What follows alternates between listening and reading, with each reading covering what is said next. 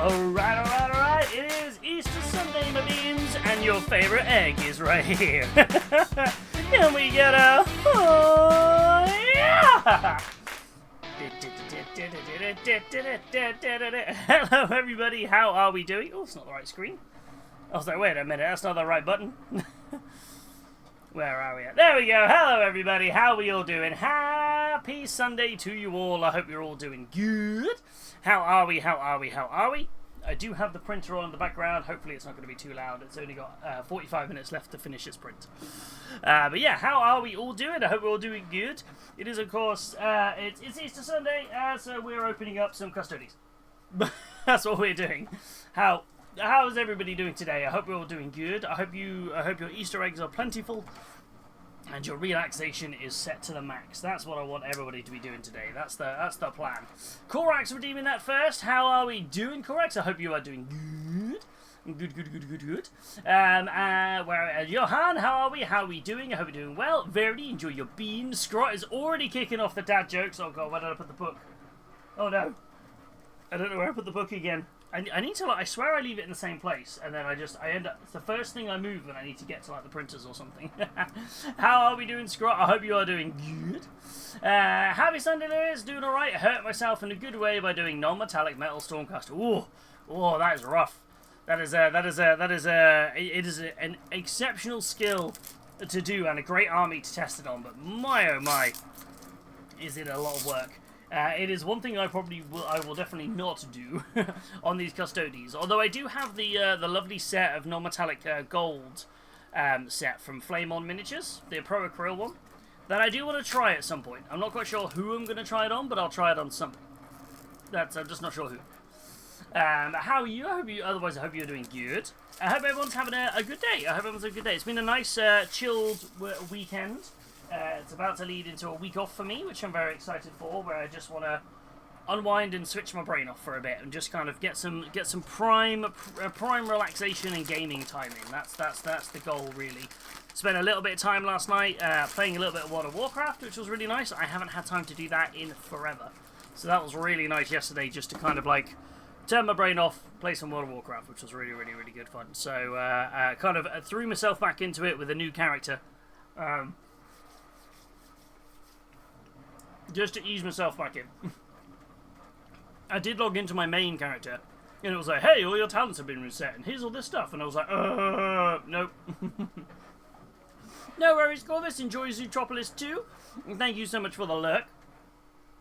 And thank you. Where are we at? Should we get some dad jokes for you, Scrot? Should we rock on with some dad jokes? What we got?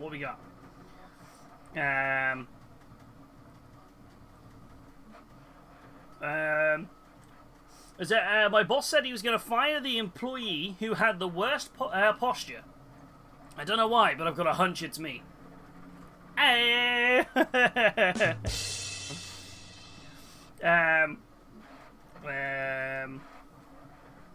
Did you hear about the guy who collapsed whilst trying to climb Mount Everest?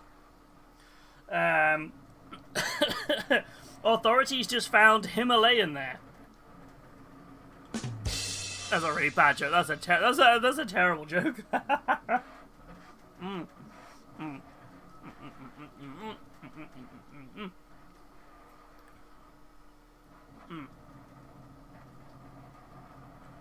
No, that biscuit took a lot longer to chew through than I thought. Oh no. What have we got? My son once told me that, did you know that trees poop?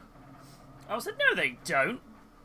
My son replied, well, where do number 2 pencils come from? Way. They're terrible dad jokes. I love it. Where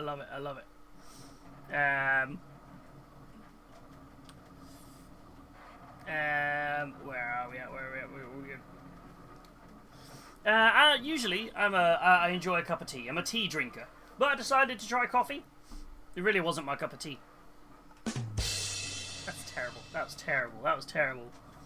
Oh. Yeah, that was terrible.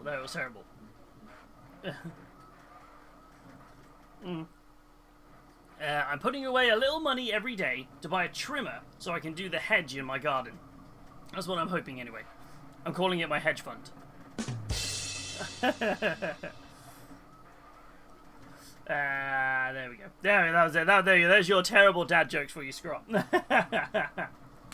Oh. But yeah, I hope everyone's doing well today. And looking forward to building up. We have today the brand new Custodes Battle Group box that arrived very late yesterday. I was nervous it wasn't going to arrive in time, and then I got the little ping that the because it was one of the ones where it was originally meant to be delivered between like 10 and 12. So I was like, oh, that's fine, that'll be alright. And then it became between like 12 and 2, and I was like, oh no. And then it was between 2 and 4, and I was like, oh no. And then eventually it was between like 5:30 and 6:30, and I was like, please, please turn up, please. But yeah, so I'm glad it turned up in the end, but I'm excited. We're gonna open it up, have a look at the sprues, compare them to some of the old Custodes, and then do some building. That's what we're gonna do today. We'll probably have a chinwag and a chat about Golden Demon as well, because it's always nice to chat about those. We haven't done those. We normally do it the first stream after the Golden Demon stuff's announced, but we didn't stream on Wednesday, and Friday, I don't know, why didn't we do it Friday? Friday I was finishing off my project organisation, so we'll have a chat about it today, which will be nice. You know why elephants paint their balls red? They're disguising as cherries to hide in trees. Do you know why you can't find elephants in the forest? They're hiding in the cherry trees. I've heard this. What's the loudest animal in the forest? Elephants. With the monkeys are picking cherries from the trees. Oh, the version I've heard is elephants. Because the giraffes love eating cherries from the trees. Oh, that's a good one. Hey, Sanjuro, how you doing? Afternoon, given the risk of dad jokes, I'm keeping my hearing aid off at the moment. Fair play on that one, Sanjuro. Oh, I hope you are well. How are you doing? And Shiny, how are you? I hope you're doing good. I'm always thinking it's like, Shiny, from the Moana song. How are we doing, Shiny? I hope you're doing well. Or just keeping an eye out the corner of my I'm printing something in the minute for somebody, which I think I talked about on Friday. It's a giant shield, like a LARPing cosplay shield. It's really intricate, and it's printing in it takes about 13 print beds to get this shield printed. So it's massive, and I've got a big old printer, so it takes a while. But I've realised, like, I thought I had enough of the one coloured filament, so this started off being printed in black. And then I had a weird thing with my black filament spool, where basically whoever had wound it onto the spool had kind of done it in reverse, if that makes sense. So they wrapped it around the spool, and then they took the bit that they first wrapped around the spool, and then pulled that out to be the bit at the end, so it doesn't quite pull through. So I was like, right, I'm going to hard pivot to white. And then I've just ran out of white filament, because this is going through about 4 spools of filament. And now everything is kind of going white to a light grey. And I'm like, oh no. And then I know that if I run out of this light grey, I've got indigo purple as the only colour remaining. Luckily, some of it's going to be painted, but I'm getting nervous every time I have to switch filaments part the way through. Well, I am currently printing some tiny seagulls to add to my models. They're on a beach after all. Well, hey, I like that. I like that. I am just quickly having a look at... I want to see... Aha, the Telemon Heavy Dreadnought. I wanted to see if the rules for the Telemon were in this new Liber Custodes. And they are, which is fantastic. I'm hoping in the Liber Custodes we get a really nice look at all of the models painted up. And all of the different... I don't know if they had the... They did have the sub-factions of the Custodian Guard. That's really nice. They did have them. All the different sub-factions in here, which is really nice. I didn't know if during the Heresy they still had that structure. So I do really, really like... I really like that. So I'm excited, though, to open this box. What are you lot all working on today, though? Let me know what you're doing. I would love to know what you're getting up to. We've got some non-metallic metal Stormcasters on the go already. I want to know what else we got. What else we got going? What we got cooking? Do fine. Working on Stormcast Liberators. Double Stormcasts in the house. I hope to finish them off, but also have the Dunlingdings, the metal ones, on the table. Ooh, nice. I feel like all I've done the last, the week is just build. Obviously, we're going to be building this. But I feel like I've just done lots of building on stream, which, there's nothing wrong with that. I just feel like I normally tend to do my building off stream and painting on stream. So I just realised that my camera here is very grubby, so I'm just going to atrociously clean it with my t-shirt.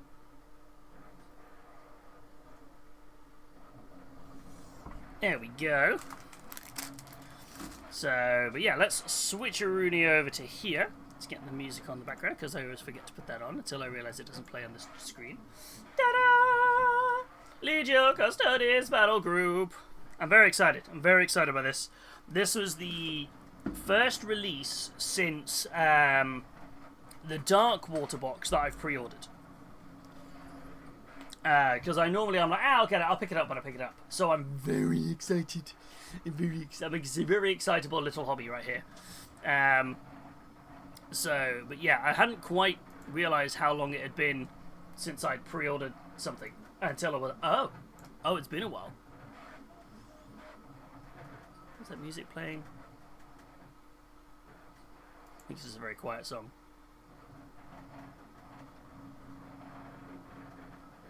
There we go, it's coming through now. Hey, Dydrin, hey, Rusty and Luna, everyone coming on in. How you doing? Hope you're doing good. But yeah, I'm very excited.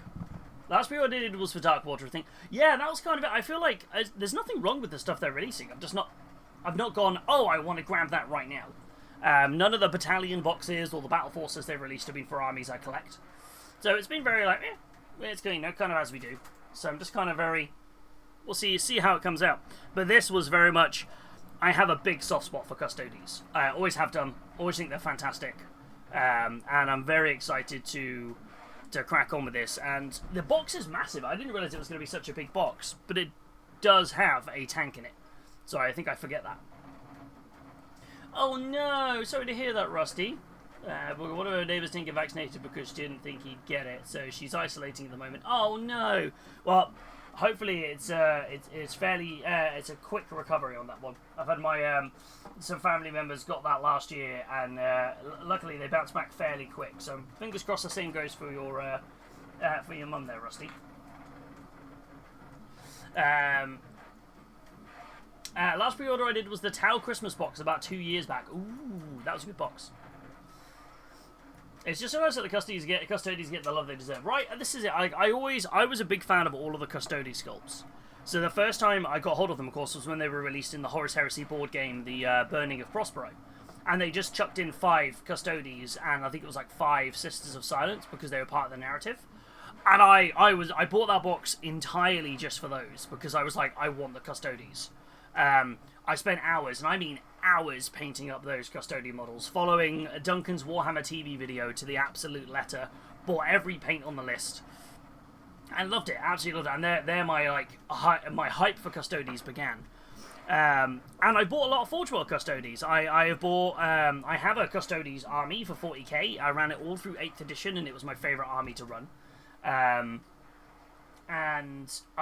Basically, the only Custodes models I never got is I never bought the tank, and I never bought one of these dreadnoughts. I bought a Telemon heavy dreadnought, but the only reason I never managed to buy one of these is because whenever I went up to Warhammer World, they were sold out. And because these were originally for Forge World ones, and this was before you could order Forge World on the GW website. Beforehand, you'd have to order them just on the Forge World website. So I'm very excited. But there's some new types in here, plus it's for Heresy, so I think we might mix up the gold scheme a little bit. But I'm excited to crack it open and have a look. I want to see what the sculpts are like, how laid out the sprues are, and then I think today, I feel like we're going to start with the Shield Captain and then the Dreadnought, right? Feels like the logical thing to start with. So, let's dive on in. Oh, Custodes! So, ooh, it's a hefty book. That is a... How many pages is that? That is a hefty instruction manual. Look at that.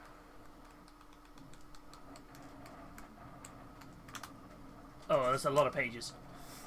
That's a lot of pages there. We've got a flying stand. Oh, that must be for the tank. Like a small flying stand. I like the helmet poking out the grav tank. He's just peeking out like, hello! Like, hello. That's a tiny little flying stand for the tank, I guess. Bases. Not many bases. They are 40mm bases, which is kind of what I was expecting. That's what they are on otherwise. So we've got... That's part of the grav tank. Oh, wow. Ooh, looking at that Custodian sprue. Oh, cool. The swords are actually... Oh, they do have some hands on the swords. But I reckon those swords are very easily customizable to shift that away from. Very, very nice. It's not a Lego amount of pages, though, thank God. Yeah, it's not that much, but I feel like there's a lot in there. Hey, Epic, welcome on in. How are you doing? Well, boxes this month's project. 15 minutes, 25 days. It's a race. I know it's gonna be a hefty one. I feel like I don't realistically think I'm gonna get it all painted this month, but it will all be built very quickly. I want to get it all built because then I can prime it all and I can start. I think my plan is to batch paint this as the best I can, but also really utilize my airbrush. I don't want to like speed paint them, but I want these painted because I love them. I think they look fantastic.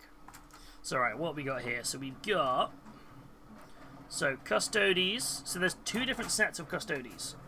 So you have, what do we got in here? Shield Captain. Oh, there's 12 Custodian / Sentinel Guard, so you can build them either way. Oh, that's cool. They give you the sprues, which oh, that's a great layout of the instructions. So you've got like, okay, this is the sprue with 1 base for the Shield Captain. So they sort of go, right, boom, there's your Shield Captain sprue. Oh, I like this. This is really, really well laid out. I haven't seen an instruction manual from GW like this before. Where normally it's just, yeah, this is the instruction kit. Like if I look at the Legions Imperialis one I had, I think it's outside. It was a load of stuff, but it was just the 6 different instruction manuals for the 6 different units. So you could kind of figure out which sprue was which. But I quite like the fact that this is a little bit better laid out.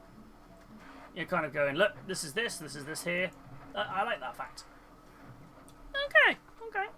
Have I got a gold rattle can? You know what? I'm actually out of my Retributor Armor gold, and I went to GW the other day and they were sold out.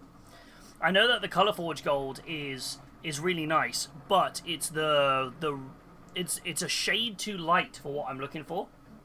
So the Retributor, because I think the Color Forge gold kind of lines up with the Auric armor gold rather than the Retributor armor. But I feel like I'm confused now because their official website says it's Auric armor, whereas other people I've spoken to say it's Retributor armor. But it's the Retributor armor from the paint pot, not the rattle can, and because they're slightly not color matched. So I'm just like, which one is it? So I think I'll stick with the Retributor armor. So.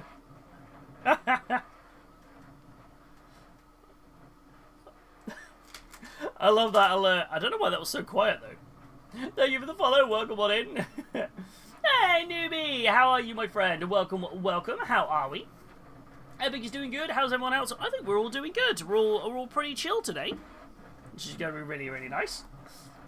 I love that quote from Dispatch. I am only here because I thought we were playing Magic the Gathering. I am still hoping we might. I love it. It's just such a good one. I did it again? There's a real small chance of doing that. That's really funny. Thank you for the follow. I hope you're doing well. Thank you, thank you. It's just... I didn't realize that alert was still going off. Oh. Is that coming through loud enough for you guys? It feels like it was very quiet for me on the alert box. But I'm aware I'm in the room with my 3D printer running off, so that might be why. Do-do-do-do-do-do.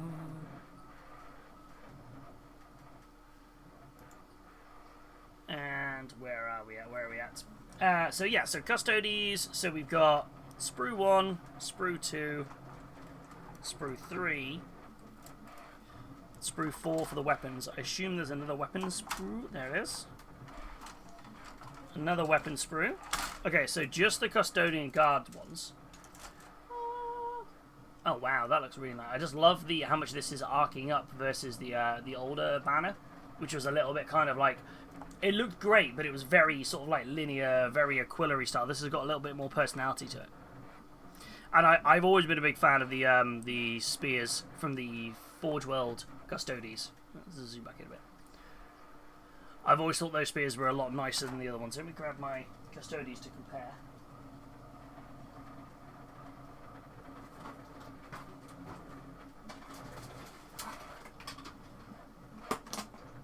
Open my box. Oh wait, wait a minute. The box was empty. Hold on a moment. Where did my Custodes go?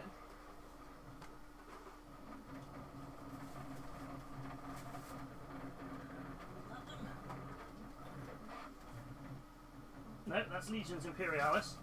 And a random pack of Pokemon cards. Ah, there's my Custodes.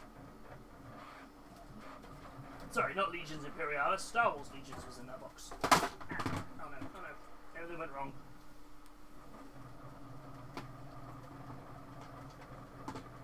Right, so I found my Star Wars Legion stuff and a random pack of Pokemon cards, but I now found my Custodes. So where's my Guardian Spear, guys?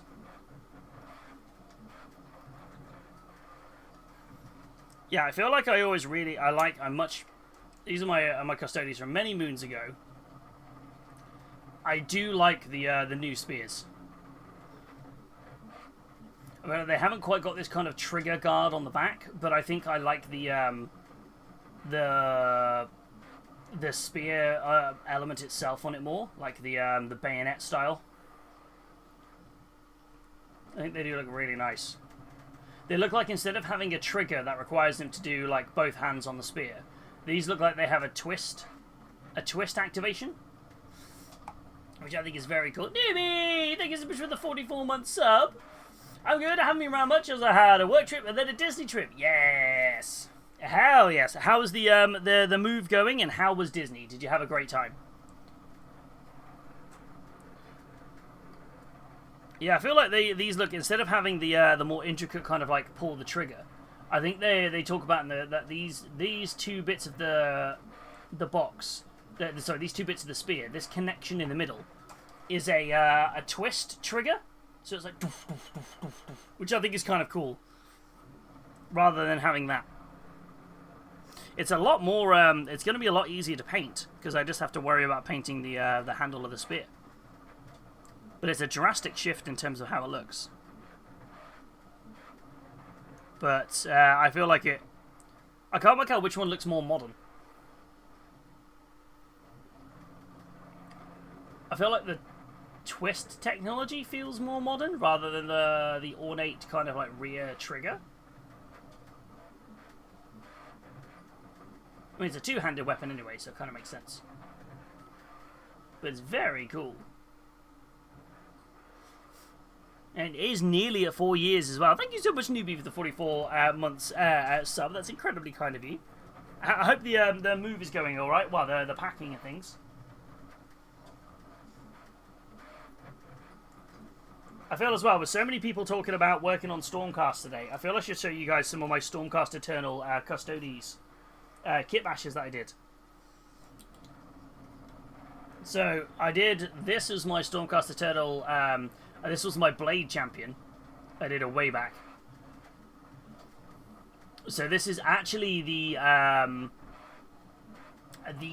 Errant Questor, the Knight Questor, which was the Warhammer World exclusive Stormcast model,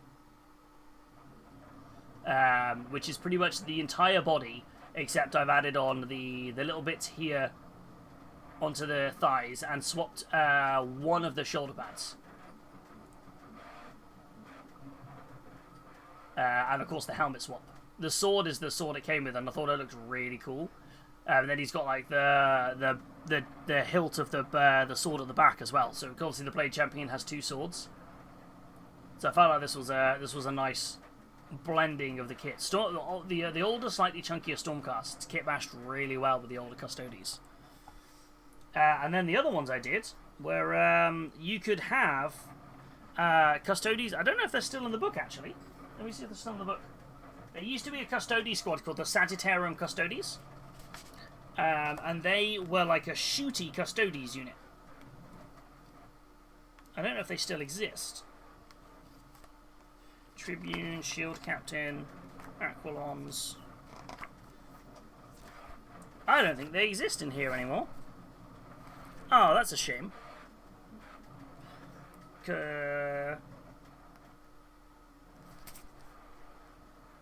Sentinels, no, Dreadnoughts, tanks, jet bikes. What's this? Venatari. So the jump pack ones.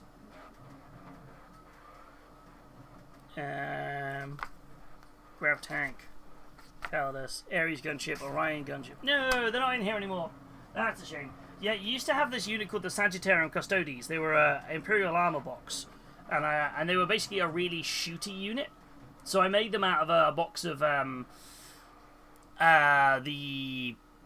They used to be for the Sacrosanct Chamber. There used to be a really simple kit. It was 3 models. It was the Stormcast Castigators, and it was a easy build, push fit together box. So I basically grabbed that for like a $5, and then kit bashed some spare Custody parts I had with it from the Warden's kit. It's kind of sad that now that these are just going to be relegated to the history books. That's a shame. Because they were really cool kits. They were really, really cool. Because they used to have rules where basically they were useless in combat, but they had really good melee weapon, really good shooting weapons.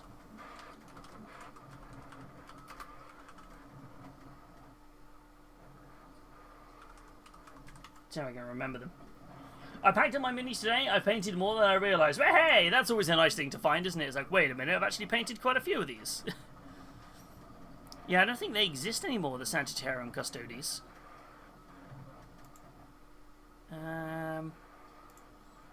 Yeah, that's a shame, because they were very cool.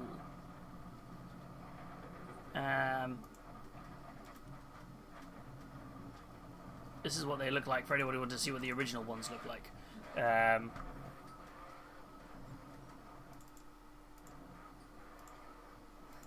you go. That was the original Sagittarium Custodes. So they came with you could kit bash them with any Custodes kit, and you actually bought the upgrade sprue, which was the helmet, which was a slightly different shaped helmet, and the gun, and the arms for the gun, and that was it. It was an upgrade, a Forge World upgrade sprue. I do have the upgrade sprue, but the units for them were really, really cool. Because they just brought in a ranged element that the Custodes were really missing. So I'm really hoping that they'll maybe make an appearance later down the line. I'm hoping so anyway. It'd be nice if they do. Very cool. I just love the aesthetic of it. It gave me very it made me think that this is what like if there was like an honor guard in the Judge Dredd universe. Like it looks like the most powerful lawgiver weapon you'd ever see. But I guess they've retired them off now, which is a little sad, I suppose. I don't know if their rules even still exist on the Warhammer community page.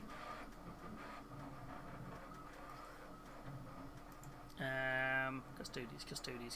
Let me just have a look. Imperial Armor books. No, there's only the Imperial Armor Titans now. Are they still playable in the PDF rules? Awesome. That's what I wanted to check. That's what I was just looking at now. I was like, where are they? Is it faction packs? Adeptus Custodes.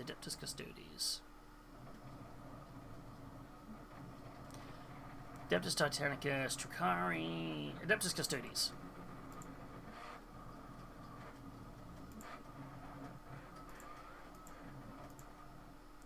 Let me see if I can find them.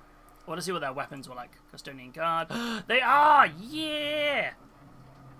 Sagittarian Custodians? Hell yes! They were just so good. Like, I feel like this doesn't... I hadn't checked what they were like in the new one. But they were so good when I played them at the Imperial Armor.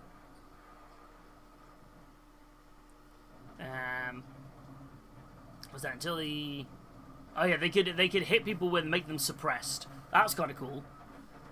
Start your shooting phase, you can use this ability. If it does, until the end phase, this where there's only once per battle. Yeah, wow, these were so different to what they actually looked like. They were like in the other box. Yeah, the Adrastus bolt calibers used to be absolutely nuts. Because they used to have 2 weapon profiles, so they were a 36-inch range bolter, effectively. But they were they were just 1 better than a standard Space Marine bolter in every way. So they did extra damage. They had an extra AP. They had an extra strength. They were extra attack, and then you could choose to fire them in an alternative mode. They were so cool. I'm hoping they'll return. It'd be awesome if they return. Yeah, I'm excited to see if they come back. Oh. Wow, look at these shields. No more orbs. No more orbs on the shields. So, if anybody never built Custodes with storm shields. So, let me grab, where's my storm shield guy? Where's my shield captain gone? He's underneath. So, if you had never built the original Custodes with storm shields, the bit that always used to confuse people is this shield, that orb in the middle, was a separate piece. So you'd have to snip that off and really, really clean off the flash because it went in a very specific way. Because it wasn't like just a normal round plug. It was a dedicated plug with a little lip in it. So I feel like that's kind of shows you how far the design elements have come. Also, I love the fact that each of these shields has got a different design. Like you got that one's the same one twice. Oh, actually, no, it's not. It's got a different filigree at the bottom. Oh, that's so cool. It seems petty, but the fact the shield numbers aren't in order is triggering me. That's every sprue for you. They ever put them in order. I like those though. I feel like that it gives each person a bit more personality. I do like these shields a lot. It's a nice glow up. That's a really nice glow up of the shields.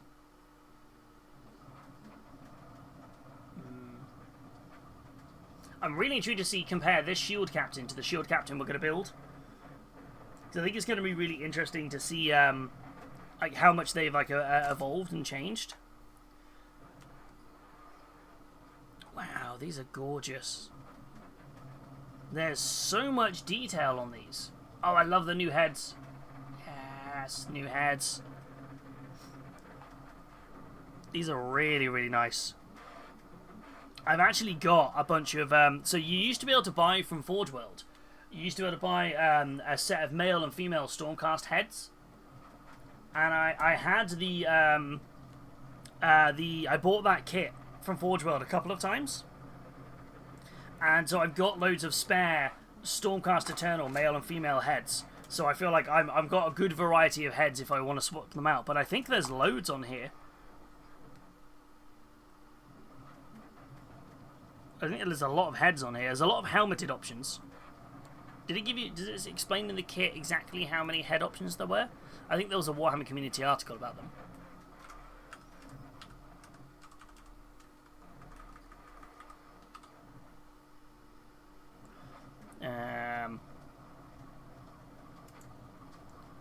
I think there was a new thing about the kit.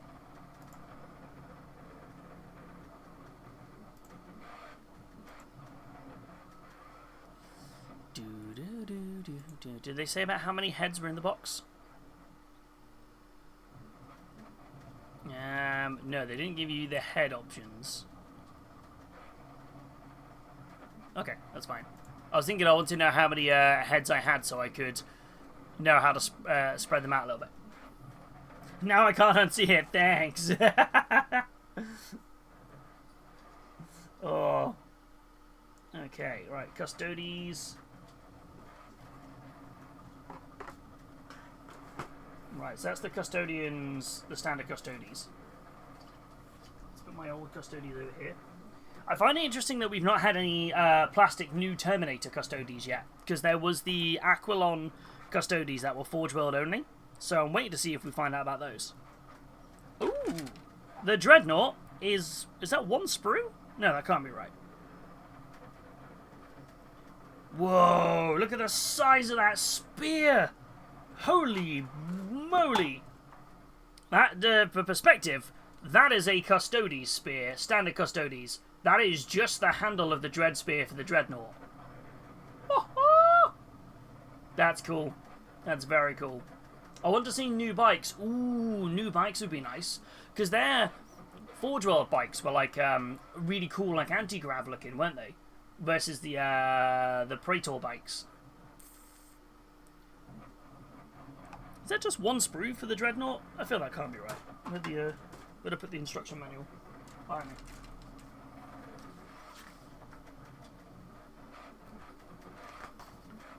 Oh no, there's a third sprue somewhere for the Dreadnought. Oh, it's this one. That's the third sprue for the Dreadnought. Scrap making me jealous. Ooh. At least you probably won't have long to wait for them to come out individually, I suppose.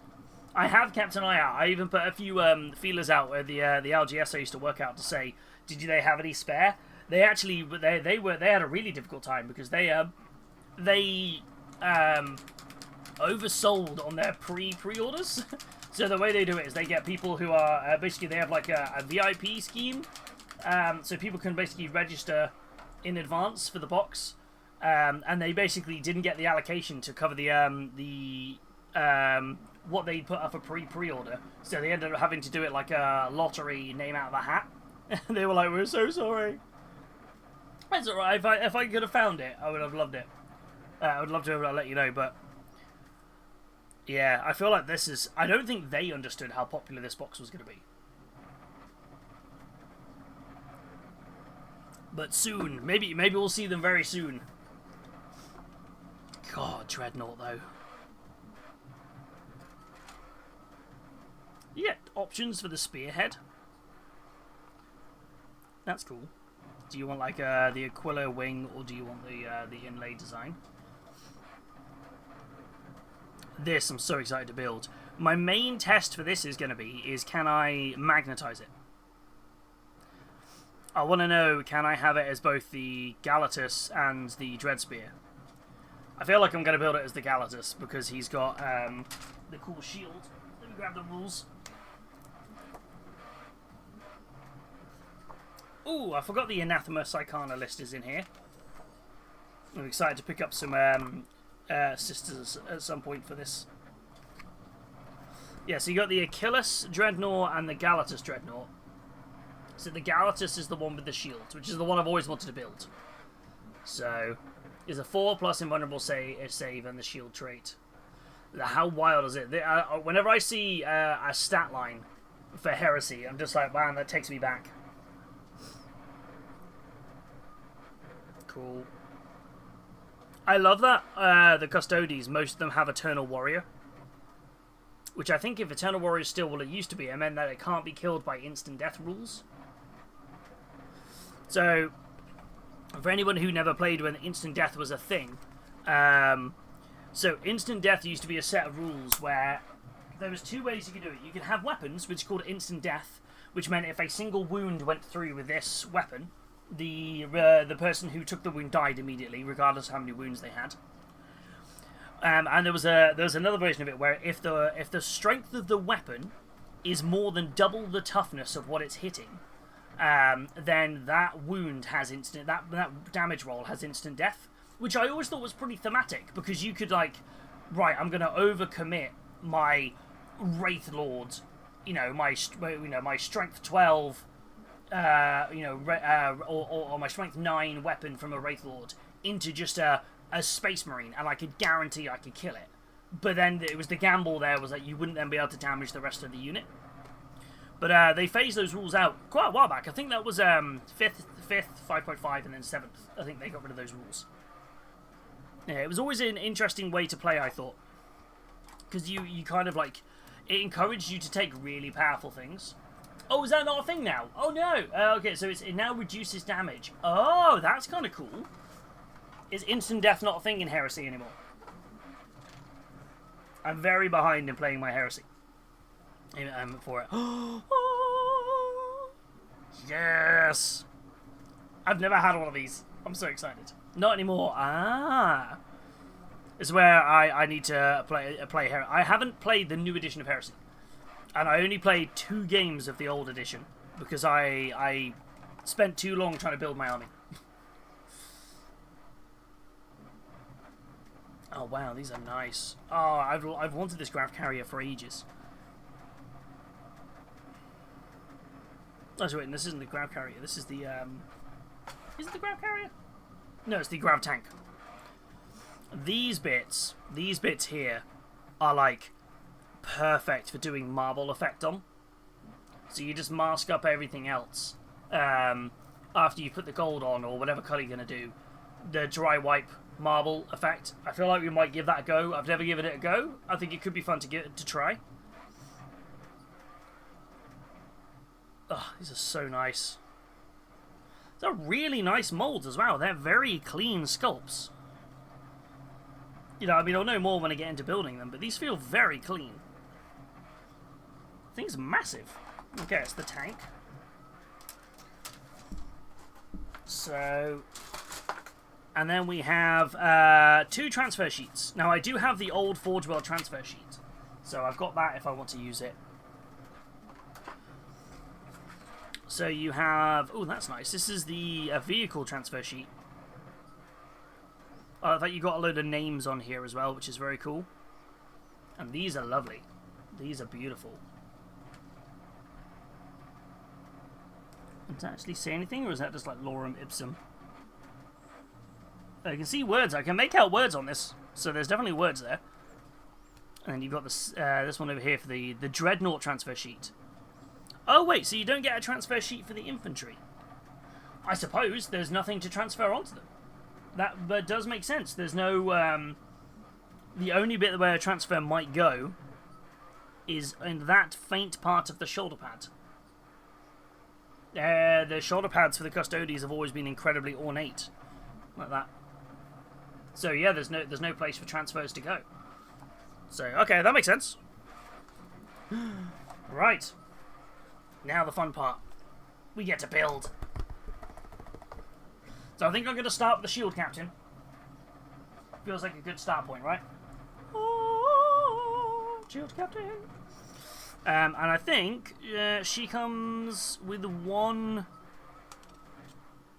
I think she comes with a specific loadout. I think the shield captain does now. Good.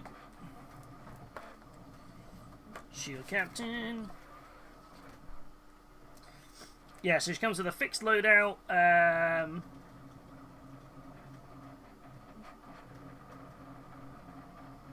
Oh, no, she doesn't actually. She has options.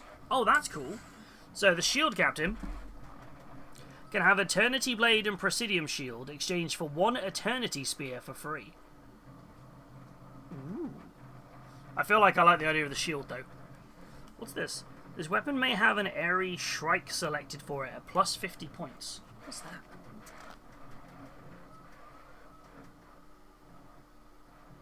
that? Wait, Constantine Valdor's in here. Are we going to get a plastic Valdor? I would love to see a plastic Valdor. I don't know, there is a Forge World variant of him, but I'd like to see, is it still on the website? That's the first thing to check whenever we look at this stuff. Is the, It's, the Valdor model is interesting. And I feel like it's a very ornate model, you know, of a, but I think for me as a, where my painting skill is at, it feels a little bit too much. I think it's really nice, but I don't know where I'd start with this guy. Like, not that's just more of a me thing. So, like, there's a lot going on this model, or I wouldn't quite know what to paint where without making it look too busy. I got him for my 40th the other day. He's still in the box. Ooh. I'll probably start by cleaning him up. Way he is Forge World. I think, don't get me wrong, I think it's a stunning sculpt. Like, I love the giant spear he has. But I think for me, I'm just a bit like, ooh, I don't know where I'd start. Yeah, that's it. It's quite an intimidating... It's like with Sanguinius. Like, I've had Sanguinius for ages, but I'm quite intimidated to start painting him. It's sometimes the way it goes, isn't it? It's just like, ooh. But yeah. It's a very nice sculpt, though. I mean, it doesn't look as intimidating if you take him off the background. But he's just got a lot going on with him. It's very cool, but he has a lot going on with him. But he's in here anyway, so he's in here. I wanted to know the Sentinel Warblades, Custodian Guard, Guardian Spear, Dreadnought. Different detachments you can take. Army list. I want to see if there's a armory. What was the thing that was on the that she could take as like a she could take something and I didn't know what it was. This model may have an RA Shrike selected for it. RA Shrike. Is that something in the back? Adrathic weapons, Arachnus Laz weapons, Iliastus weapons, weapons of the Silent Sisterhood.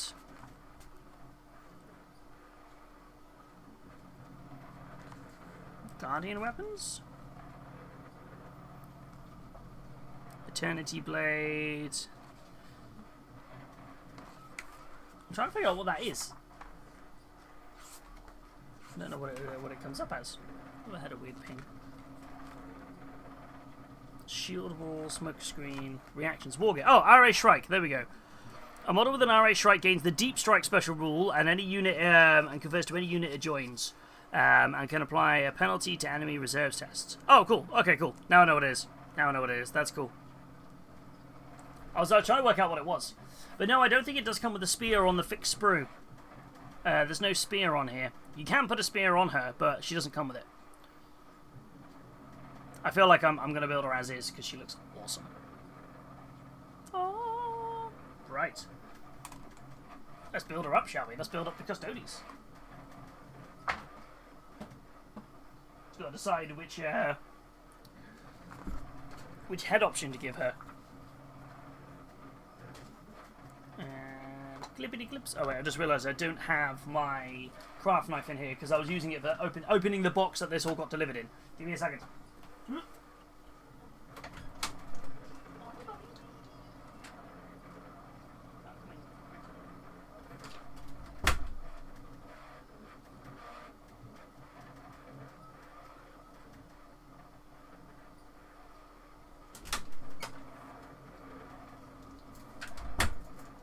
I'm back.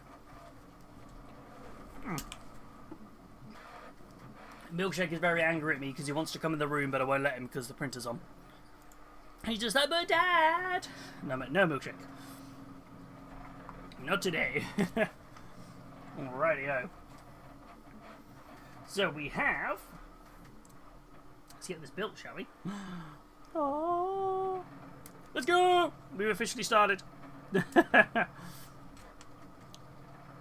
And what do we think we're going to see on the Sunday pre-orders for later? What do we think?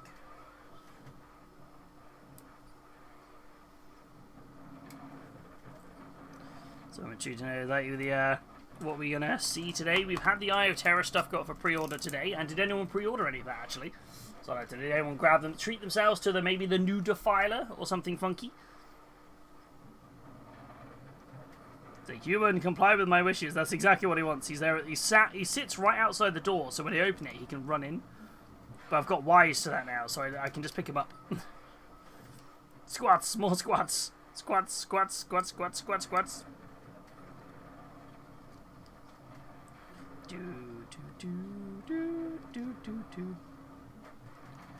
I feel like we had, what, 40k last week, so maybe...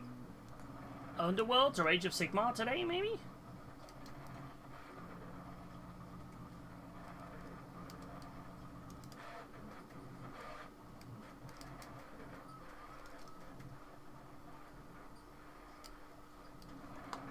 Get my glue.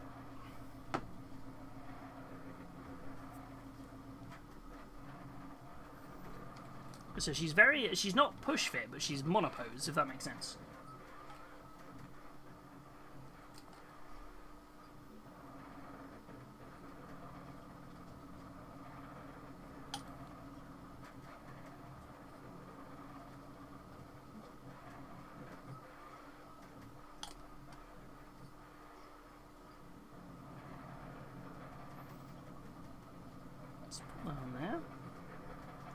Do do do do do.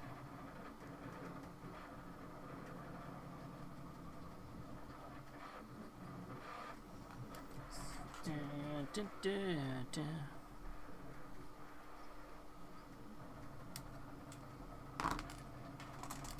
Get this nice and just like nice chill, buildy. Yeah, I'm trying to think because it could have been anything. It could be anything from the pre-order, but I feel like I'm wondering if it will be something like they'll go, here's the Underworld, the Lumineth Underworld's warband we announced, but also here's all the Cathay stuff individually released. If that makes sense, like kind of here's the bits that everyone was maybe missing from the Cathay peasantry for it, just to kind of as a bit of a not that the Cathay is a filler week, but I feel like that would be a solid like kind of announcement to be like, well, here's the other stuff.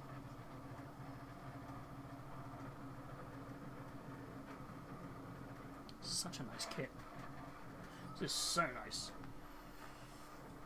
Okay, now the feetsies.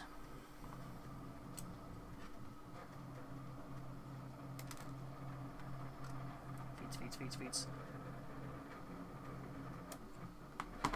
The other stuff?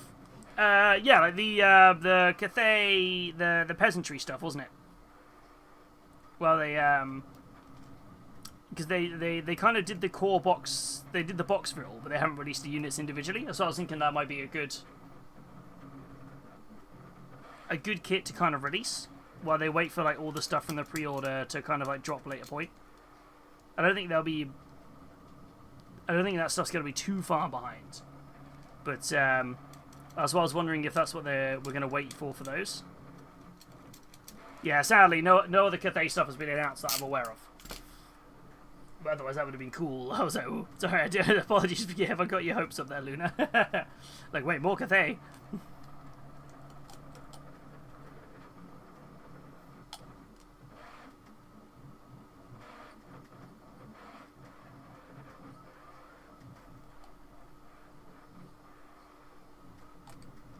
Do. Okay.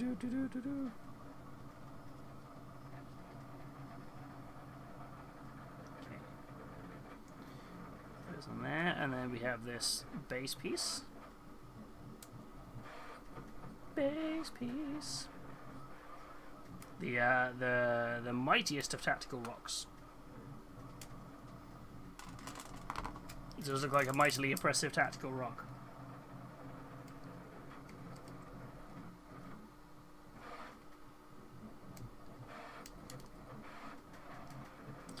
So that's the point. What did everybody think of the this year's April Fools from GW? The Warhammer 40,000 musical. I gotta be honest, I'm a little sad it's not a real thing. I feel like I would go and watch that. I feel like that looked pretty good.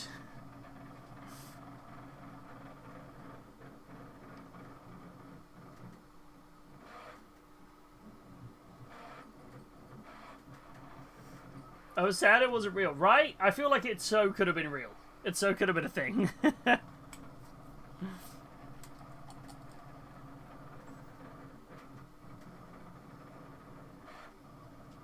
Maybe that's it. Maybe they're just testing the waters. There was that one year where the announcement was Leagues of Votann. And then the next day they went, wait, sorry, you thought this was an April Fool's? And everyone was like, what? It did blow everyone's minds a bit. I hope we'll see the Sky Junk at some point. Ooh, is that the... What's the Sky Junk?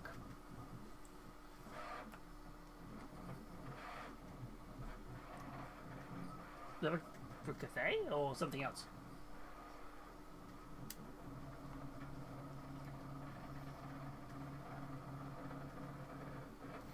This piece 8. I feel like I love the fact that they did a whole like Transins collection song. Oh, it's a really big artillery balloon for Cathay. Oh, that would be cool.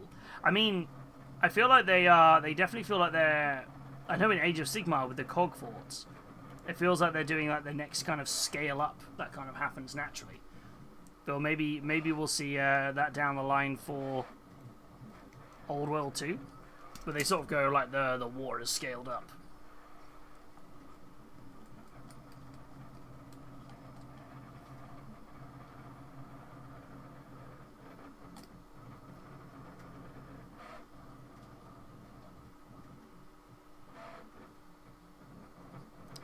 Do you think we'll ever get Cathay in Age of Sigmar?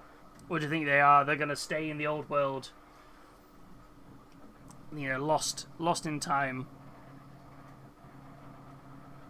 I kind of feel like I'm in two minds about it. I feel like I'd love to see a modern take on Cathay.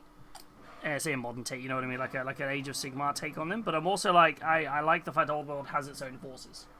You know, there's nothing else there. The normal lantern's already quite big. The sky junk would just be the same height as me. You know what? I'm here for it. Let's go for it. Go big or go home, right?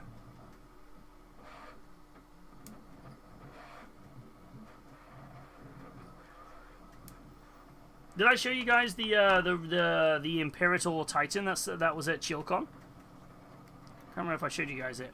Well, how big it was. It was massive. Somebody had 3D printed an entire Imperator Titan. It was huge. Hey, Shrimp, how you doing? Welcome on in. How you doing? As usual, I am first. I feel like we need to do some maths lessons with you, Shrimp. How are you, buddy? I hope you're doing well. This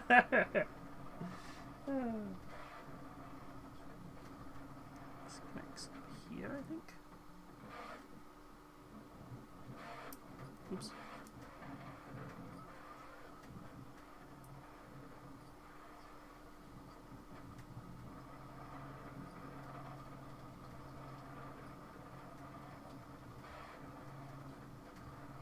There it goes. Let's have a look at this lady. Doing good, just chilling. That's fair. That's fair. I feel like I got it too far forward. You working today, or you got a nice day off? Are you enjoying your latest purchase, your Steam Deck?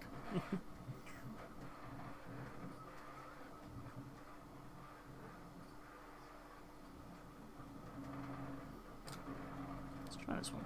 Don't forget, these are always the bits on these models I always struggle to glue on. Because I either put them too high or not high enough.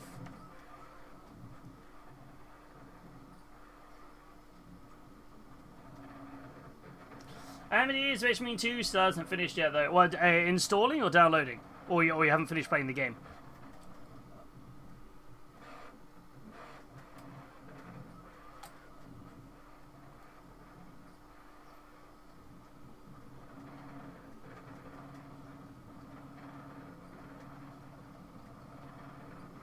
Oops, how if I put it on the right way around?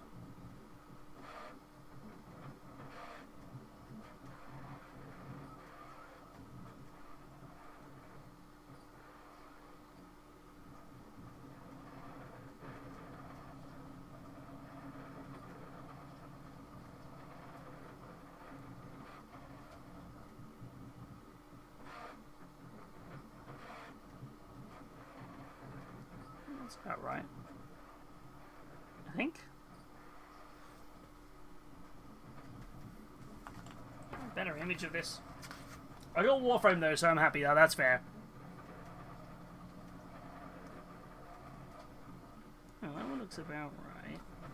It's this one I can't quite figure out. As for some reason, after you glue it on, they don't give you a single angle of what that leg looks like.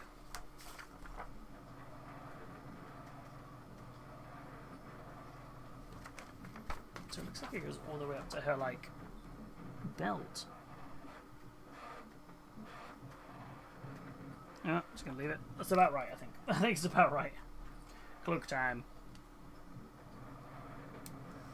There's so much in my brain screaming at me. It's like, paint this in sub-assemblies. But every time I do something in sub-assemblies, I regret doing it in sub-assemblies. So I'm just like, no. Speed build.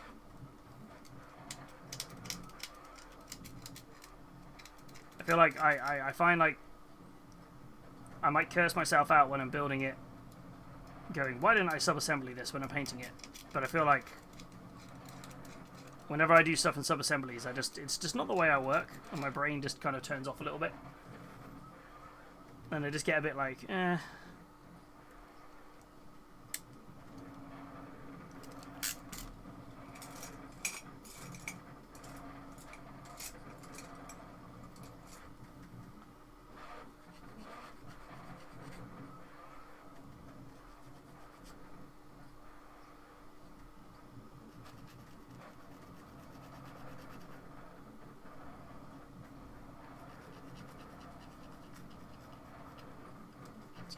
there. Whoop. Nice and easy done. Okay, cloak time. This is going to attach here, here, and to the back of the leg. Whoa, that's an impressive cloak. Ooh.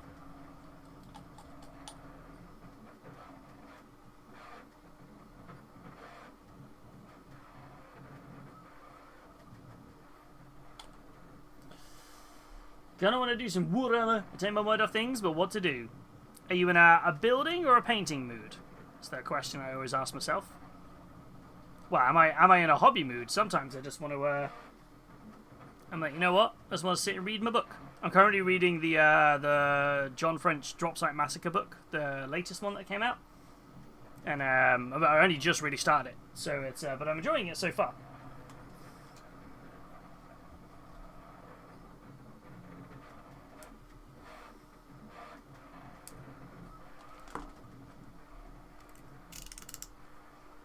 Yeah, but normally I'm like, if I'm in a mood for some Warhammer, I'm like, what do I do? Do I want to build? Do I want to paint? Do I just want to play a game, read some lore? I'm never quite sure which way around I want to do it sometimes.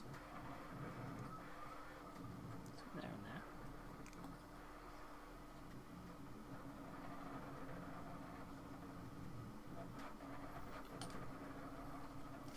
there. Building, probably, honestly, doing something practical and sitting in my house, feel sorry for myself. That's always a tough thing, isn't it? It's like, hey, you just remember at this point, there's nothing you can do. That's always the worst feeling, isn't it? Because it's a weird mix of feeling like when someone's ill, you want to help, but you can't help. That's always the problem. The best thing you do is just keep an eye on them, making sure they're okay. That's about it. But yeah, it's always a tough one, isn't it? When someone's ill, you're just like, I don't know what to do.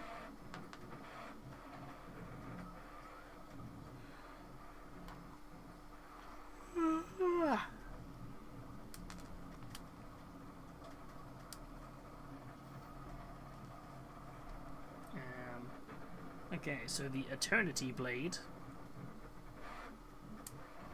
What an awesome looking sword.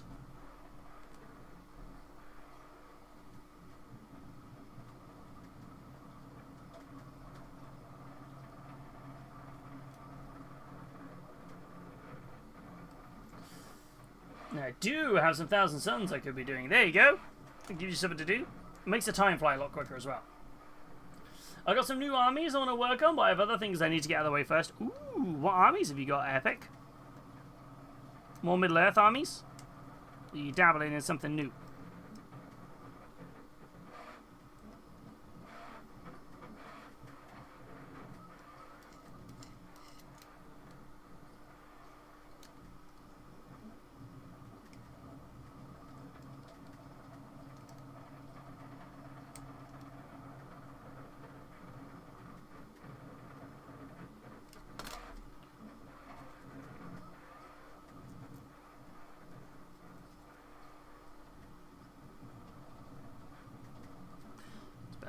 It's just like, wait a minute, come here. And you speak the true. Or is it the lies?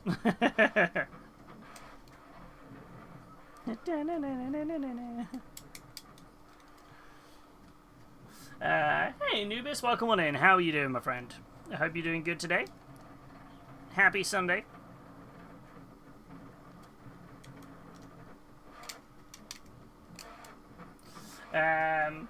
I say got, I mean I planned and partially have. I really want to do a Besiegers and Defenders of the Hornburg. Basically both sides of Helm Deep from War of the Rohirrim. Oh, that's going to be cool. Is that a mission type? Can you play that as like a game type in the... I feel like... Have they ever released a Helm's Deep kit? I feel like that would be awesome if they did. It'd be a popular kit, I imagine.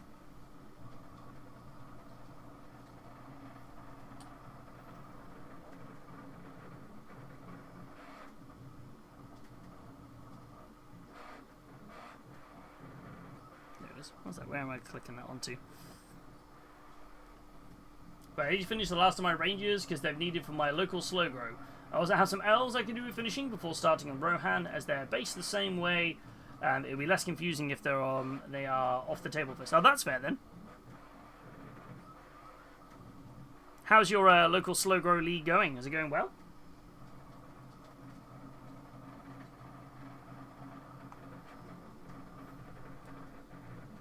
They did do a Helm's Deep kit, but it wasn't made by GW and wasn't to scale. That's a shame. I feel like that would be a cool kit to do. Like, behold, Helm's Deep. You'd be like, whoa.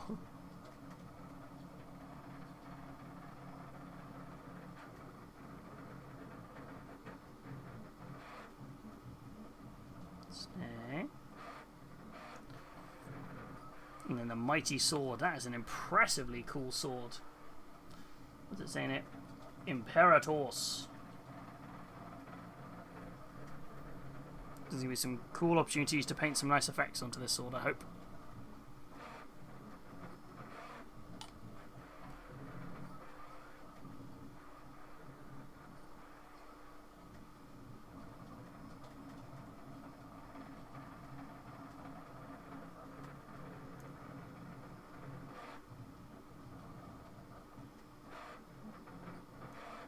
I can figure out how to glue it on.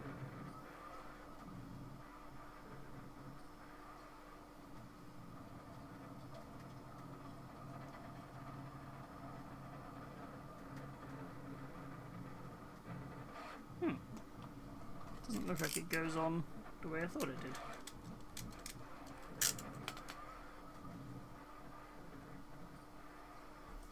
The angles on these instructions are not quite right. I'm going to go back to the first page of it. It does go under. Okay, cool. I'm trying to work out where like it connects.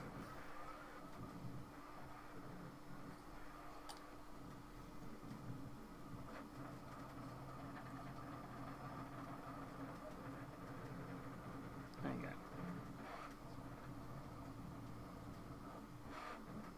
Okay, so now we just need shoulder pads, shield, and head. Head option. Speaking of leagues, I'm now 0-4 in the Blood Bowl League I'm taking part in. The guy scored 1 touchdown and spent the rest of the game noob boxing the ball. Oh no! Yeah. I've played up against people doing that before. They get the 1 goal they need to win, and then they just spend the rest of the time just heavily defending. I'm like, that's no fun. Go hard on it, right? Go hard and let's get more goals. I suppose that's the main thing with leagues, isn't it? That will go against them overall in the scores. Because if they're only scoring 1 touchdown per game, they might have like 4 wins. But they'll lose on like goal difference if someone else has 4 wins but like 2 touchdowns around. What team are you playing, Rusty? I'm good, thanks. Prepping some models for priming. Hope you're doing well. I'm doing well, thank you, Anubis. Thank you very much. What are you prepping for priming, if you don't mind me asking? I'm intrigued to know what you're working on.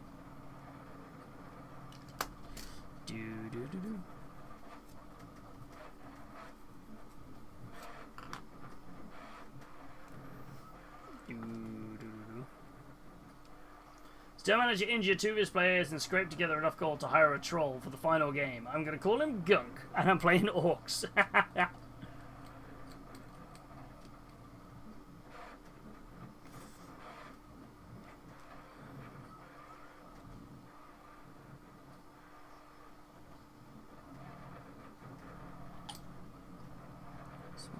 Here. Shoulder pad 1.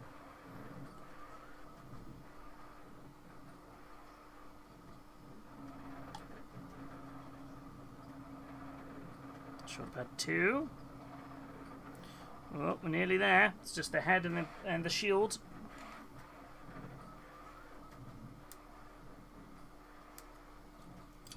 Do I use the head that came in the kit, or do I dig out the a fancy head? Yeah, we got 12 players, which is massive for our area. That's awesome. We a few of us have been chatting about maybe doing something like that ourselves for. We're just trying to decide on what game system to do. Because whilst we haven't got an LGS, there's a few places like locally that we can hire out isn't the right word. It's basically they sort of say, look, we got a private room. If you spend a minimum amount between whoever turns up, you can have the room like for use for a certain amount of time. So I'm kind of trying to work out what's like a reasonable amount to spend kind of once a month, or how many people we would need. So I think I worked out something like if we had like 12 people or something, it would be about everybody. It's like 20. I think it's 25 quid a head, but then you get the room for, you know, like 6-7 hours plus like food and drink. So I'm like, kind of works out not too bad, but it's still a lot of money. Whereas if you had like, if you then had a more, it can hold. I think it can hold up to like for gaming space. I think it can hold up to like maybe 20. So I think if you had 20, obviously that comes down a lot. So. But it'd be one of those things where people would have to like pay on the door, if that makes sense. It's a tricky thing. I've been looking at a few venues locally about where we can host some game nights. But yeah. Having those armies planned is part of why I was really pleased with the Adepticon reveals. The 2 command kits go straight into my plans. Nice, nice. Let's see, anything and everything from Skaven. Nurgle, some Warhammer Quest, nice, and Seekers in the Shadow box. Oof. Nice, I like that. We just finished off, I don't know if you saw last week. We actually finished off our first guy from the Warhammer Quest box. We finished off our Gelgus Pust. Here, so we got him all finished off. He's the only one of the box I've finished painting so far. I've started actually painted. I hadn't finished painting. But he was a real good fun, really lovely model to paint. And then I've got myself some Skaven. This is my Skaven I've got for my my spearhead. The Duratos. They're Warpstone's bright orange. So I need to finish some of these off at some point. I've got the whole spearhead built, although this is the only guy. I think this and one guy are the only guys I've painted. I'm leaving that one till last. I've got no idea on the wings yet. I know I just wanted a poppy colour, and this is kind of what we went for. I basically looked at like what's the clashing colour with every other model on here. What's the most like boom? And I feel this was the right choice. It was either this or blue and pink. But because I had blue on the base, I was like, I want something strikingly like. But they're really nice to paint. They're a good blank canvas. I think they'd work really well for anyone doing. We toyed with the idea of doing like iridescent color shift paints. I think that would also work really well on it. So thank you for the follow. Welcome on in. I hope you're doing well. Yeah, I think you've got. There's a lot of options there.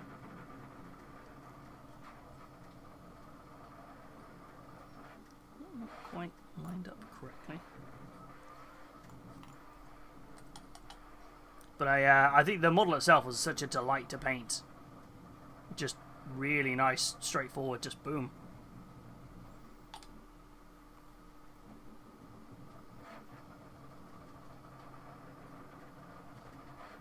Let's get this shield on her.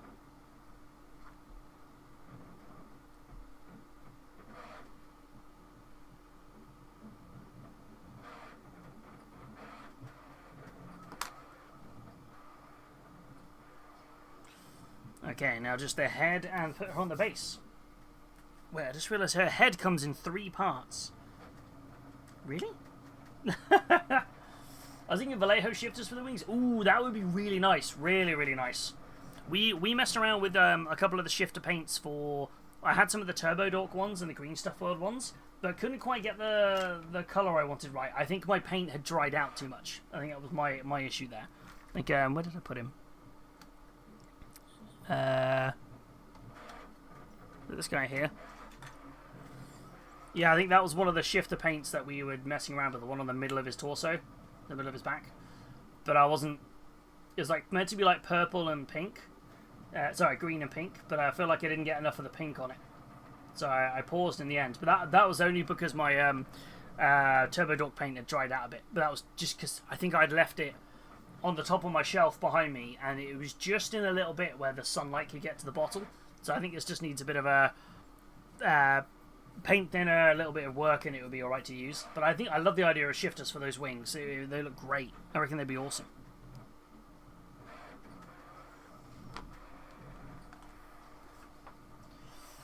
I'm trying to think, do I use this? Just because she's got the laurels on her.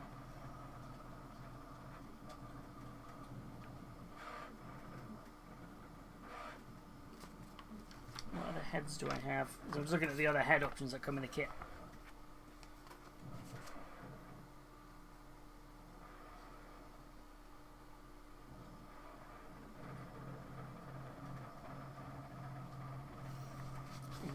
Three sounds interesting. Let's go look at the sprue. I don't dislike the kit the helmet that comes on this kit. I'm just a bit.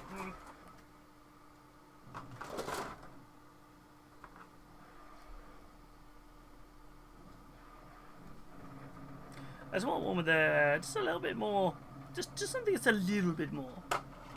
But I suppose the head that comes in this kit does have the laurels of like victory on it, so maybe I'm doing myself a disservice here.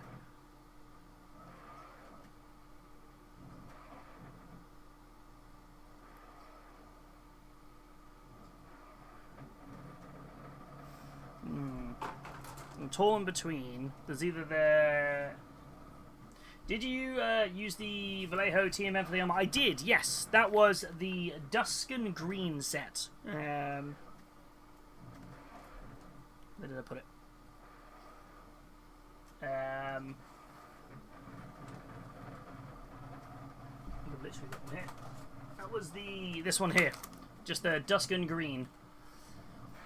So I just used the base, shade, and highlight. I didn't use the airbrush version, and I just literally followed this guide. So I applied the base color, did the shade to the grooves, went back in with the light, and then did a little bit of reblending in certain areas. I feel like I probably could have taken his chest a little bit more into a blend, but I was like, you know what, I'm pretty happy with that. They came out really, really well. I think like the colors of the paint, the armor just looks fantastic. The sword. So the gold is the aged metal from Vallejo, and the sword is the aged metal with the sterling silver kind of blended together a bit to give it kind of like a bit of a mishmash effect.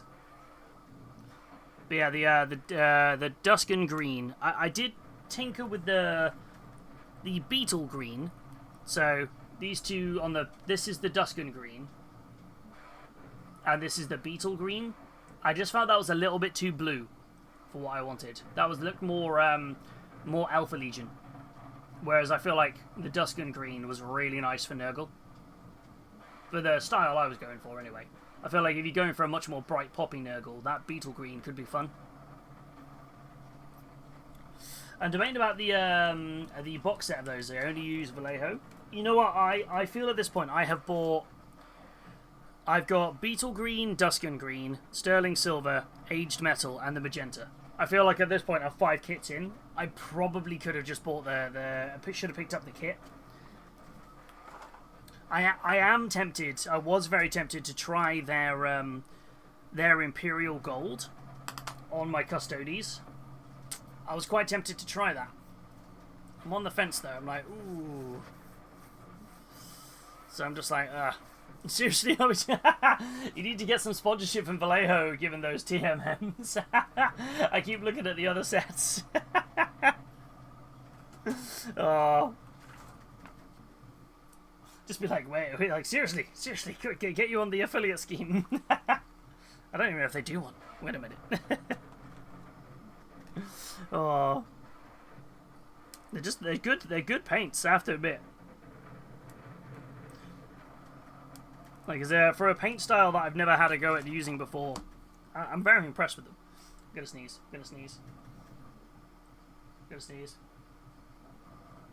Oh, okay. Oh. Adeptus Jar Jar to sneeze. Hey, Moodon, how are you doing? I hope you're doing well. Oh my god, could you imagine? I haven't done a Custodes with a Jar Jar head yet, actually. There's still time. Maybe that's it. Konstantin Veldor Binks. That's what I need to do. It's a busy model already, so... But maybe that's it. Maybe I'll just do the Emperor with the Jar Jar head. If they ever release an Emperor's model, I'm going to have to magnetize the Jar Jar head onto it, right? Well, as it stands at the minute, I need to finish the Jalrog. That's the current one I need to finish off. Need to finish the Jalrog, and then the next Jar Jar is the wonderful gift from Hobbies with Newbie for the Lionel Gunganman. He's next up. And then at some point, figure out what I'm going to do after that.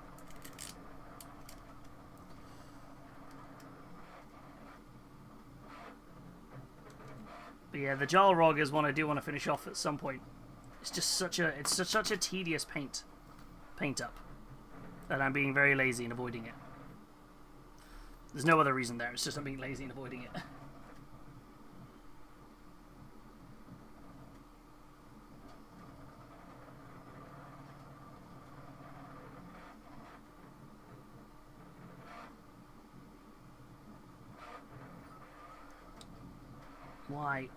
Why is her head 3 pieces? So I was going to have to do this off camera so I can actually see what I'm doing up close. They were like, hey, you know you were saying that the storm shield with the balls was a little bit annoying? What if I made someone's hair 3 pieces on the sculpt?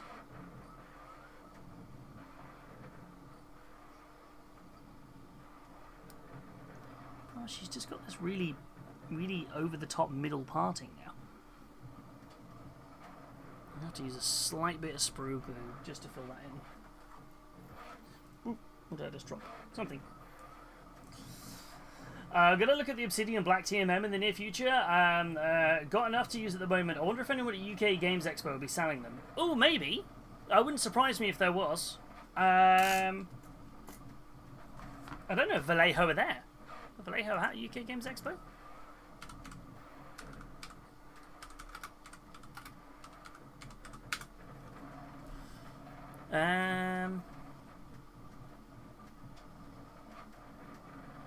Exhibitor listings. Let me have a look.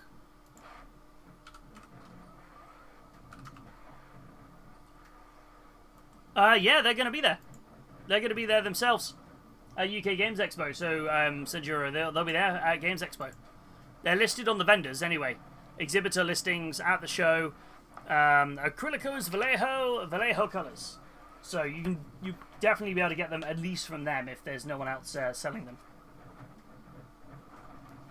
Hey, Epic Danny, how you doing? Hope you're doing well. Ah, the Steam Deck fumes smell good. Oh, good lordy. How are you finding the Steam Deck so far? Misa begotten the boss emperor, okie day.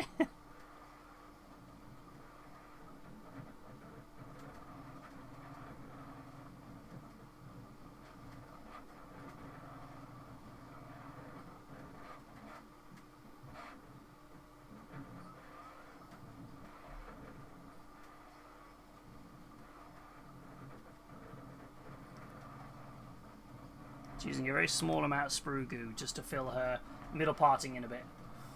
Might be cheaper to go to get individual TMM, but I don't think I'd use the airbrush ones. I feel like if hey newbie, thank you for gifting a sub. That's incredibly kind of you. Gifting a sub to Epic Danny. Thank you so much. That's incredibly kind of you, newbie. It's very generous. Thank you so much. Yeah, I feel like if you're not fussed on using the airbrush one. I mean, the main advantage of the airbrush one, I think, is the fact that it's pre-thinned, which is like the main advantage. Obviously, if you're using an airbrush thing, great, it's there for you. But yeah, if you're, I think, cost-wise, I can't remember what the prices of the sets were. So I ordered mine from Element Games. So let me just look at what the cost price was for the set.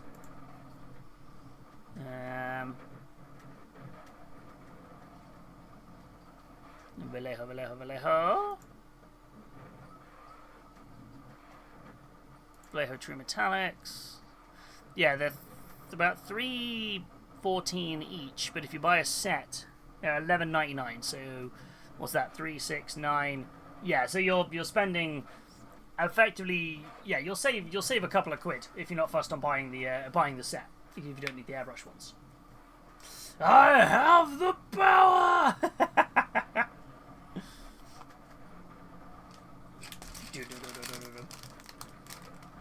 Yeah. But yeah, I feel like if you're not fussed on the airbrush ones, I think overall you would probably save money. Because I think the sets RRP at like $13.50 or something, or whatever. Basically, it's like a marginal discount on buying the 4 paints. Whereas if you just to buy the 3 paints together, the only ones you need, I think you'd be better off. Right, yo, first new Custodes built. And she's looking marvellous. Let's glue on here. I suppose the question is now, do I keep building more Custodes and chatting away? Or do I run downstairs, very quickly prime her, and we spend the rest of the stream painting her? Oh wow, what a gorgeous kit. I feel like my brain's like, I want to build the rest, and then I can prime them all together, but I'm also like, paint, paint, paint, paint, paint. Oh, I also have the blue TMM as well. I forgot to say, I also have the blue. That's the Sapphire Blue TMM. Which is really nice. That's the Sapphire Blue.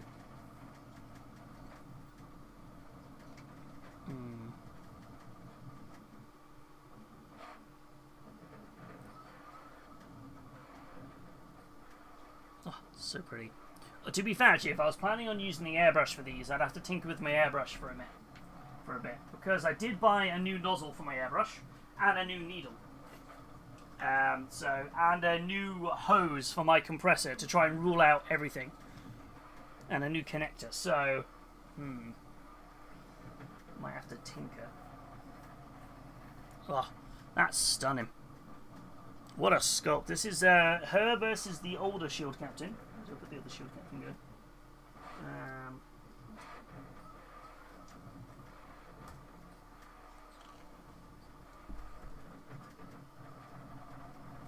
So new Shield Captain versus older Shield Captain.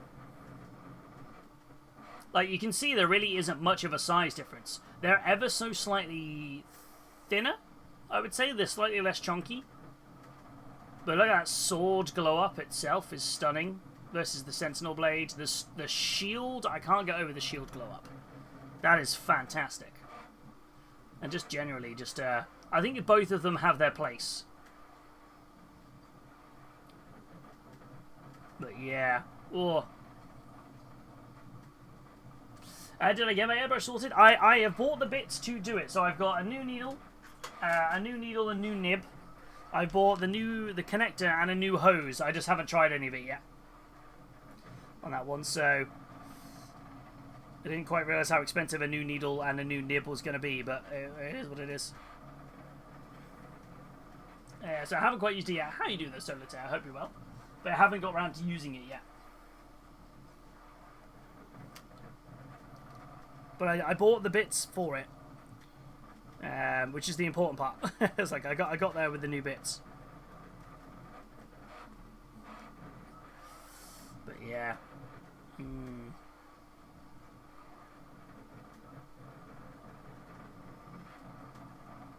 Gosh, she's stunning.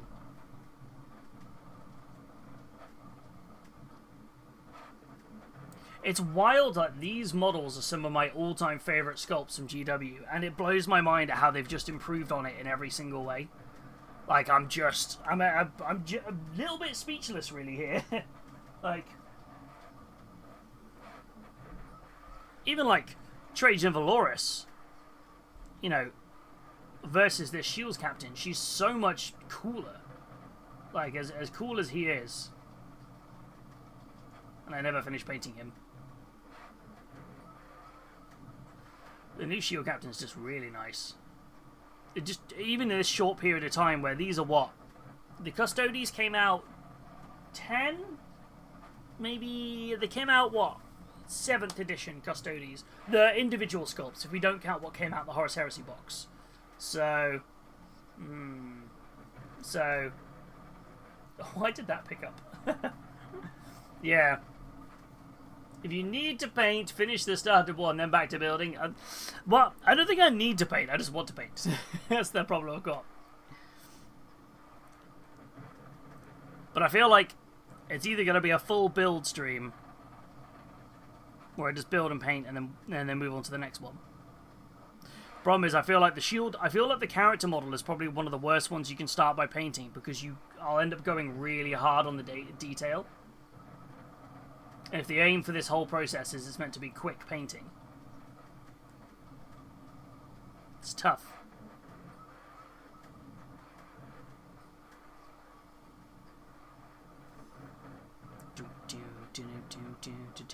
Oh, got stunning. Just really impressed with the sculpt. I just get my head in order, changing meds, messing me up a bit. Not to worry about. Good signs already, just the wobbles. That is fair. It's always rough when you have to change meds. I had a bit of a panic a little while back when they didn't change my heart meds. They just gave me a different brand, and I just was like, I didn't like this. Not a fan. Not a fan. It can it can really shake you. But I'm glad it's all positive though. Let's move this over there. I'm thinking about that as well. I'm thinking I'm with you on that one, of course. I think if I prime them all together, it's going to be better, because at least then I can sit and do one big airbrushing session rather than lots of little airbrush sessions. If I'm yeah, it's probably the way to go with it. But first sprue down. First sprue. Okay, so next up, do I build all of the Custodes? Or do I build something big like the tank of the Dreadnought? Dydrin, yes. Yes. More sprue goo ingredients, that's the one. So, should I let you lot vote? I'm going to let you lot vote. We'll do a poll. Trying to get better at remembering that polls exist. Okay, we're next builds.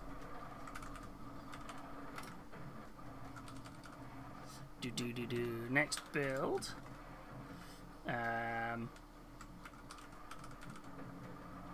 Custodians. Dreadnought.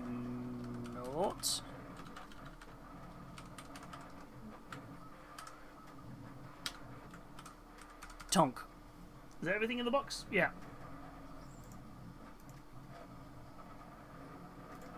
There you go. What do you want me to build next? Custodians, Dreadnought, or Tonk?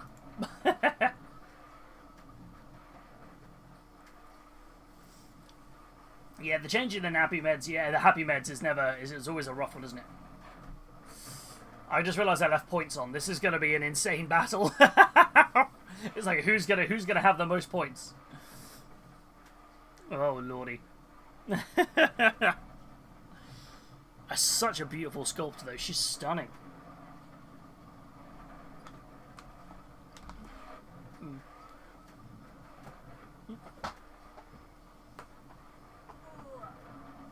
Also, for anyone who doesn't know which one's which, I probably should put in a diagram up. There you go. That's the options. Tonk, Dreadnought, or one of the Custodes squads.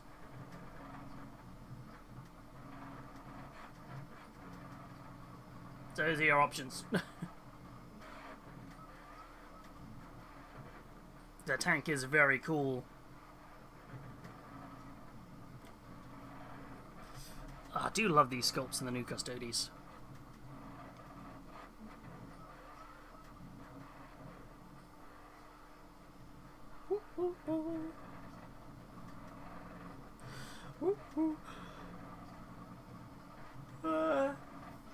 I find it funny that the views are 26, but over 200 people have voted. Oh god.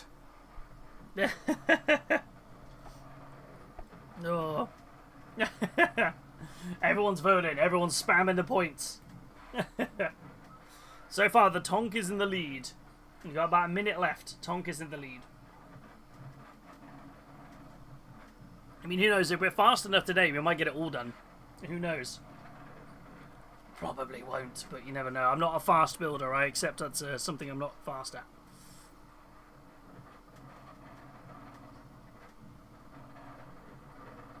I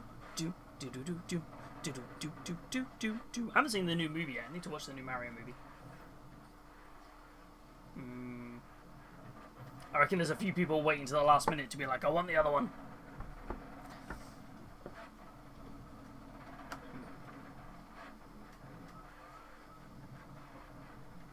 Oh, also as well, there's going to be a thing about how to get hold of the stickers soon. The stickers that we've made. There's going to be I think I figured out a way for people to be able to get hold of the stickers. So, watch this space.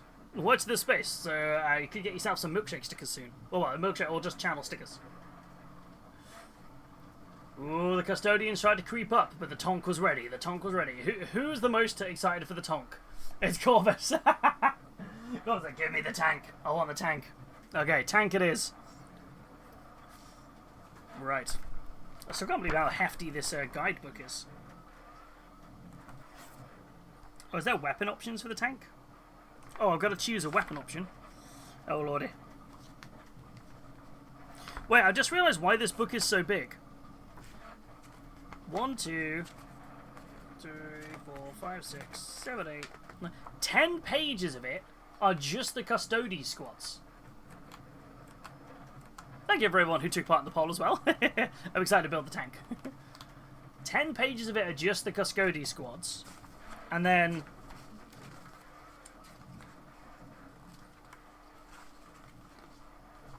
another 10 pages are the tank. No wonder this is so big. Weapon options on a GW tank. No! Not more weapon options. Okay, right. Let's figure out how I'm going to go through this. Pop her over there. Right. Grav tank. Start off. I need part 1. That makes sense.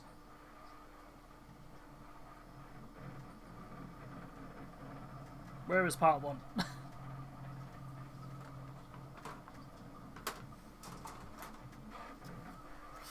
This is a big old tank.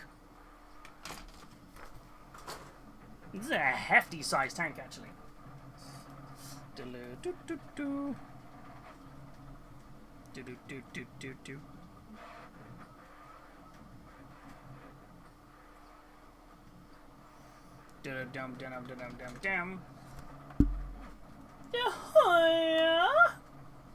Hello, Verity. How are you doing? I hope you are doing good.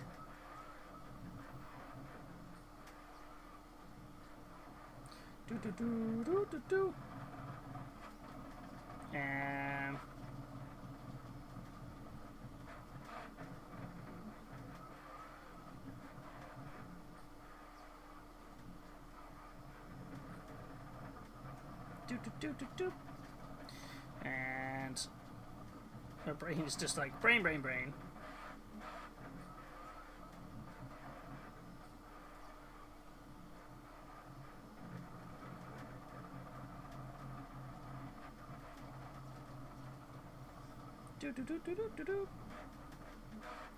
And I realized I forgot to post that I was going live.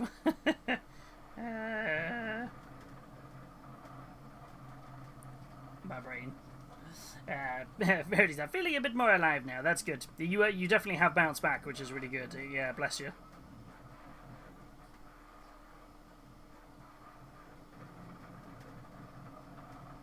I'm glad that you are feeling better.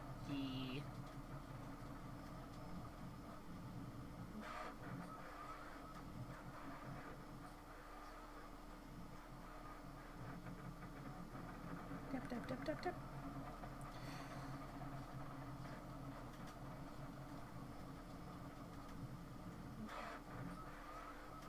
There we go. Cool. Awesome. There we go.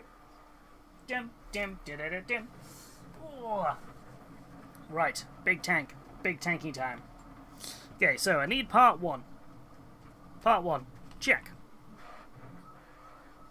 There we go. That was nice and easy build. This is the biggest Custodes model I have ever built. And you know what? It's not the biggest Custodes model. That's the problem. Part 1, and then I need part 2. This is making sense so far. Where is part 2? There it is.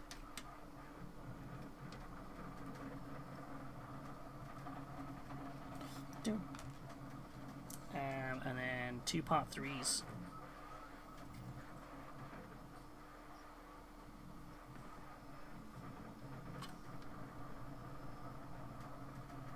Is part 3 not on the sprue? Or am I going blind? I think I'm going blind. No, it's not on the sprue. Hey! How? Oh, Super Weasel. Happy Easter to you, my friend. Welcome. How are we? I hope you are well.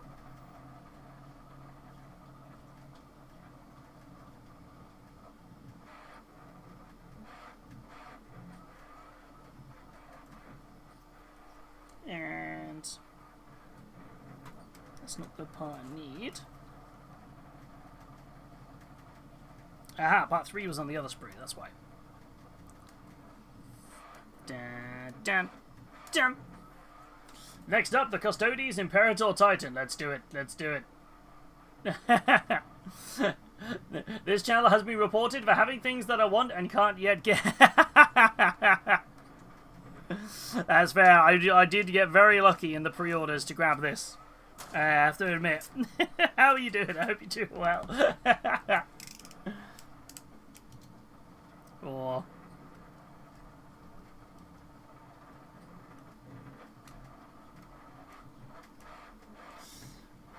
Oh man, you know what? A Custodes Titan would be hilarious. I don't think they'd have. I'm surprised that the Custodes have never had like a night house sworn to them though, like an Imperial Night one.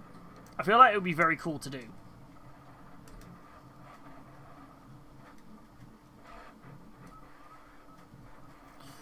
Right, Tonk.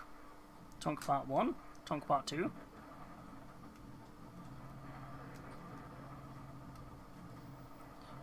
Let's get these bits on here.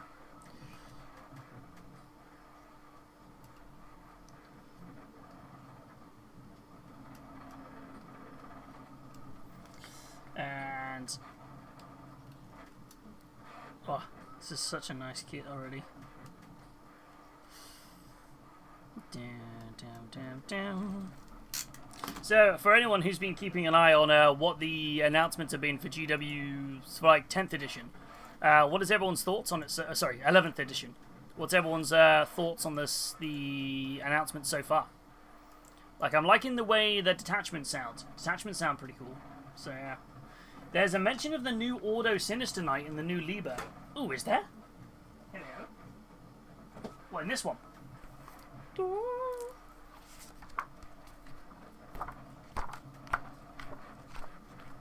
Like a rule set or just a note?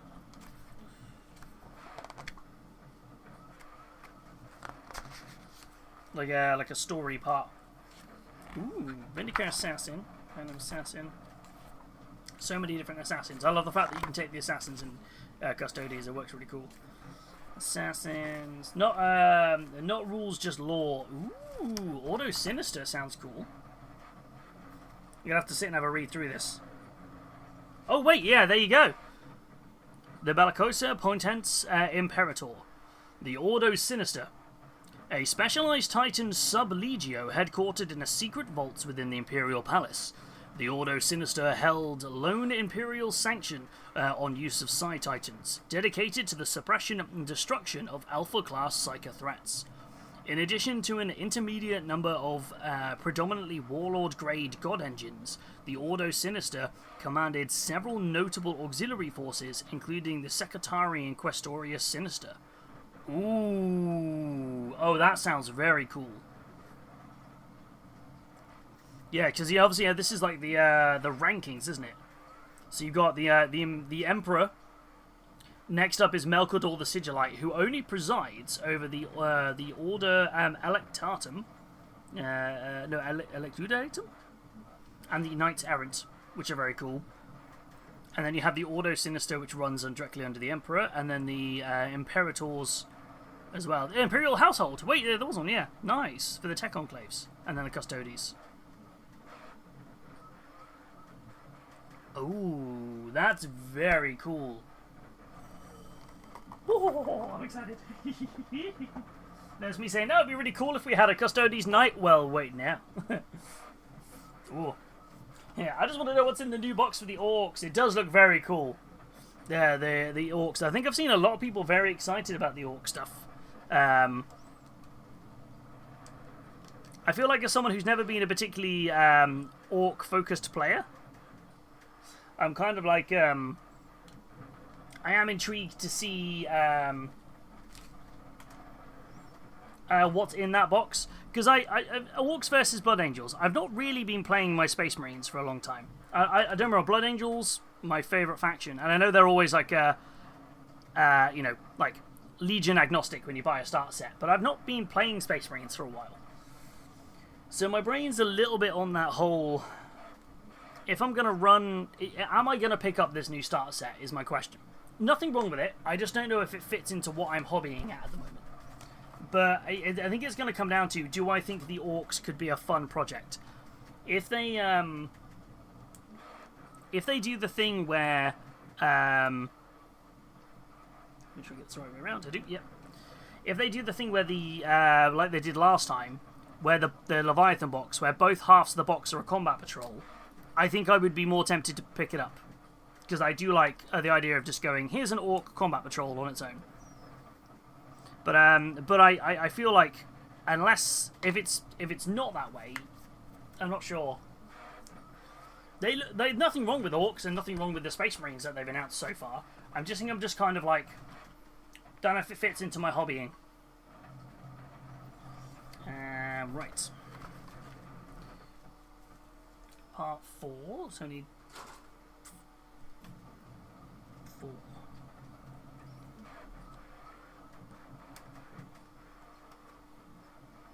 But I liking what they're doing with the rules, though, making it more narrative. I'm excited for the terrain overhaul, and the way the detachments work sound already interesting to me. I was saying that you could just paint them later on if you're feeling it, but we all know where there's closet of potential. That's the problem. I've got to kind of think about, the cupboard is at capacity now, so hence why I've been doing working on so much. Like, I've got to get through stuff and move them into like army boxes under my desk. Because then there's more room in the cupboard. But eventually I'd like the cupboard to just be the top shelf of these are my armies, and the bottom shelf is what I can work on.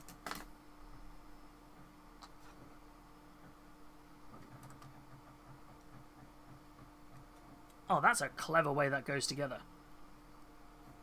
Cool, look at that's no glue. That's a pretty solid bracket. That's really nice. I like that. I'm gonna glue it anyway, but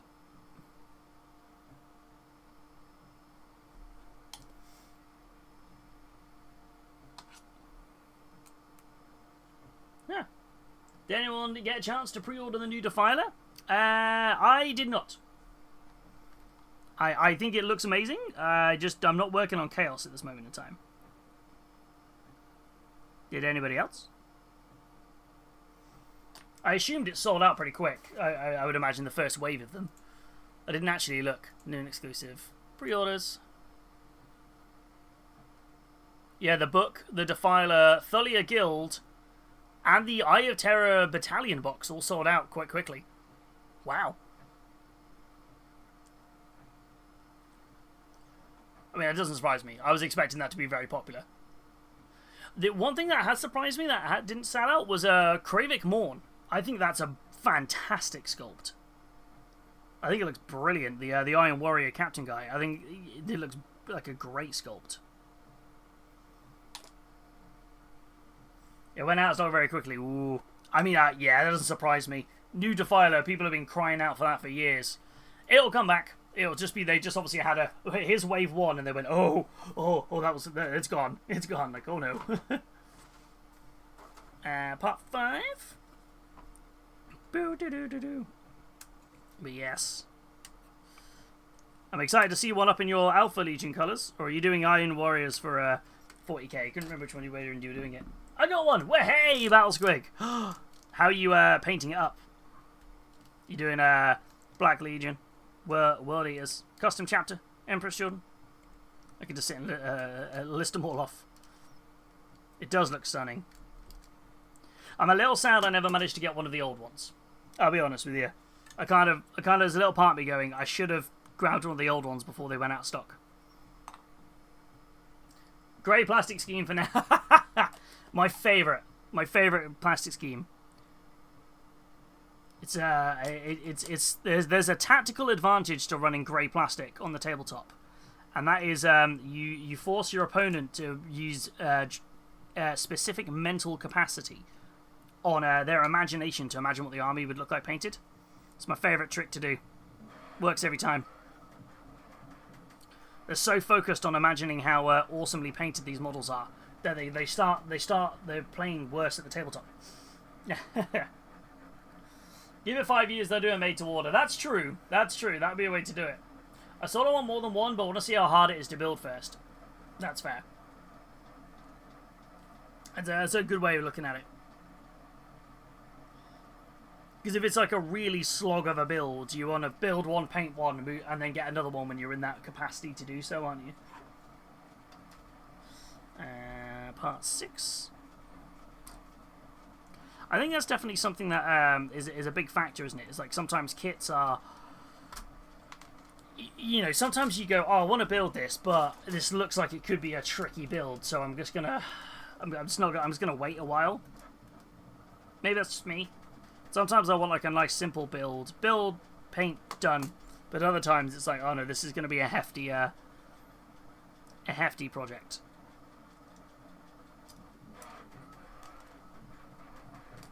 Yeah, I have not, but I've also haven't been my models for a while. Once my new apartment is set up, I'll be looking to pick up some new models. I want to get back into my custom salamander successor. Oh, Healys to the S. Is that for, if it's a successor, I assume that's for 40k, not Heresy. There's some nice salamander stuff. I hope we get some new stuff in the new edition for salamanders. I think it'd be nice to see. The more I read about the salamanders as I'm getting into doing the stuff for Legions Imperialis, the more I'm like, oh, okay, I could see myself doing a salamanders 40k force. Not that I need to, or want. I definitely don't need to in any way, shape, or form. But I keep seeing myself being like, I like the lore of them. They're the good guy Space Marines, like the goodest of guys.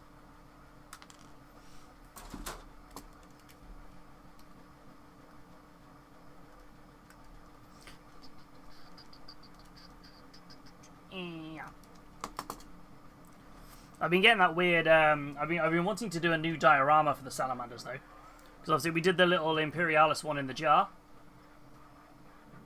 which I thought was really fun. But there's a lot of temptation for me to do another one. But I'm thinking maybe a bigger jar, like a little terrarium style with these Legion Imperialis minis. I think that could be quite nice to do.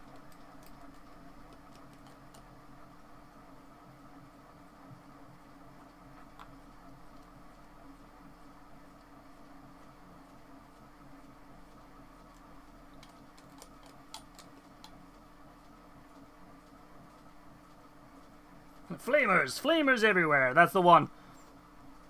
That's what it is. Everything is flamers. Like the Lego song, wasn't it? It's like, everything is awesome. But the salamanders just, everything's on fire. Flamers everywhere. Gonna melt your brains.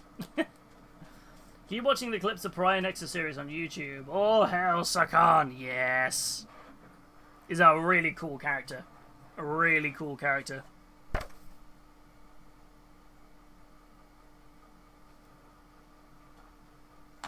Okay, first page done. Second page. I need the interior part of the chassis, which is over here. So I need 9 and 10.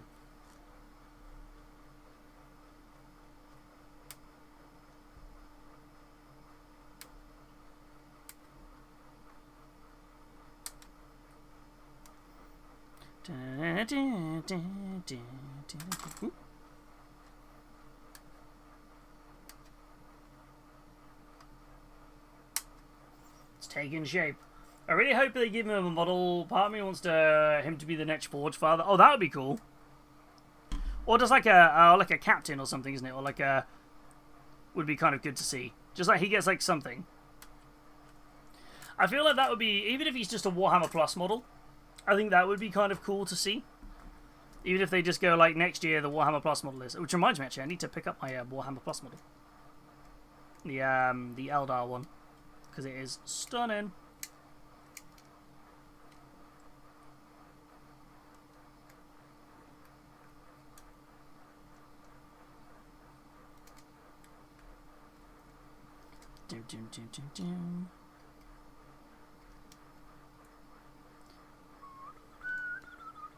Wow. Down there. And I feel like I was chatting with a Super Weasel about this the other day, actually. We were saying about which Primarch we'd like to see return next. And I kind of feel as much as I want it to be Vulcan, I don't want him to come back quite yet. I want him to come back, and then he's basically been, like, tinkering away.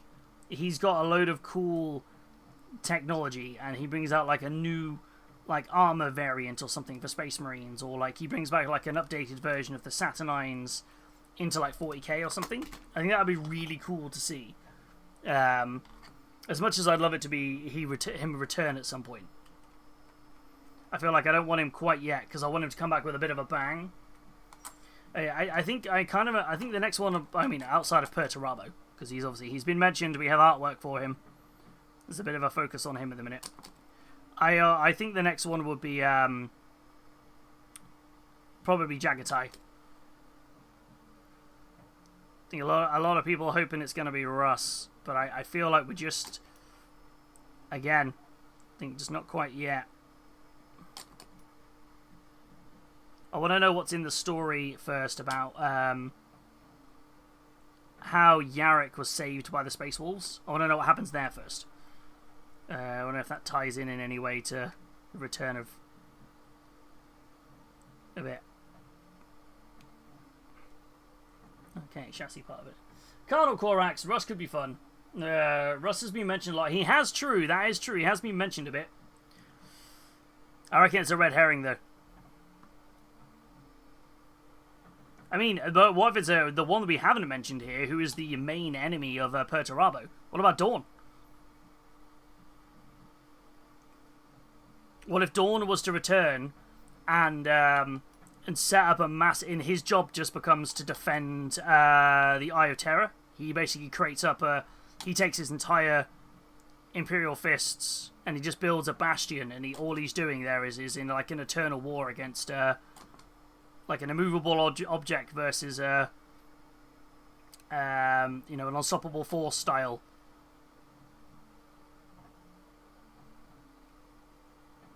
What if that he just has to go, I'll take over the defense of the Cadian Gate and Armageddon and things like that. That could be cool.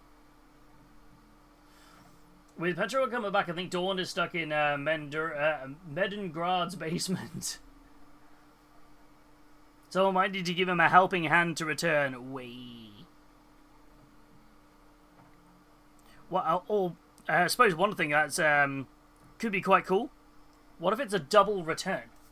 Because they're so outnumbered at the minute. You've got all four of the Chaos ones, dedicated Chaos ones, with Perturabo literally laying siege to the Eye of Terror.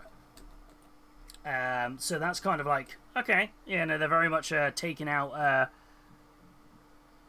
There's a lot going on there. What if it's a double return for the Loyalists? What if both... what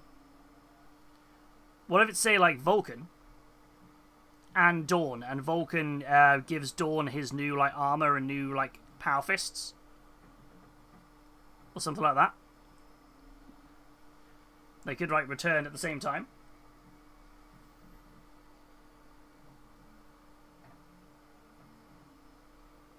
So many options for it, isn't there? Like, we don't know who's going to return. I think Corax will probably return when Lorgar returns. Bear in mind, Lorgar has been mentioned quite a bit, and he is now in Imperial space. Well, he's in real space. So, there's a lot going on. Okay, you need 11 and 12. Which is not on that sprue.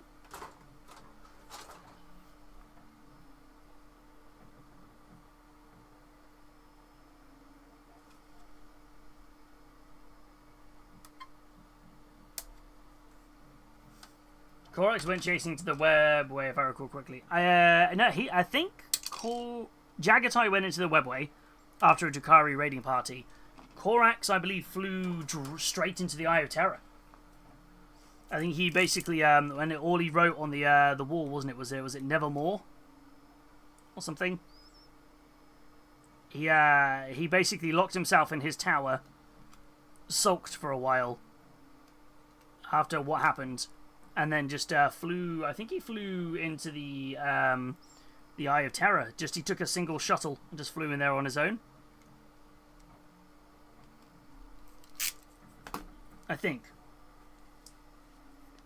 Korax did a full Edgar Allan Poe and went Nevermore. That was it. I think that was it, wasn't it? He just went. He just disappeared. Just went, see ya.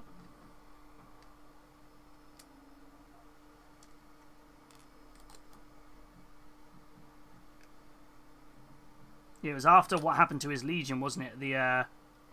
After the Alpha Legion did their shenanigans, when he was basically... Because Corvus effectively created the first Primaris Marines.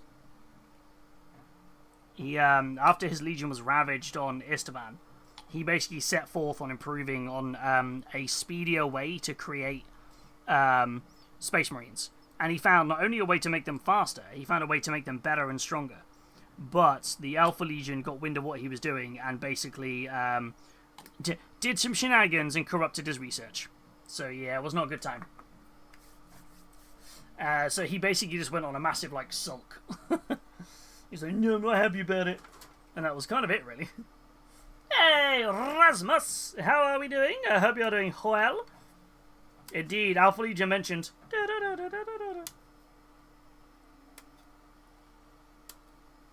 Yeah, and then I think he ended up just flying back into the Eye of Terror at one point. He just took a single ship, went, see ya, and just kind of checked out. But Jagatai chased after a Drukhari webway party, raiding party into the webway. I would love for Jagatai to either come back, I feel like he needs to come back as he's either been, like, captured and enslaved and has been forced to kind of, like, just constantly fight in the Drukhari, like, fighting pits. And he's, like, proper all scarred, beaten up, he's very, like, war-torn, but he's like, now even a better fighter than he was when he went in. Or, I would think it would be great if he just went into the webway, came out the webway, and it's like, oh, what's happened? Oh no, oh lord, oh no, why is everything on fire? It's like, you know, he's just sort of very much like no time has passed for him, like, huh?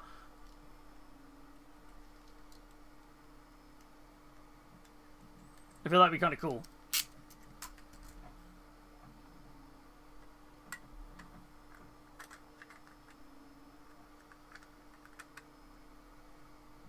Chassis. Ooh. This is giving me weirdly Batmobile vibes.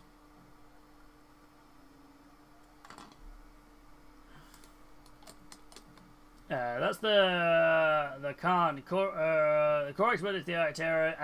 Yeah. He was like, I'm going for it. I am all furious. I mean, history tells us to be beware the quiet man. That's true. Corvus just going like, you know what? I'm just gonna go hang out over here. No one's gonna pay attention to me, right?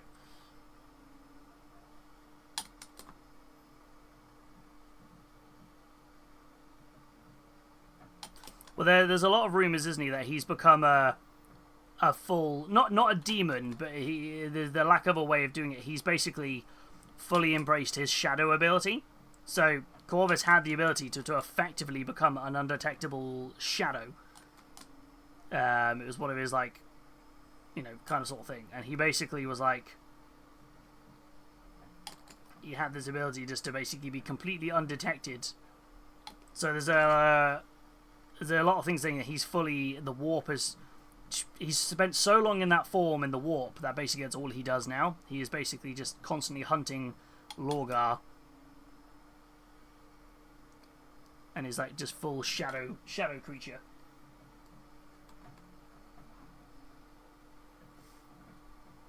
Remember that Raven Guard are so metal in their tactics that they once pulled Wordbearer's ship into the warp by doing a warp jump just to mess with him as revenge. I could be better. I didn't manage to secure the Defiler pre-order. They sold it so damn fast, but I'm still thinking about the colour scheme for my twin Lance Tau. Ooh. So it's one positive, one negative, I suppose. Yeah, I feel like I didn't realise how quickly the Defiler had sold out. That's a bit wild. Whoa. But what did you think of the changes to the twin Lance? Obviously, they got updated in the data slate, didn't they? The twin Lance did. I think they went up in points, and then there was a slight tweak to them, wasn't there? Because they were, and one of their rules was a little bit like, oh, hold on a minute, that's a bit overpowered.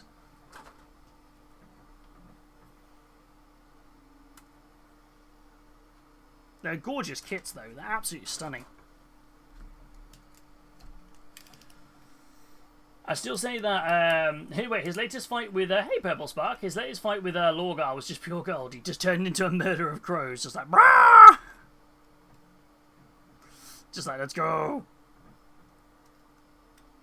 Yeah, I feel like, I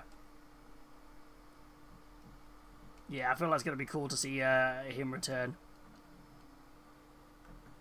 I think it's going to be one of those. I think there's going to be people sad about whoever returns. But there's also going to be people hyped for whoever returns as well. And for me, I'm just like, just give us a new Primarch, like for loyalists.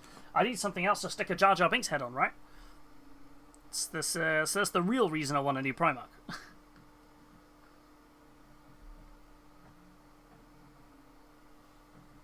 This goes... My brain is not braining on how I'm meant to put this in here.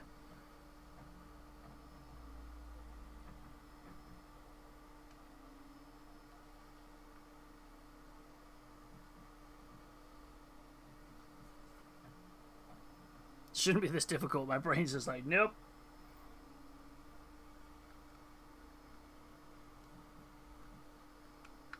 There it is. I was like, it has to weirdly slide into the side. Okay.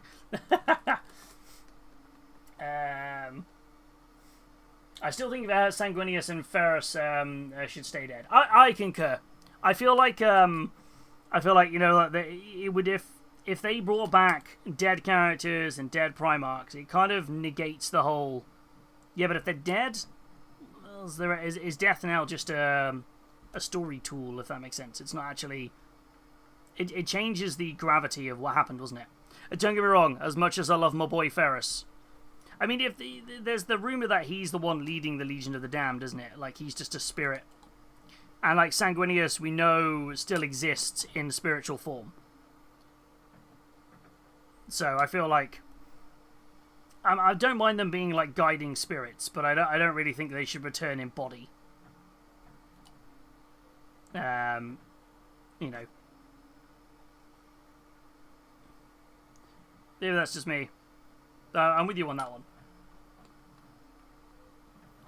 Same with Horus and Curse. Yeah, I feel like once they're dead, right? I mean, Horus technically did return in the book. The Arademsky Bowden book, the Talon of Horus and the Black Legion. One of the things that is Fabius Bile basically created clones of everybody. So he had clones of like uncorrupted Fulgrim, and he made a Horus clone, and Abaddon just absolutely body slammed him. It was really funny. So they did return, but like, nah, they weren't happy about it. So it's like, you know, in terms of that respect of like, he was like kind of back, but it was him pre-corruption, wasn't it? And it was basically just more of an exercise for Abaddon to just get out all of his hate of how much he really just had a disdain for him. But it does make you think though, if Fabius still has all of those that gene seed, because effectively that's one of the things he did for Fulgrim, wasn't he? He just made hundreds and hundreds of clones of Ferrous Manus using the basically the genetic material he had, and Fulgrim just spent. It was quite dark actually. There's a whole story of Fulgrim just basically constantly replaying that conversation to convince Ferrous to join the traitors. And every time he fails, he just murders Ferrous, and it just sends Fulgrim even more absolutely insane. It's a really dark storyline, but it's very cool. So, but it was like, whoa.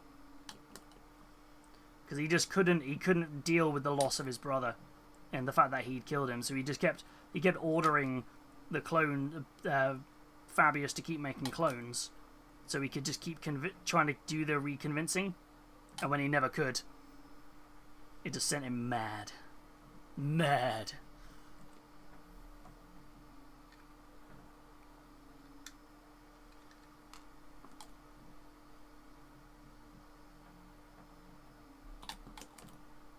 Which was just, yeah, kind of cool story points for them all. Tonk is coming together. Much it pains me to agree about Sanguinius. I agree with you. Yeah, once once dead should stay dead sort of scenario. Where are we at? I don't care about the stats. Just want to paint them. Can't decide on the color scheme. Fair. Are you going like a custom color scheme, or are you doing like something based on any of the lore? I could see Khan coming back during a particularly difficult siege of the Imperium and breaking the siege with a new guerrilla-style tactics that changes Big Bobby G's perspective. That would be cool. That'd be very cool. Did I just hear a burb? I don't think so. Jaggedtide's been back for ages. He just didn't tell anyone. Yeah, he's just like, nah, see ya. Yeah, it's just like, yeah, I came back. I just saw what you guys are doing and went, I ain't got time for that. Yeah, nah, I'm good, thanks. That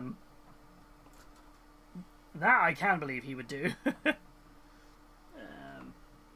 18, 19, 20, 20, 20, 20.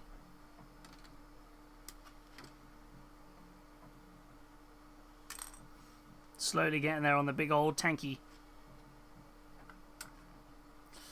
Hey,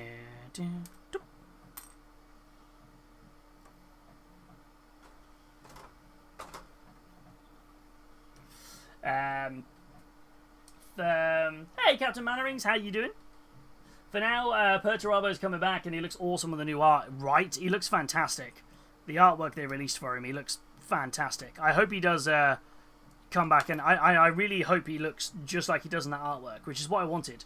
I wanted him to be mechanically ascended, not demonically ascended, even though he is a demon prince of Chaos Undivided. But I think I love the way that that's playing into the lore at the minute, because like I saw somebody complaining that because the story they're telling is basically he has to lay siege to the Eye of Terror, and he basically, if he destroys a certain gate, he'll be able to set forth in the material plane in real space for the first time. And people were like, wait, but the other Primarchs can. And I was like, yes, because the other the Demon Primarchs have dedicated themselves to one of the gods. And basically, because he's a Demon Prince of Chaos Undivided, he doesn't have the blessing and the power from one of the dedicated gods to step forth. So he's like, I've got to do it himself.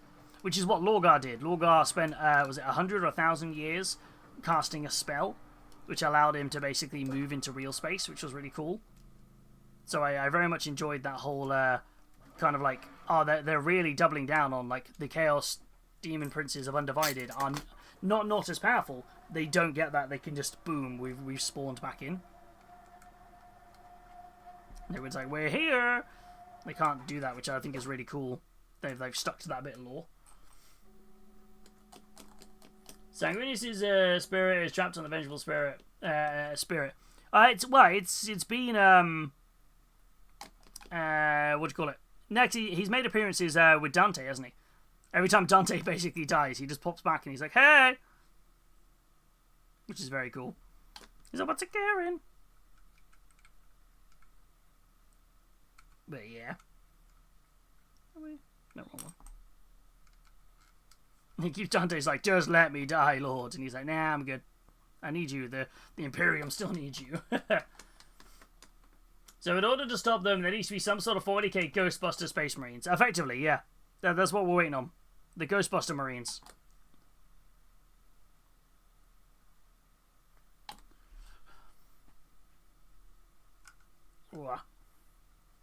They do say that nobody knew Khan, always uncomfortable as a son of the Emperor. He could just be sat on Chogorus in the Scars just saying, squat to the Imperium. That's true. He could just be hanging out like, eh. He always just did his own thing, didn't he? I could see Perturabo allying himself with Vashtor. That would be kind of cool. I can't imagine he would dedicate himself, though. I feel like, but I think you're right. He could ally himself, and be like, "Come on now, like help me out." Like we'll like mutual kind of agreement, isn't it?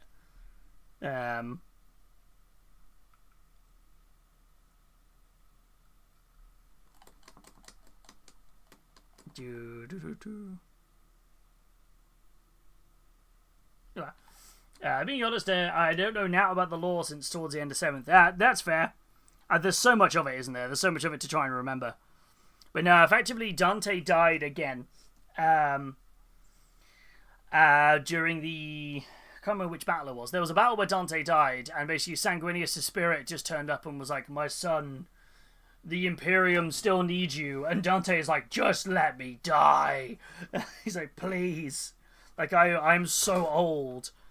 And then he became died again when he became a Primaris Marine, and he died on the tabletop because obviously they have to physically kill them to make them cross the Rubicon, and he basically was like, oh, I'm not going back, I'm just gonna die. And then Sanguinius appeared again and goes, no, my son, like, you must still fight. And it's just him just going, please let me die. Like, I'm so tired. Like, pick anyone else, I'm just tired. It was really funny. It was just like, please. Right. I'm going to check the rules on this now when I build this, because it's got weapon options.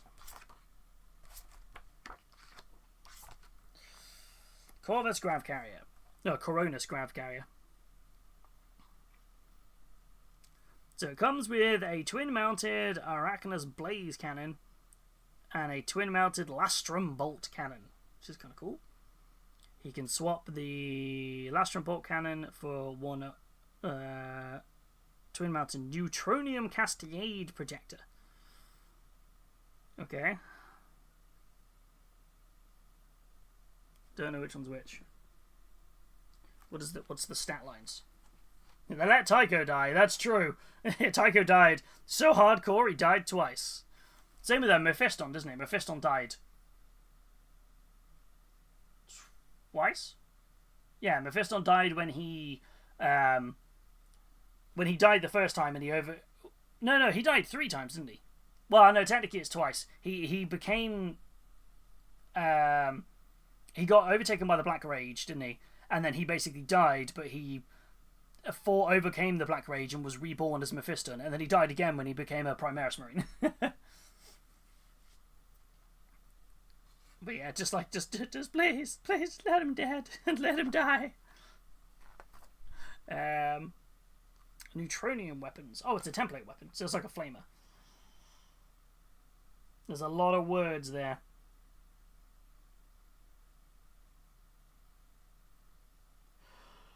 I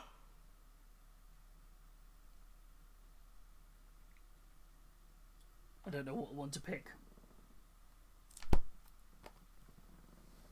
Can I do both? No. Darn. I love that their flamers are neutronium weapons. That sounds so cool. I feel like a flamer sounds kind of cool. This thing's huge. And this isn't even most of it now. Wait, Tichondronius is dead? Tycho is dead. Tycho is fully dead. Tycho, obviously, he died. Cool. 4th edition? He died, and yet he was still in the Codex up until 8th. It was wild. Yeah, because you could play him as Captain Tycho or Tycho the Lost when he fell to the Black Rage, but when he fell to the Black Rage, he died. He was sent out into battle and died in the battle. So yeah. Yeah, it's always been part of his lore. I mean, it's always made me laugh that he was still in the book for so long. Which was just like, well, this is wild.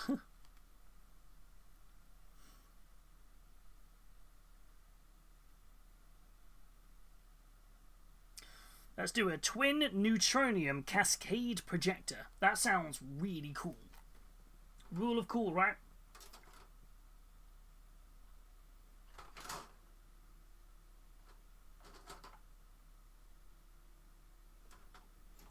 There is the onto Sprue B.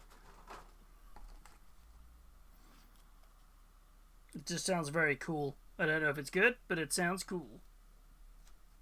So I think it said I can replace the it's the front mounted thing.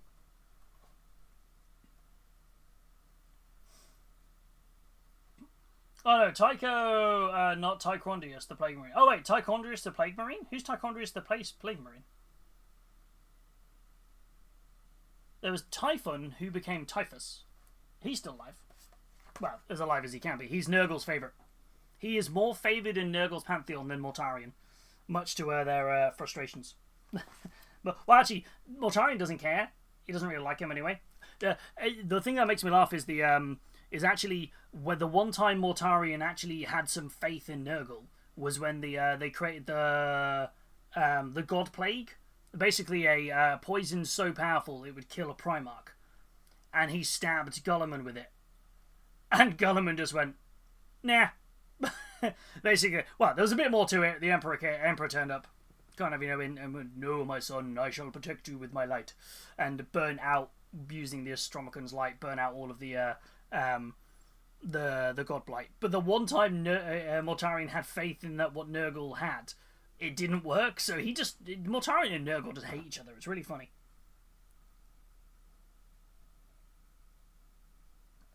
Whereas Typhus is higher ranked than Mortarion in Nurgle's eyes, which doesn't go down well. Yeah, it doesn't go down well. Doesn't sit well with a lot of people. But that's who he loves. And Nurgle's like, my friend.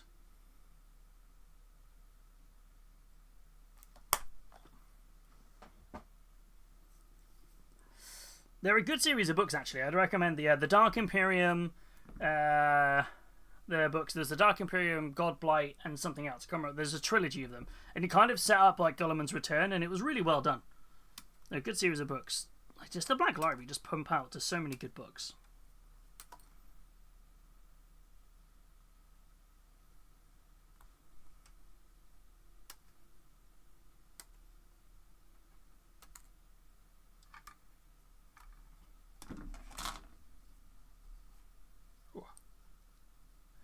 I mean, the Tracks of Mortarion, anyone who has the word father in their title, I feel would be someone Mortarion instantly disliked. Yeah, that's very much it, isn't it?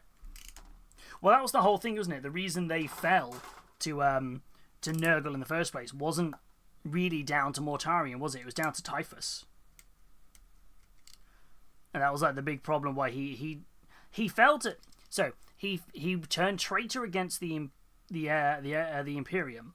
And he was fine with that decision. I mean, given how, I mean, I'll be honest. Given how the Emperor treated him, I'm kind of like, you reap what you sow in that respect. But he didn't want to fall to chaos, did he? He was stayed away from it all, and he was the leading charge for the Edict of Nicaea. He had an absolute zero tolerance for psychers and librarians.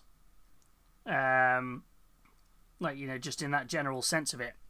So when Typhus continued to do his psychic powers and then get those involved with, get the blessing of Nurgle and things like that, it was very much he didn't want that. Which is really kind of sad, really, isn't it? He was very much, he didn't fall to chaos in the traditional sense. He was almost bullied into it.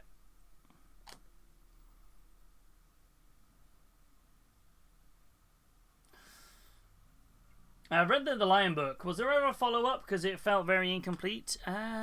Which was the Lion book? The one where the Lion returned? Or just the Primarch, the Lion book?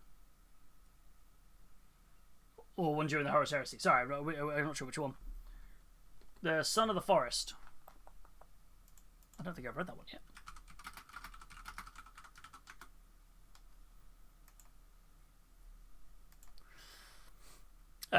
That one, yeah, the more recent one. The Mike Brooks one. I don't think there has been a follow-up.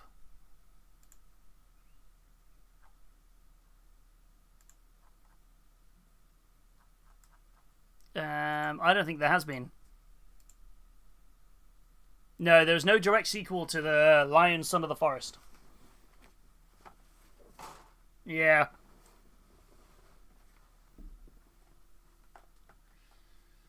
Yeah.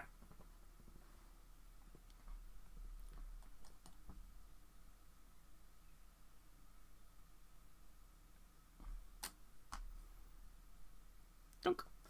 One of the main points of the Death Guard is that they were immune to most, if not all, diseases. Yeah, that was the whole point, wasn't it? So when they on their way to the was it the Battle of Terror, the Siege of Terror, and that they basically Typhus cast a spell to infect everyone on the ship with Nurgle's rot. And basically, in order to kind of force Mortarion into basically saying they'd never faced disease before, so it was basically like it was like a devil's bargain. Like, we'll protect you, you won't ever feel pain from disease ever again. And he wanted to just protect his legion. And then, but I mean, technically, it wasn't wrong, but it was like, oh.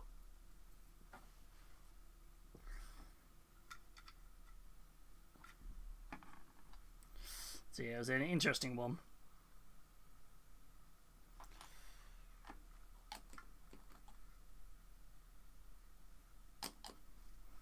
Okay, it ended rather strangely, and it was quite. Oh, I haven't read that one. I have to add it to my list. I'm currently reading. What am I reading in a minute? The Drop Site Massacre by, is it John French? I'm currently reading that. I've just started reading that. I managed to pick up. I'm actually quite excited. I picked up a e-reader. So I wanted an e-reader for a while, but I didn't want a Kindle. Simply because Kindles, you can't just put EPUBs on them. You have to download them specifically from the very specifically from the Kindle store. So I didn't want to grab a Kindle, so I grabbed a Kobo, which is what Verity has. She really rates them, and I wanted one for a while, and I was on the fence with it because it's like it's not like a, what's the word for it? It's not a cheap thing to buy, and I was like really on the fence. And I walked into CEX yesterday, and they had one of the older versions of the Kobo for like 40 quid, and I was like, you know what? Let's give it a punt. And you know what? It's been great. I sat and read last night more than the first time I've read in a while, and I downloaded that EPUB. It's nice. It was really good. Did we get the third book in the Town of Horror series? No, I think unfortunately, Aaron Dembski-Bowden was ill. He's been quite ill, so I don't think he's worked on anything in a while. I remember seeing something about it that he wasn't okay. Did someone say Kobo? I did indeed. That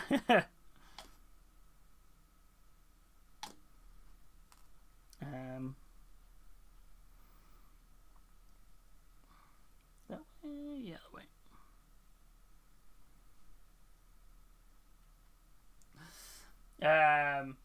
You can use Calibri to load e-readers. They take the Mobi format too. Yeah, I really like my Kobo. To be fair, I picked it up. It was just a cheap one. It was like a out of production one, but I'm really enjoying it so far. Words to summon me by. Omelette du fromage, as the French say, or to put it another way, I'll be back and the first model is done. I like that. It's like, I'm back now. Now I'm just like, I want a cheese omelette now. Nom, nom, nom, nom, nom. And hey, welcome on in, background character. I hope you're doing well. I love the name, background character 4. I'll be chilling. Right, next up is on to the main parts of the chassis. So, part do I need? 20, 28. It's 39, so it's this one. God, this thing is huge. Actually, I just realised the time. I haven't taken a break yet. So, before I dive into this next bit, I'm going to take a BRB. So far, we have built most of the chassis for the Tonk. And we built the Shield Captain, which is stunning. But yeah, I'm going to take my later than normal BRB. I'm going to grab myself a snacky, top up my coffee. And then when we get back, we're going to build the rest of this. But yeah, we will see you in a mo. Use this opportunity, kind of have a bit of a stretch. Grab a snack if you can, you know the deal. And we will see you in a mo.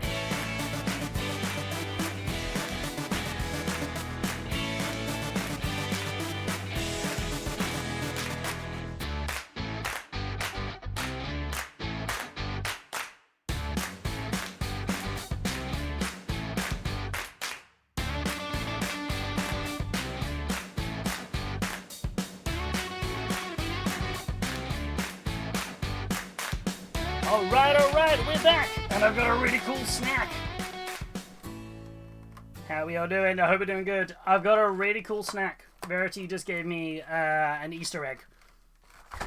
The Big Daddy. The loaded half egg. Technically it's a half egg, but it's fully loaded, so I feel like it looks quite cool. I've got the Big Daddy egg. I want to have a look at this. Spoilers, I was asleep until after stream started.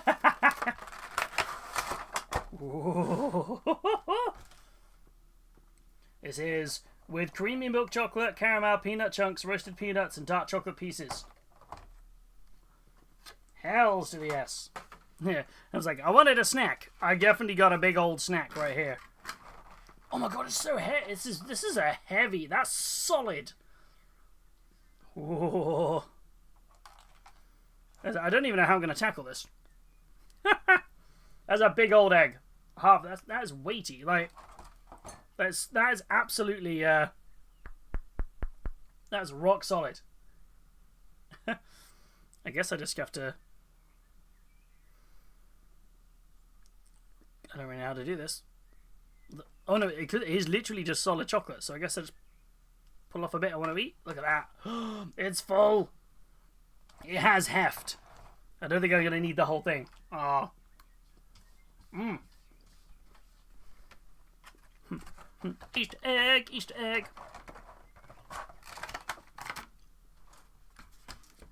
I am looking forward to seeing what discounted Easter eggs are available tomorrow.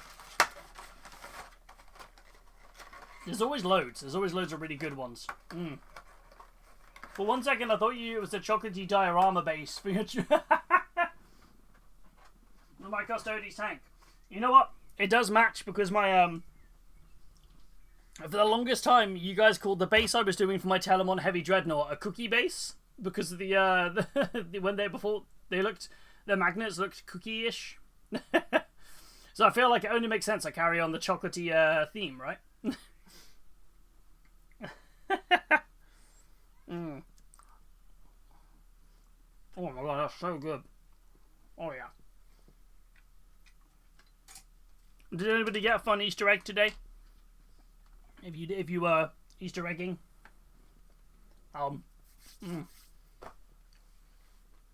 salty sweet, best combo. Peanut butter chocolate, best combo. Salty sweet peanut butter chocolate. I'm in. Thank you for my egg. It's tasty. Yay! I'm glad that your egg is a good one.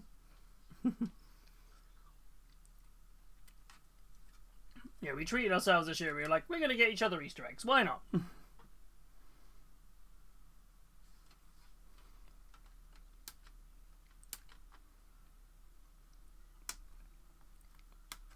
But of course, whenever you're buying an Easter egg, you always wait till the last possible moment because that's when you know they're going to be at their cheapest, right?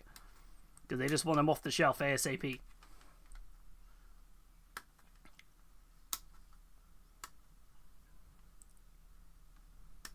Ooh. Okay, so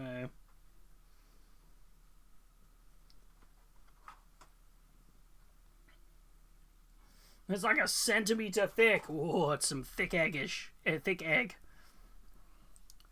I remember though one of the best Easter eggs I ever had growing up was a mint arrow Easter egg, but the mint arrow was like inside the egg, so not like it was solid, but just like the chocolate had a layer of like mint arrow filling.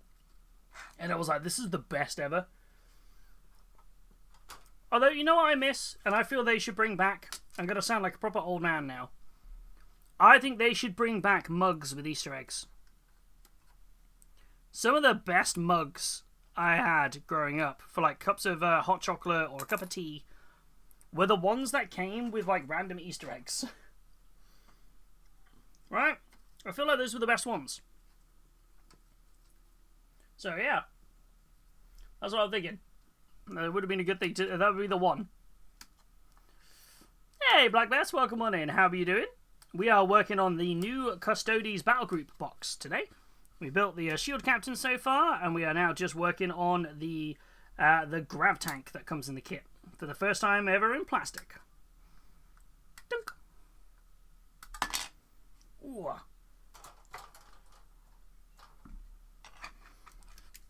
So we're just sitting and working on this,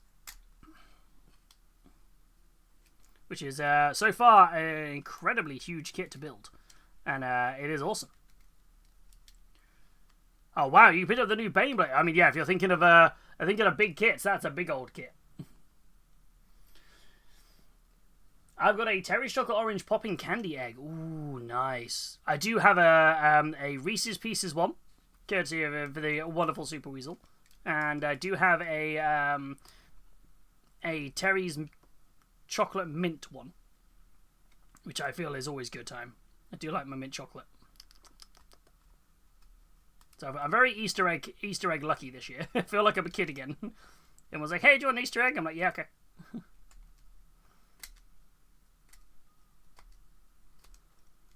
And of course the Big Daddy one you saw just then.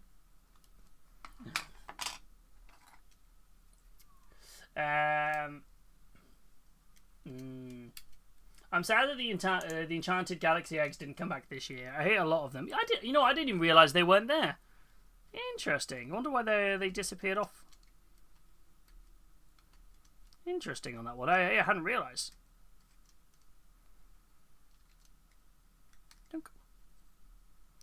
Ah. Ooh. But yeah, how are you finding the... Are you building the Baneblade as the standard Baneblade, or are you building it in multiple different ways? In the... Because there's... I think, is it the Baneblade? There's like the Stormblade. Isn't it build like 8 different tanks, the Baneblade? Or different variations? Failblade, Foe Hammer. I think. Is that the one I'm thinking of? Chocolate eggs are evil anyway. I feel sick. Oh no. Too much chocolate. Num num num num num.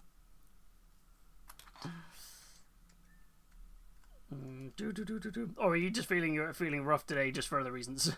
In the nicest way. I hope it's because you had too much chocolate. That's always it's like I've overindulged and I feel sick. Not anything serious.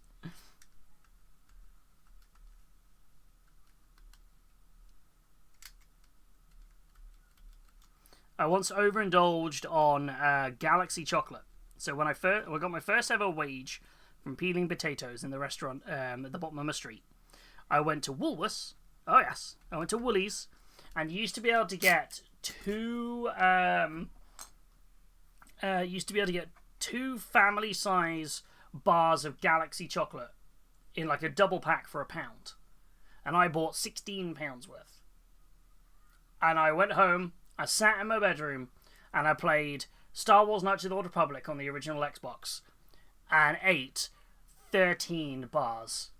I then very rarely have I ever touched Galaxy chocolate since, because I just full on... It was too much chocolate. It was not a fun time. I felt so ill.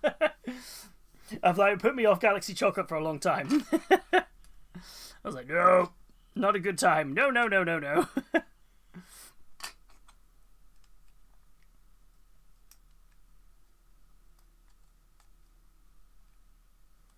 Where that goes? It goes underneath, yeah. Had nothing to do with the giant custard cream egg. How was the custard cream egg? I was looking at one of those and I was like, maybe. How was it? Was it a good time? I saw that one in M&S and I was like, oh, that's tempting. I mean, I feel like it was a good time if you had the whole thing. It's like, oh yes, it hit the spot.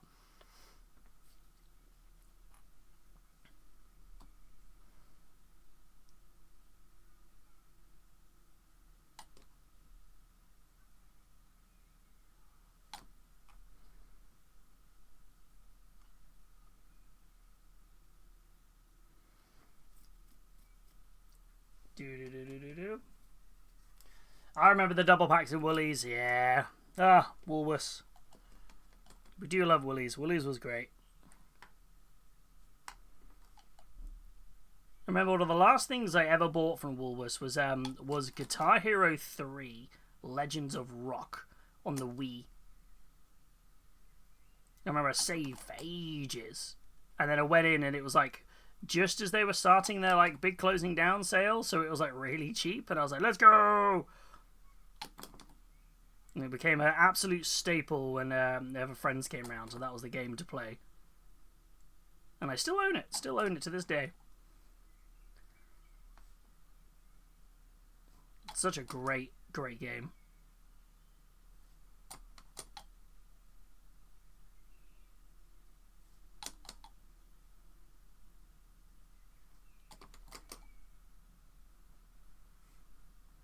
I think I spent like 30 quid on Pick a Mix.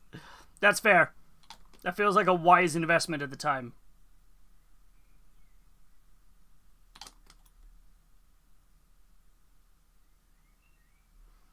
Willie's Pick a Mix was always someone else.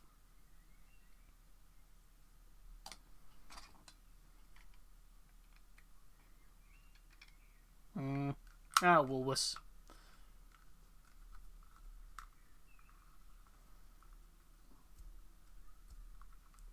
Okay. One built. Now I'm gonna do it. Oh no, I've still got more bits to apply to it, and then I'm gonna do it again. Imagine a giant Kinder Egg, but the inside layer is custody, and all you want to do is die after eating it. I'm in. You sold me on that. Don't you threaten me with a good time, Battlesquig. No, it does sound great, actually. Well, I don't know. I'm going to see if they've got any reduced tomorrow morning in M&S.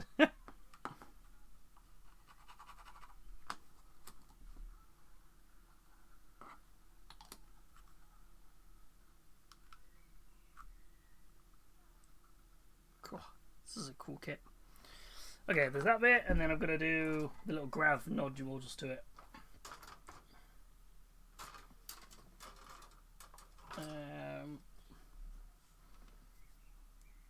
33 and 33 click together.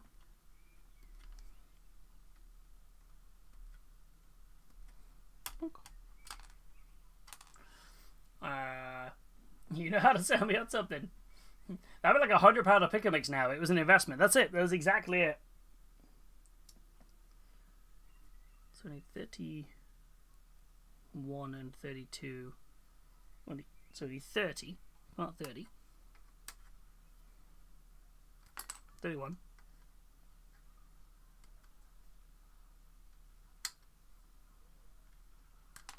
And the 32.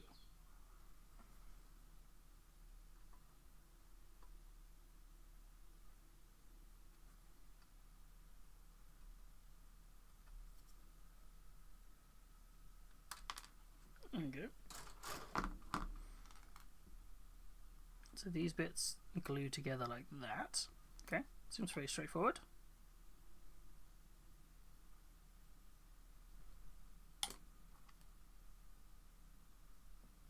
This is like the anti-grav kind of material.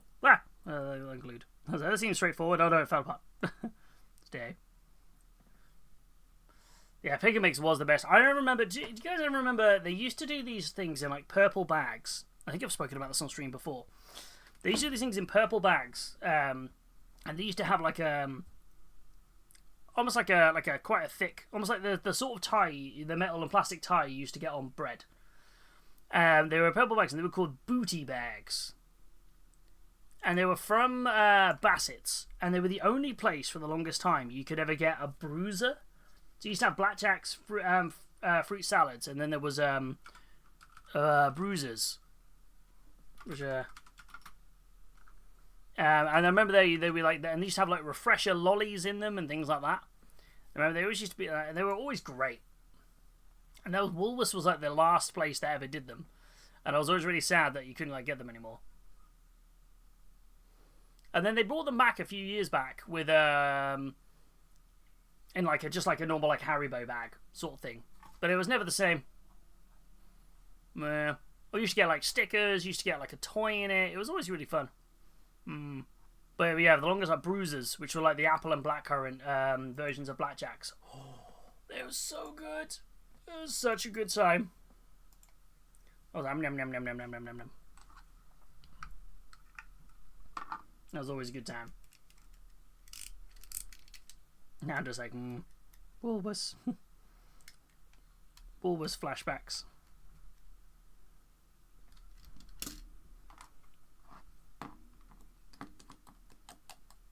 I feel like every Woolies that was around here, I think is now pretty much a Home Bargains, or at some point eventually turned into a Home Bargains.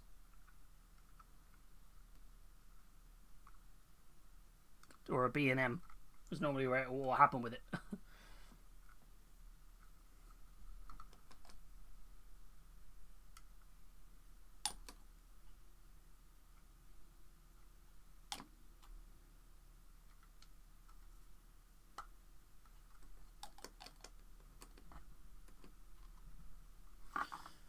Yeah, we all become the home bargains in the end. That's it, yeah. It's our journey. We all become the home bargains. Do do do do do do do.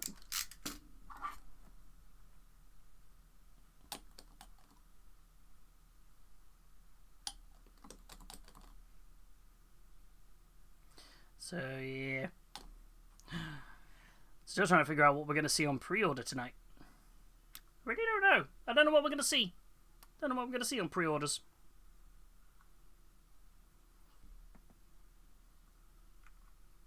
Trying to think what we're going to see. I don't know. I feel like it's either... There's so much stuff that was announced. It could have dropped. They could drop any of it. I kind of think it's going to be like Underworlds... And maybe the, like I was saying earlier, like the Cathay stuff, I think, is what we're going to see. Although they could surprise us by going, hey, here's all your Age of Sigmar stuff. You wanted the Cog Forts. Here they go. And we're just like, what?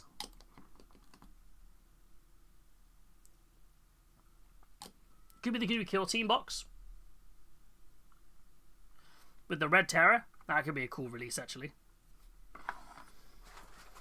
Right. Side 1 built. Oh wait, no, it's still not built. Still got more to do. I've got to do this twice. Yeah. Oh wow. Okay, there's so much more to build on this than I thought there was going to be.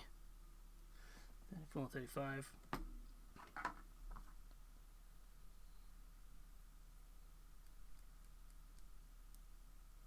So part 34. I mean, yeah, I know it's a big tank, but I'm just like, sheesh.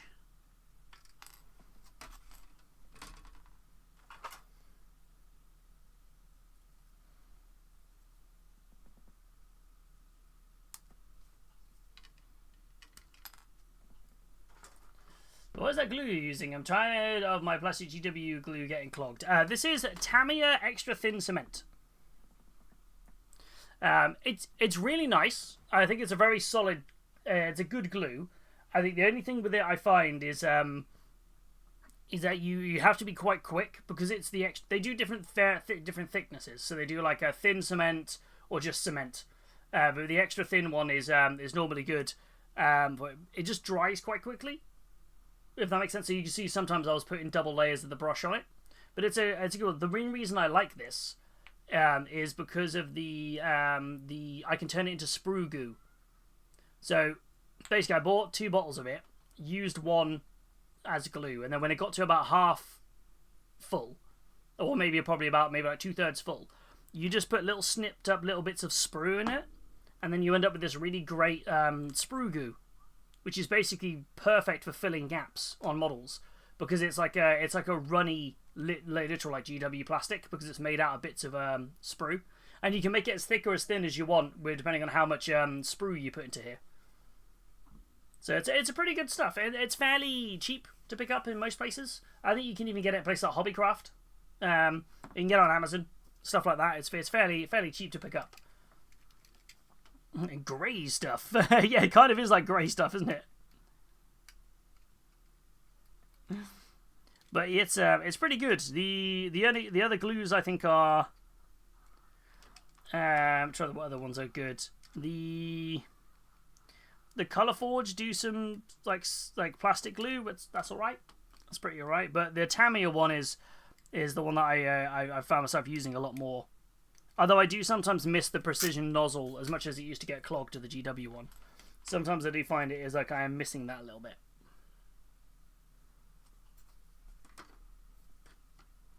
But the brush on it's really useful because you can be quite fairly precise.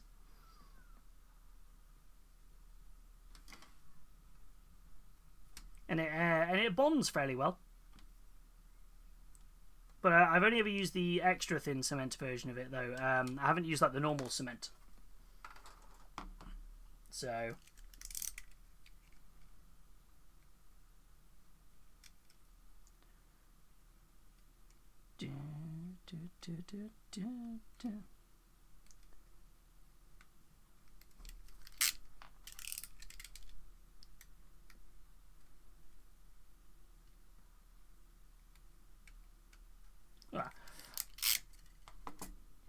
I have super glue, but I only use it for resin or fine cast models. Yeah, that's normally super glue. Is all I would use that for as well. So, also the Tamiya airbrush cleaner is the exact same stuff and is a lot cheaper. I've heard people say that, but I've never actually checked and confirmed. Tamiya airbrush cleaner.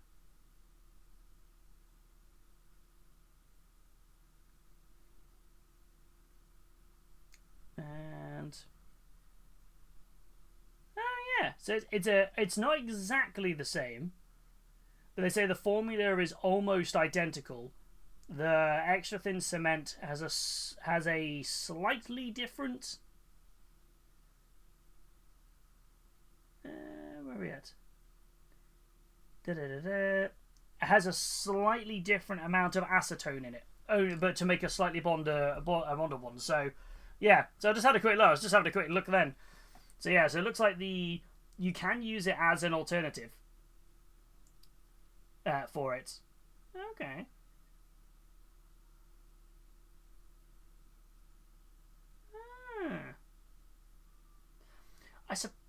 Yeah. Yeah, the airbrush cleaner. Yeah, the formula is the same. It is. It's literally 1% difference in the acetone.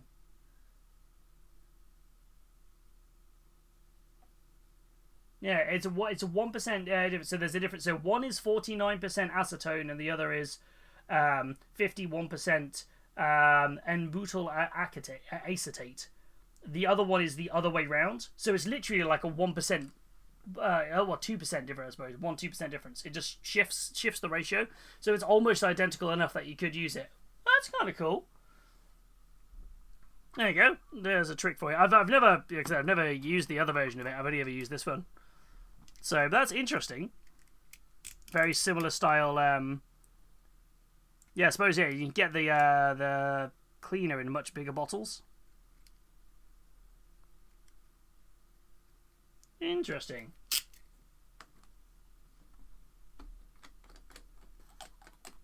But yeah. I mean, these things last me for ages anyway, so. But then you don't get the cute little brush. I guess you use it as a top-up.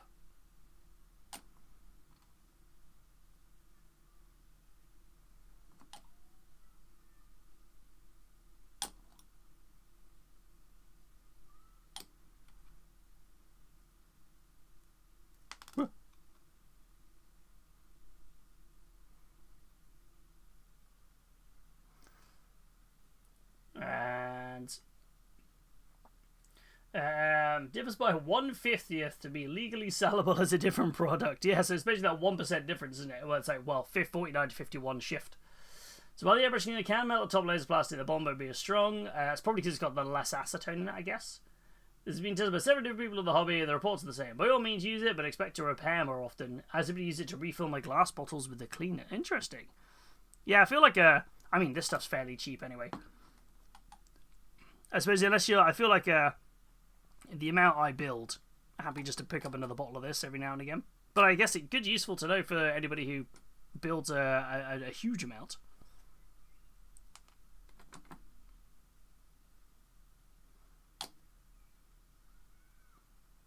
It's one thing I'm sad we weren't able to go and do when we were in Japan, was to go and visit the Tamiya kind of factory. We just didn't have time to go and view it. It would have been really fun to go and check that out. It's on my list for next time. I'd love to go next time. There was a Gundam museum that we couldn't go to because it was only open to residents of Japan. But yeah, I feel like the Tamiya place would be cool to go to and see all the stuff, which would be very cool. Oh blimey! I didn't realise I have to clip all of these on. God blimey! I've got to. Oh my lord! Right, okay. So I've got to put I've now got to clip on to each of these segments here all of the anti-grav bits. Okay. So I need 6 pieces of 37. Okay. 1, 2, 3, 4, 5, 6. So I need 6 of those. I also then need 4 pieces of 38.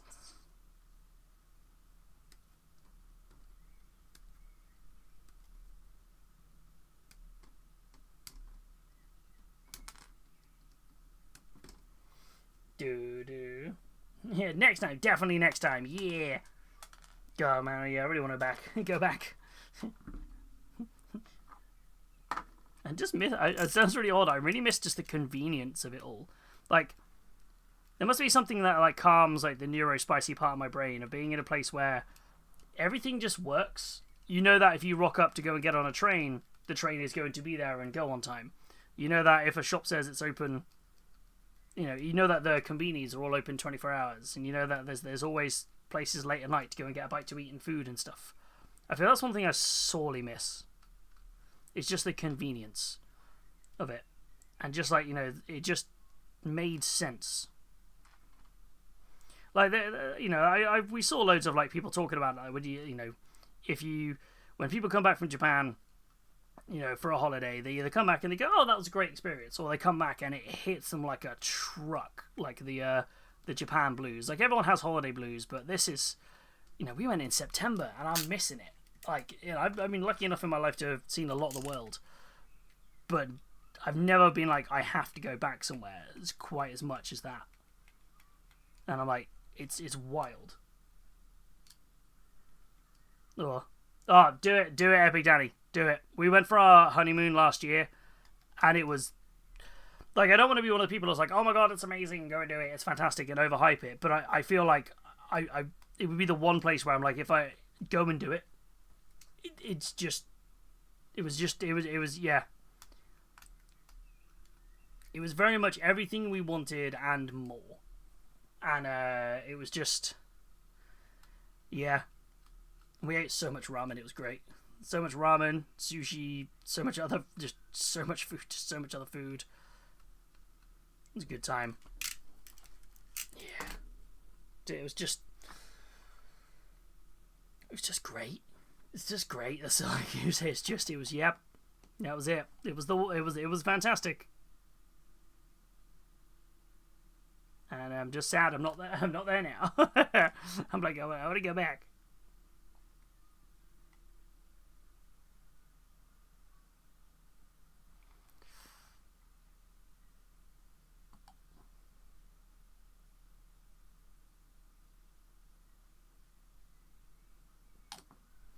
But yeah, honestly, yeah, if you ever get the opportunity, like, for it, do it. Like I said, for us, that's what we wanted to do for our honeymoon, and we didn't go on holiday for a very long time in order to make sure we could save for it and go, and it was so worth it.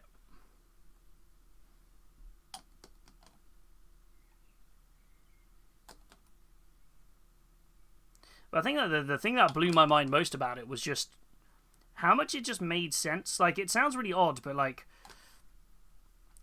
there was this whole, like, everybody kind of knew, like, oh, if I don't follow the rules, then everything doesn't work properly, and so we kind of have to kind of, if the sign says walk on the left, you walk on the left side. If the sign says be quiet on the train, you be quiet on the train, because it means that everyone has an enjoyable experience. Kind of like, there was something about it where there was just like, kind of, it just kind of made sense. I know there's a whole, there's darker sides to Japan and that sort of thing, but it just felt very like, you knew what you expected every day in the best way.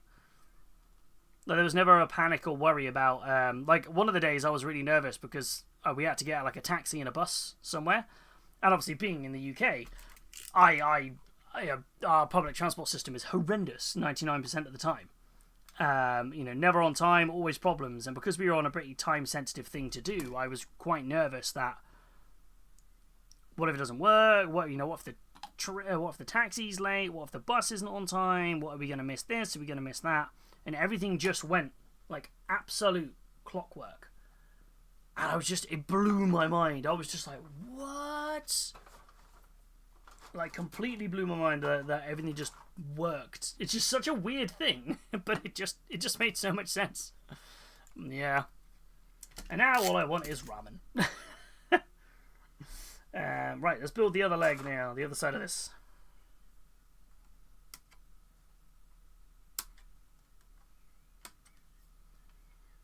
And even little things like when you go into a restaurant here in the UK, there's almost like you finish your food and you sit at the table and you chat for a hour, 2 hours, and blah blah blah, and it's just kind of like a normal thing.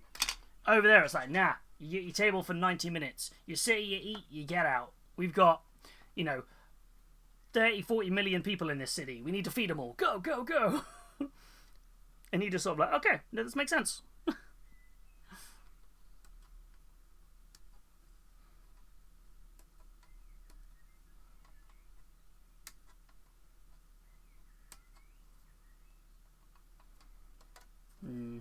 Yeah, I'm just like, happy memories. Yeah, desperate to go back again. Just wish their flights weren't so expensive. It's the tricky part in it. It's far away. Flights are spenny.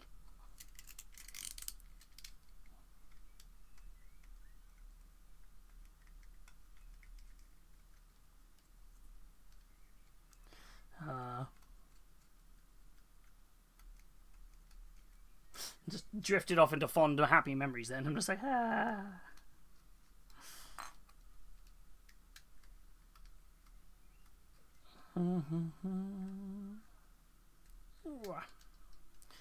Man, this is a big old kit. I feel like this is like taking me well over like an hour and a bit to build. I couldn't even imagine what it was like to build that new crazy Fellblade tank that they released for the Horus Heresy. You know, the one that's like well over 100 odd quid. Or something, because it's massive, and it's like it comes in a box the same size as this entire battle group just for one tank. I'm like, that must take forever to build. Like, I know I'm not the fastest builder, but that thing must be nuts.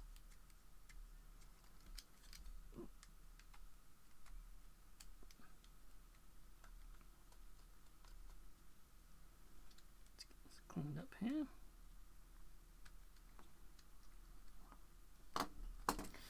Okie dokie. Back on we go. Quite a large kit. Now imagine the right. I'm hyped to see what the Cogfort's going to be like. I also love the fact that because you can take one in every faction in AOS, or almost every faction in AOS, is what they've said so far. I imagine we're going to see some phenomenal kit bashes with that Cogfort, like replacing all of the Age of Sigmar people on it with the Caesar Sigmar with like ghosts from Nighthaunt, or people from other factions, changing up the colour schemes, kit bashing it up, covering it in runes for the Bone Tithe and things like that. I feel like we're going to see some amazing kit bashes with that kit. You mean Hell's Moving Castle? Let's go. That's it, isn't it? But it's going to be so cool. Oh yeah. Thank you for that, Johan. Ooh.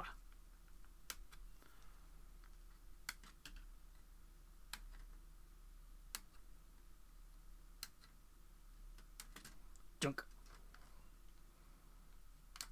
Ooh. Do.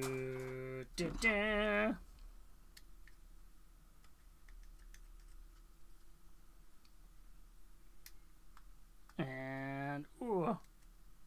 Yeah, I think we're going to see some really cool kit bashes though with the Cogforts when they come out. Which could even be today. Who knows? They might drop it all today. Oh, a Lizardman version would be amazing. Yes. I feel like some cool corrupted Chaos ones would be kind of nice as well. Like a big bloating Nurgle rock fort. Like bleh.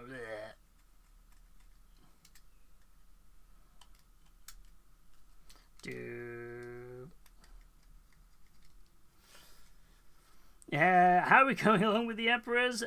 We have built most of the tank and our first lady. Right here. Our female shield captain ready to rock and roll. Is all we've done so far. Then we had a chat vote on which model we should build next. And the vote was a landslide in favour of the tank. So I've just been sat building this for a while now.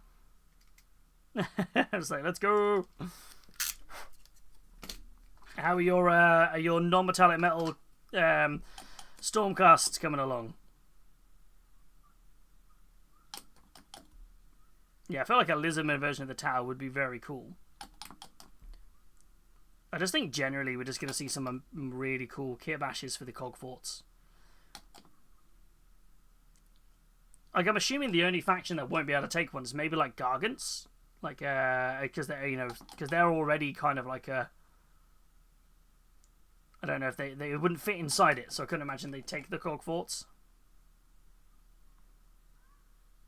But you never know.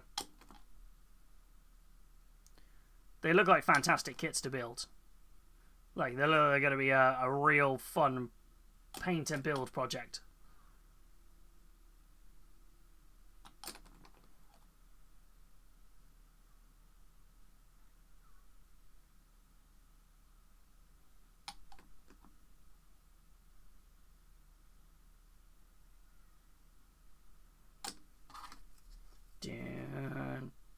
Dunk. Okay. Nearly there.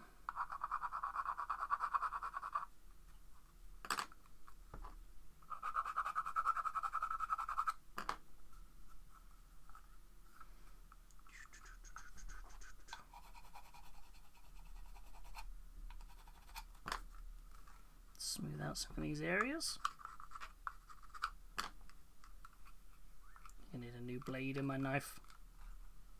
There we go. Alright, so that's that bit. Alright, now for the rest of it. Oh, this is there's so much to build on this thing. I'm so excited though. This is going to be so cool. And again, this is the smaller tank for the Custodes. So my brain is kind of still thinking to myself, what is this going to look like if you build the giant carrier, or if they bring in the Orion dropship into the plastic kit? It's going to be huge.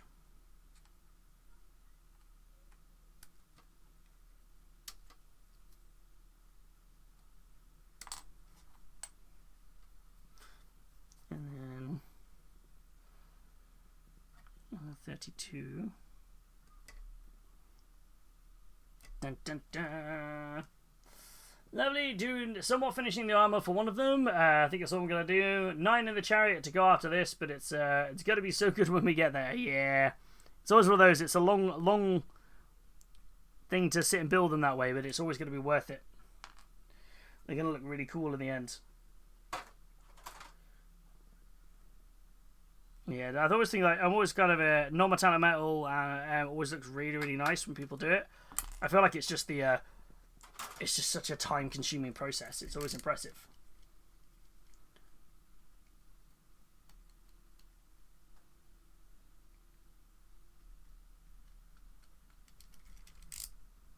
Where's our plastic manta? Could you imagine? That thing would be massive. Like, I mean, it's massive anyway, but the size of the mold for that must be insane. But behold, the plastic manta. The amount of support structures in there just to hold it up must be bonkers.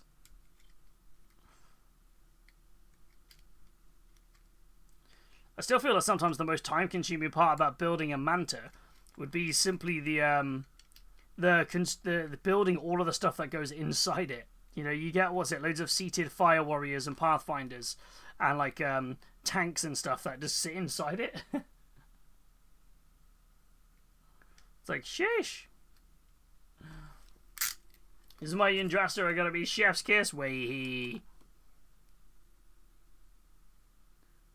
They are gonna look sweet.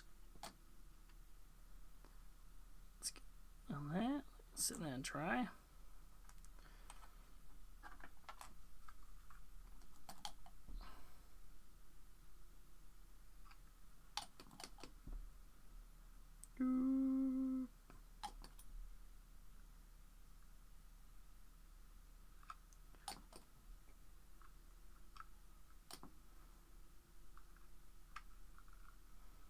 that in there.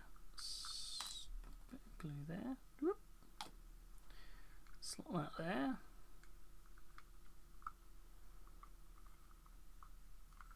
And then the engine on the back.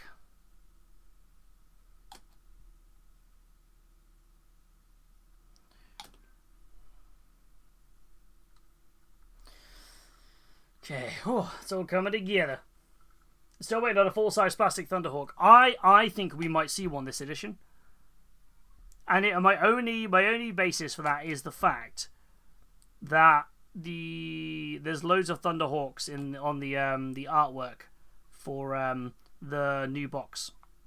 That gives me no reason to think they would actually do it, but I feel like my brain is like, if you're gonna put a really cool ship in the background of a starter box piece of artwork, kind of get the impression that there's gonna be maybe a kit coming for it, which would be very cool. So, which would be very, very cool.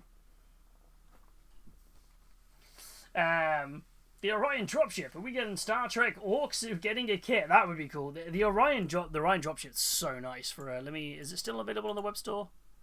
I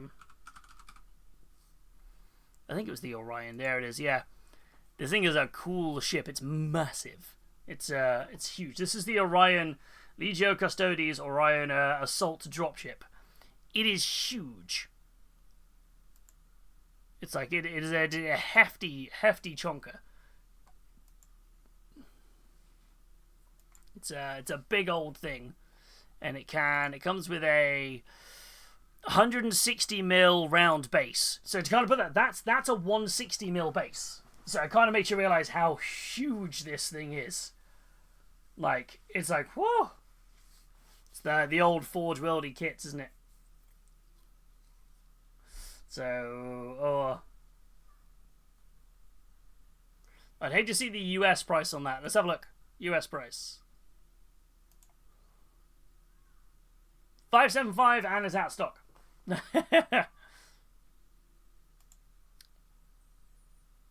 There you go. It's huge. It's huge. Oh, it is rather large. I have the small Legions Imperialis one. Sorry, the not Legions Imperialis. The Aeronautica Imperialis one. I have the small version, but I've not built it. So I say small. It's definitely not that small. It's very cool though. Oh. Only a 12 infantry capacity. Is that all it's got?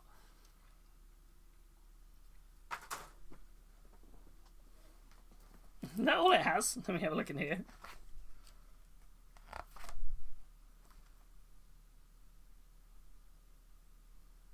Uh, 26.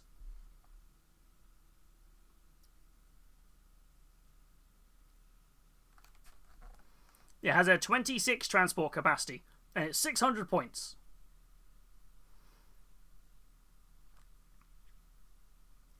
Which is really cool. Yeah.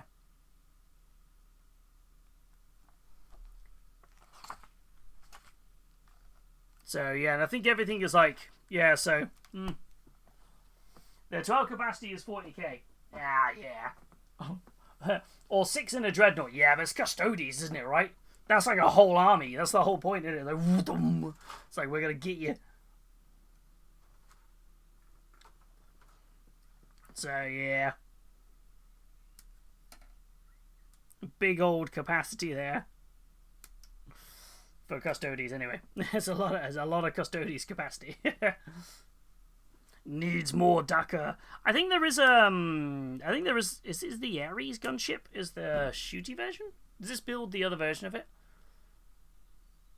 What's the Ares gunship, or is that a different model? The Ares gunship's slightly different. So this is the Ares gunship. It basically is missing that middle transport part. This is the gunship part of it, and it doesn't have as a tall flying base. The Ares gunship. This is the shooty version. So there's definitely a more Dakar version for you there.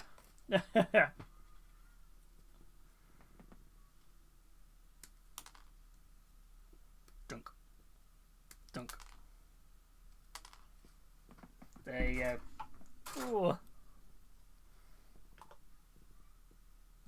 364.50, exactly. That means you just got to save £1 a day for a year and you'll have 50p change. Easy peasy, right?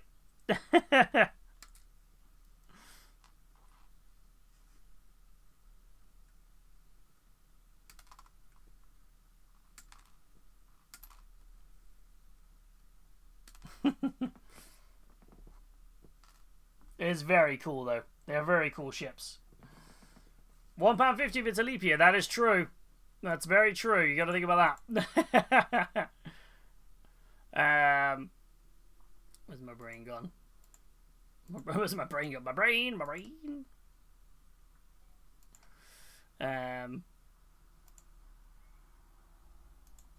The 12 capacity is the 40k is the 12 capacity. So 12 guys in the ship is a 2k points list. Is that really how much it is? Surely not. Right. Are they that much? I don't know how much it is. Points wise. I don't even know. How do you find the points these days? The points on... Are they in the Militarum... Because they're not in the...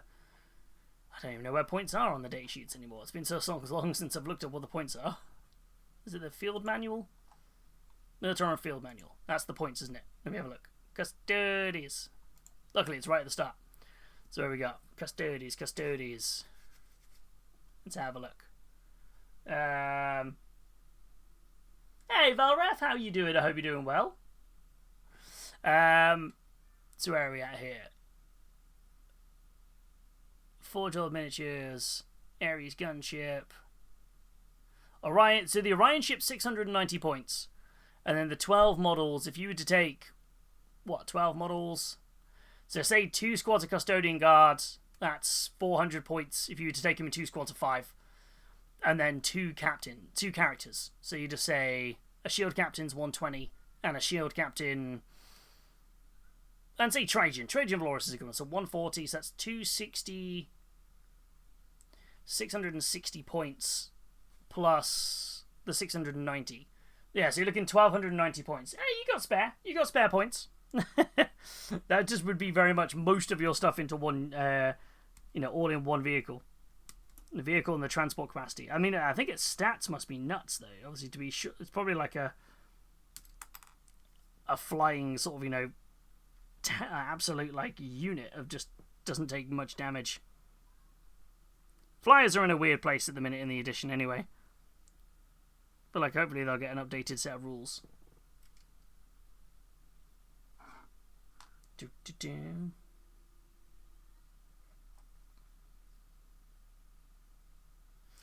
I think it was like 9 characters and 3 Terminators for a perfect 2k.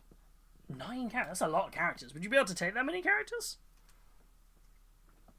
That's a whole load of characters. I love that there's like someone's going, wait, I figured out my 2k list.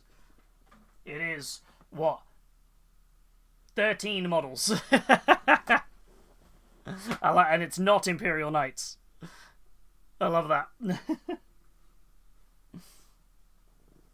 Oh. Doing okay. I'm glad you're doing okay there, Varath. I'm glad you're doing good. Oh. What are you working on today? Chilling and relaxing, doing any hobby, drawing, or RPG stuff? How's the tank kit? Any gaps? Nothing major on it. Like a few little bits, which is, I think maybe just me putting it together. Like, I think nothing a little bit of sprue goo won't fix in a few places. But nothing like, whoa, that's horrendous at the moment. There was a slight bit on this part of the chassis that I had to sprue goo, which was here and here.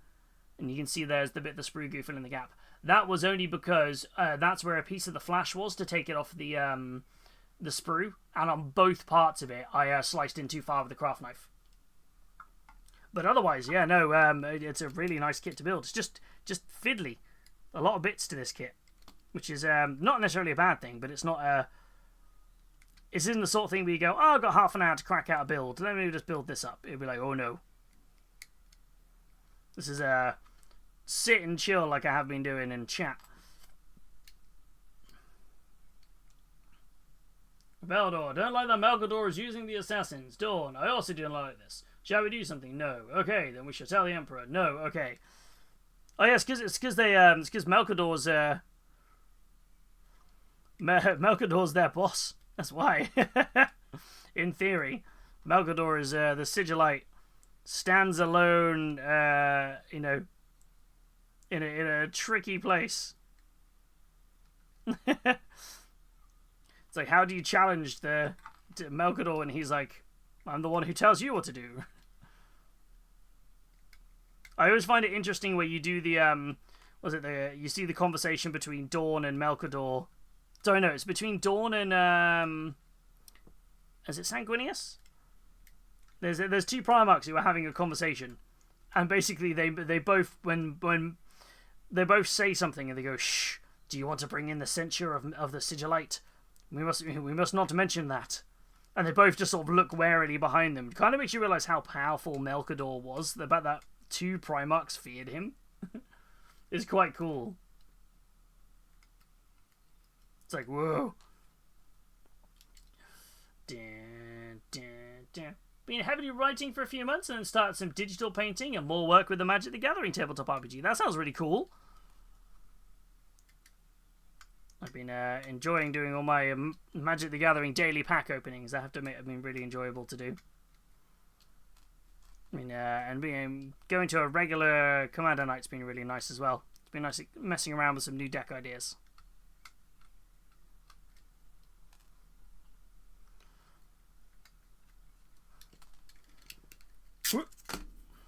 Right. Oh, let's put this together now.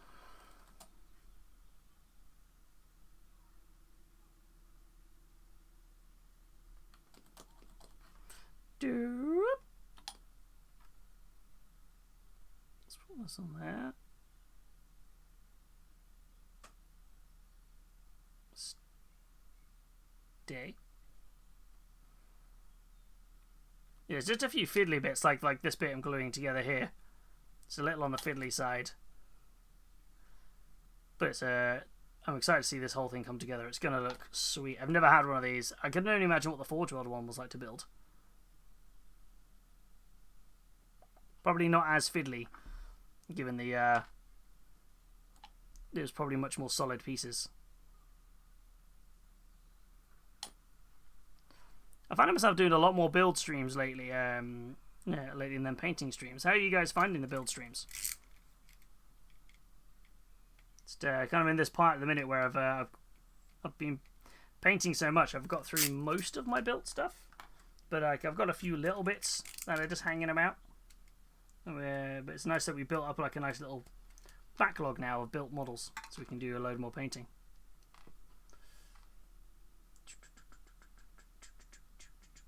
Ooh.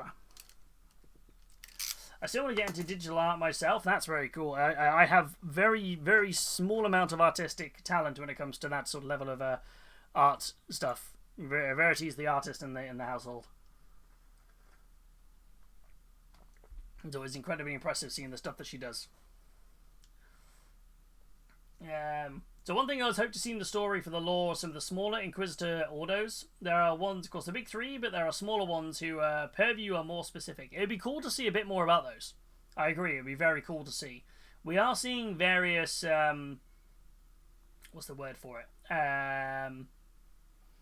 We are seeing various mentions of, like, smaller subfacts of, like, the sub-factions of, like, the Adeptus Mechanicus, like the fabrication parts. So I feel like it'd be cool if we saw more of the other Ordos like popping about. We've seen more of the Assassins, in Heresy especially, all of the different variations of like specialized assassins and what they get up to and what they're there for, which I think is very cool. But I'd like to see, I'm with you, I think the fact that they did an Imperial Agents book and they put a fair few Ordos in there, I'm wondering if they were testing the water with that. Maybe that's what we're going to see. Which would be really cool. Let's put those on there.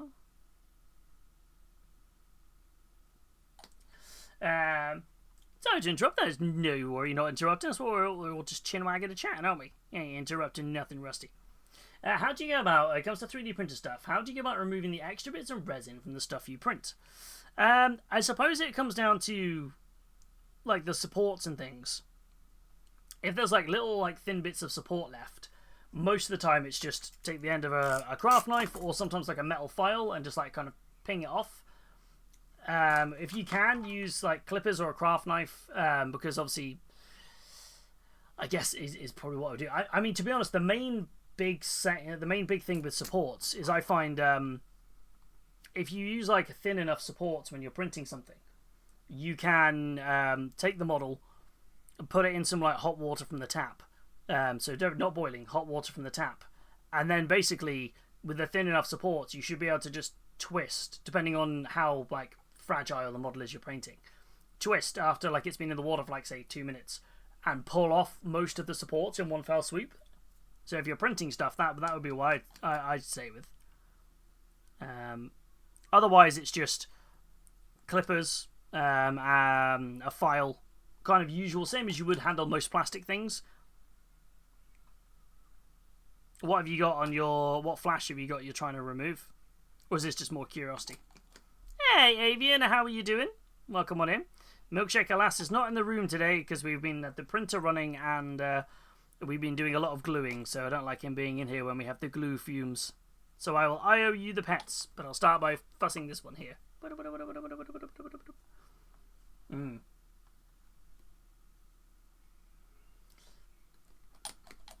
Mm-hmm.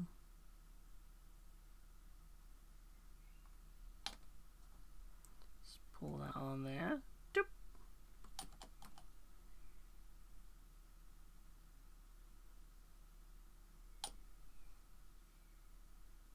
Ooh. What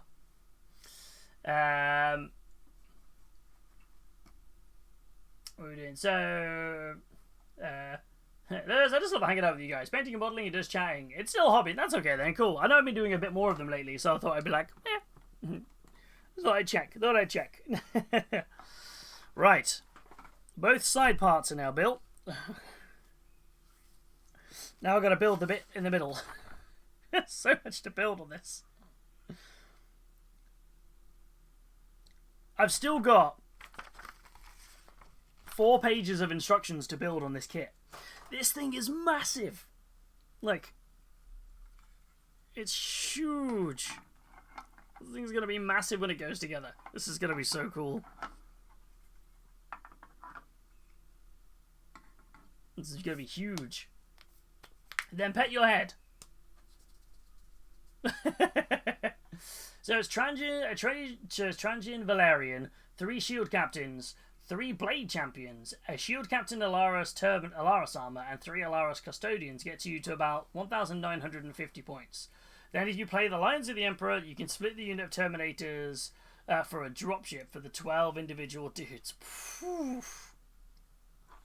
That's wild. Can you have that many characters in a detachment? I have no idea on the current 40k rules. That's crazy cool though. My dedicated this is all I've got right here. It's just like these guys.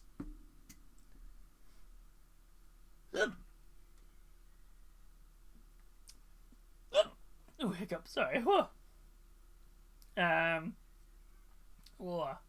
That leave resin dust with it. If you're filing stuff, yeah, you'll be left with some resin dust. So best way to get rid of any resin dust is a little bit of isopropyl alcohol. So a little like just dunk it in some isopropyl, anything like 70% alcohol up. Most of the stuff you can buy is like 90 something percent, but the higher the percentage, the quicker it evaporates. Is basically what it is. So you just give it a bit of a dunk, give it a swirl around, and that gets rid of all the dust really nice and easy, which is pretty cool. So yeah.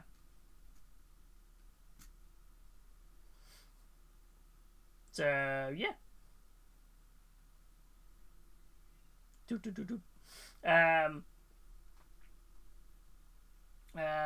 Creature is capable enough as a professional work, but its workflow can be hard as you get used to it. Just getting started, but not bad, as some features that it doesn't have makes transitioning from other apps harder. That's fair. I use it myself now exclusively for most things. I've moved over to Linux. I've been having my first experiences with Linux recently with the Steam Deck, which is kind of fun. There's no limit on characters, just no more 3 of the same datasheet. Oh, that's cool. I didn't. Okay. Speaking of building, I'm going to have to dismantle the giant Disney castle and build it again, as it won't move in one piece. I'm sort of excited, as I love building Lego, but the lighting kit install was a nightmare. Oh no! Not too bad. That makes sense those days. You got to be safer for the moving, right? That's you got to look after that. Hey Calbar, how you doing? I found the 30k kits have a lot more steps for something that would be 3 bits if it's a 40k kit. I guess. I've never really thought of it that way, actually. I think it's, but I suppose because a lot of the 30k stuff is, I don't know, I've never really thought of it that way. If that's the way it is. Interesting. I guess, I suppose Heresy, right from the, was originally Forge World mostly, wasn't it? So it was always down as an expert, they ranked it as an expert ranking of like, hobby, didn't they? Because it was using, like Forge World kits, you have to be 15 to be able to purchase.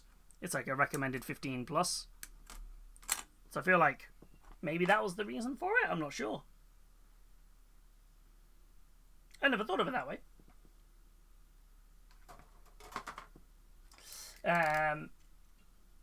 Okay, Lewis. Are we? As I was silly and bought the box from my favorite local game store. Hell yes, nice one.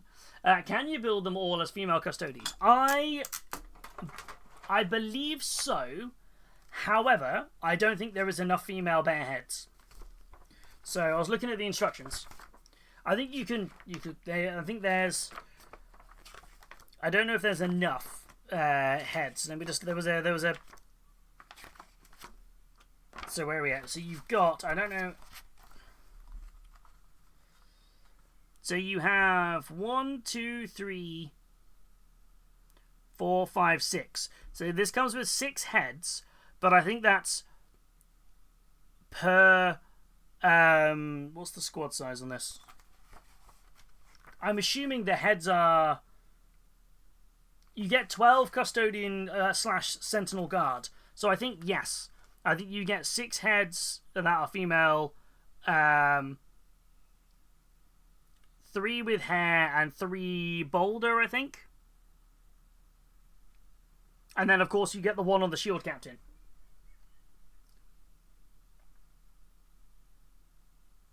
So you get the one on the shield captain, so she's got that one there.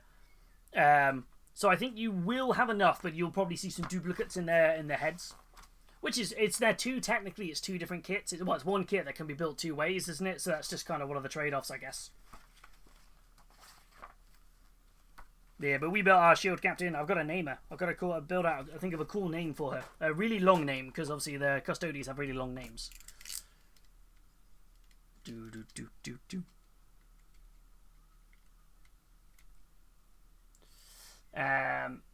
Only 15 minutes to the preview. Blimey, we've flown through the time today. It's taken me ages to build this one kit. Will I get it done? That's the question. There's still so much more to build on this guy. What are we thinking for the preview then? Then Hobby Beans? What are we all thinking?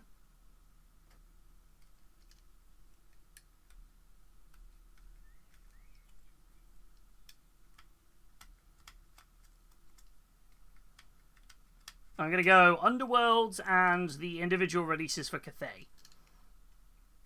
From the militia stuff. That's what I'm thinking. I could be very wrong, but that's what I'm going with. Darksiders! Yes! Recognized it immediately, yes. Such good games.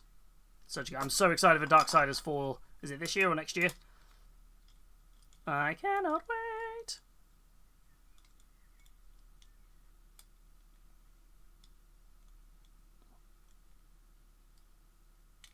Which way around does this go?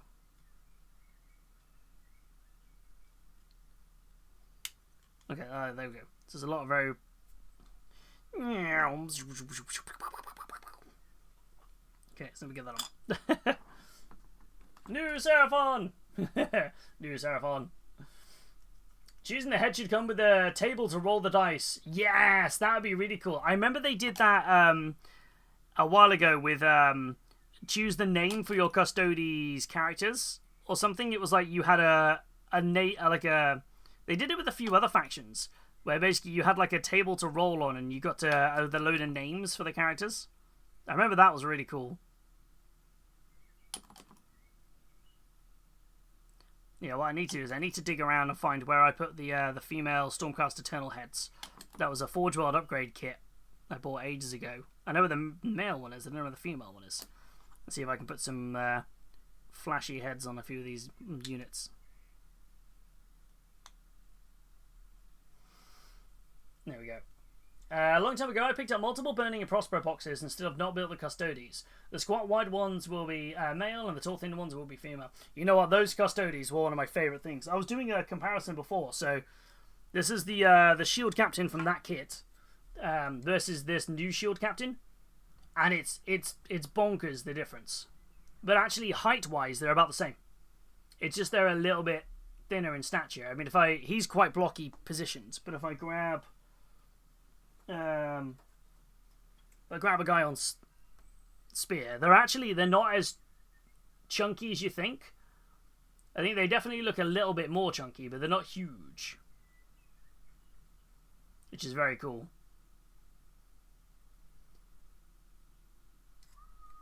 But yeah, I think you're gonna have some great fun building them in and out. B7.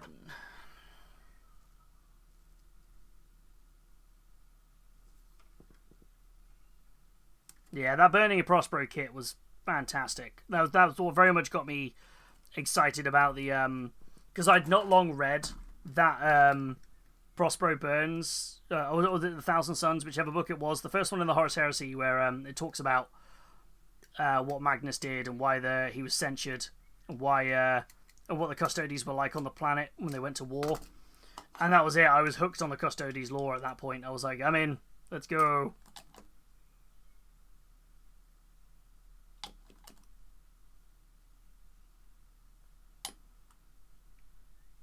And that kit was a delight to build.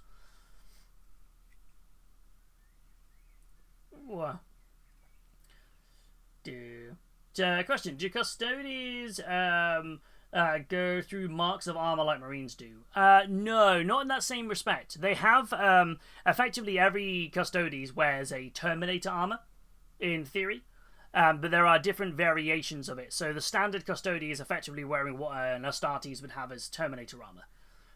Except it's just more advanced. It's made of auramite rather than ceramite. So you have like the traditional armor. There's different variations of that are a bit more for different purposes. But there's like the Aquilons. There's the what's it called, the Aquilon armor set.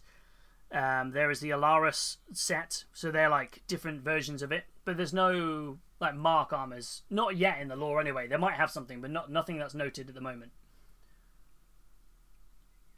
Oh, thank you for the hydrate, Super Weasel. They did spill loads of it down me. Are you saying that they put on some weight in the 10k difference in scale? I feel so. I feel that's it. I mean, they just stood around, didn't they, right? They didn't do anything else. They just stood around for 10,000 years guarding an empty palace. So, I mean, I'm just saying.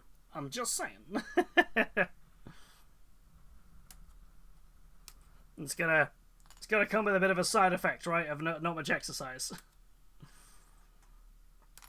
Yeah, I feel like my favourite stories to read about the Custodes, though, is there's a short story called Blood Games. In one of the books, can't remember which, one of the Horus Heresy anthology books. And it talks about how they play these blood games, basically. And they talk about how they test the defense and the security of the palace by basically sending one custodian off, and their job is to come back in and assassinate the Emperor. And that's what they did. Like, a lot of the time, they just basically went, okay, cool. So their whole goal was to try and, see if they could assassinate the Emperor and get as close as they could, because then that would be weaknesses in security, which is so cool. I remember when you had to convert your own Custodes back into it. Now we get these glorious, resplendent models. Perfect, right? Where they were bare-chested with spears, wearing leather pants. Maybe I'll go with the Shadow Vaults then, as apparently they are more likely to be out and about during the heresy. Black are somewhat slimming. Because they were basically that was the whole point, wasn't it? They guarded the Shadow Vaults, but they were also the capturers and the jailers, which I always thought was really cool. They basically, there's a load of stuff locked in the Vaults of Terror, a load of prisoners, load of creatures. And the black armored Custodes were the ones who guard the prison. And basically, every now and again, they'll be like, "Oh right, we're sending a bunch of Sisters of Silence or an Inquisitor or even some Space Marines somewhere," and then three, sometimes even like 3 is too many. They might just send one custodian from the Shadow Vaults, and they're like, "What's up? Like, I'm here to capture it." And they're like, "Okay." The Shadowkeeper's like, "Whoa." It was like, "Okay, we now know what we're doing." And it would be like, well, the amount of times like they've got into arguments with like Marines and stuff, going, "Wait, we're going to murder him. We're going to destroy whatever we've been sent for." And they're like, "No, you're not." Like, quiet, Marine.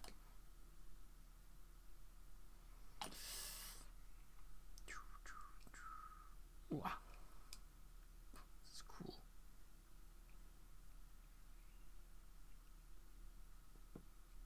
Hold that into place. Man, and Trajan has won so many blood games. He's done a lot, hasn't he? He's done a lot. That's why he's so good at what he does. The Shadowkeepers have a cool trial for their Custodes. Essentially, they get locked in one of the cells beneath the Emperor's Palace on Terra with a demon for 7 days. And if they get even remotely tempted by the demon offers, they fail. Well, there's so much cool lore about that with the Custodes, isn't there? Like, they do like daily training. And there was this one story where there's the one Custode basically was doing their daily training and they missed a shot. And when they say missed a shot, I'm talking 0.01 mil off center from where they have been hitting every shot for the last like 500, 600, 700 years. Just so they went, "Yep, cool, right, I'm off to retirement. Yep, that's it. I have to retire. I'm no longer good enough."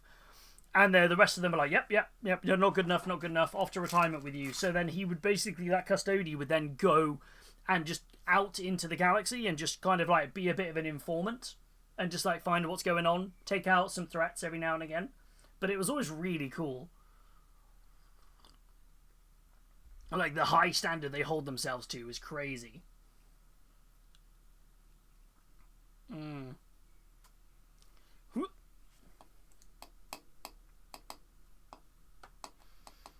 So much building on here. I think I'll have to do a little bit of building after the preview to get this guy finished. We're so close. This page has just got so much instructions on it.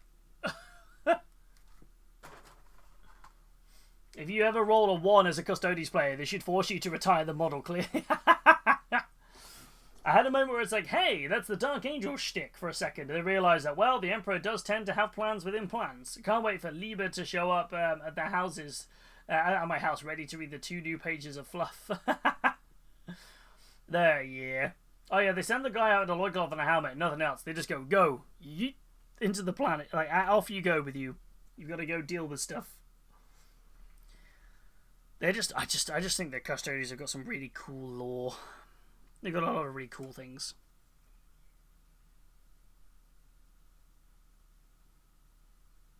So much to sit and build on these guys.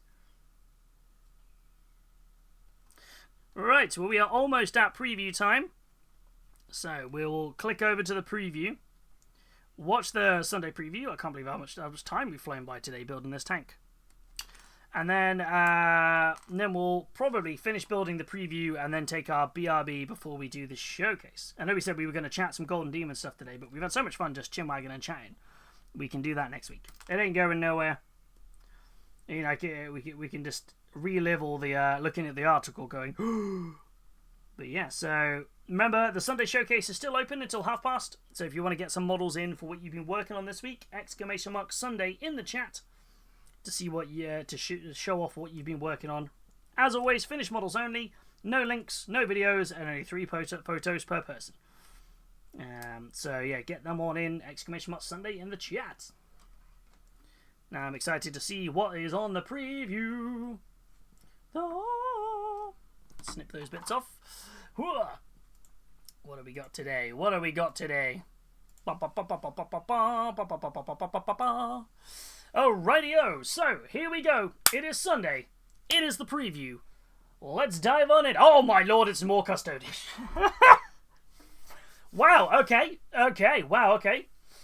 I wasn't expecting this so fast. Right, so it's a Sunday preview and new Legio Custodes is incoming. So you guys did not have to wait long if you missed out on the Battle Group box. Like, at all. That is good news for a lot of people. So, first off, Shield Captains they are released individually. Yep, cool. These can be used to represent either a Shield Captain or a Tribune on the tabletop and come with a choice of 2 heads with Bear or Helmeted. So, which is pretty cool. We just built that and it's awesome. This is literally what we just built, and she's a really nice kit. Really, really nice kit. Then you have the individual Custodian Guard Sodality. So these are the ones with the Vexella and the Spears. So very iconic pose, especially this guy here at the front. Really, really cool iconic pose there. And yeah, this comes with 12 helmeted heads and 11 unhelmeted heads. So you've got a lot of versatility in the options here. So, whoo! And the other kit would be the Sentinel Guard Sodality. So, it's interesting that they're going to be individual kits, because they're very similar. Oh, actually, no, you say that. There is a difference in sprue. I was just looking at this here, and it is... Yeah, it is, actually. I was just thinking, I thought these were fairly similar. No, there's 1 sprue difference. One for the Sentinel Guard, and 1 for the standard Sodalities. That's basically the difference you're going to get. The other stuff is the same kit, but there's 1 sprue difference. I suppose it makes sense, rather than selling the kit for more money to put both sprues in it. You just buy the kit that you want to build the squad for. That makes sense. That makes sense. These are gorgeous. The Venatari. Ooh. I do have some of the older Forge World Venatari. Damn, that is a tempting kit. I imagine this will be a popular kit for people to kit bash with Sanguinary Guard. I would imagine a lot of people want to take this kit, take those wings off the back, make those jump packs, the jump packs for the Sanguinary Guard and various bits. I'm very hyped for the Venatari because basically I thought they were a great kit. And when I bought the kit and wanted to run them in 40k, it just happened to be the point where they retired off a load of the Imperial armors, and I was like, no! So I've got the Forge World versions of these, so I'll have to write my points list to decide if I need any more. I'm in no rush, though. I've got this whole box to build. Of course, the Custodian Dreadnought. Oh, yes! And it is 1 kit. Oh, that's best news for that. It is 1 kit. Looking at the sprues, that does make sense, because the spear and the sword are on the same sprue. So it's going to be 1 kit. This is a classic Contemptor Dreadnought chassis with embellishments for the Custodians. I'm very happy with this. Very happy.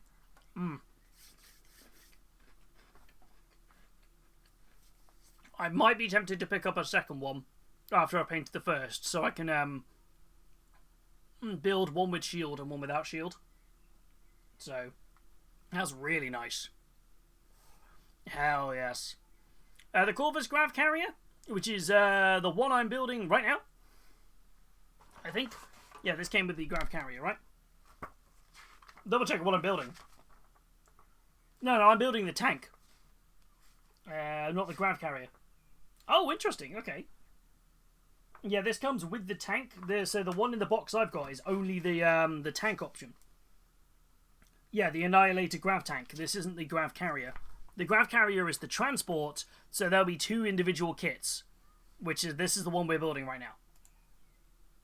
And this is the one where basically, oh yeah, because they're slightly different. The top part is totally different than the sponsor part. Interesting. Okay. It makes sense that the two separate kits, because you basically, do you want a transport or a tank? That's basically what you're going for, which is fair. Okay. I'm very hyped.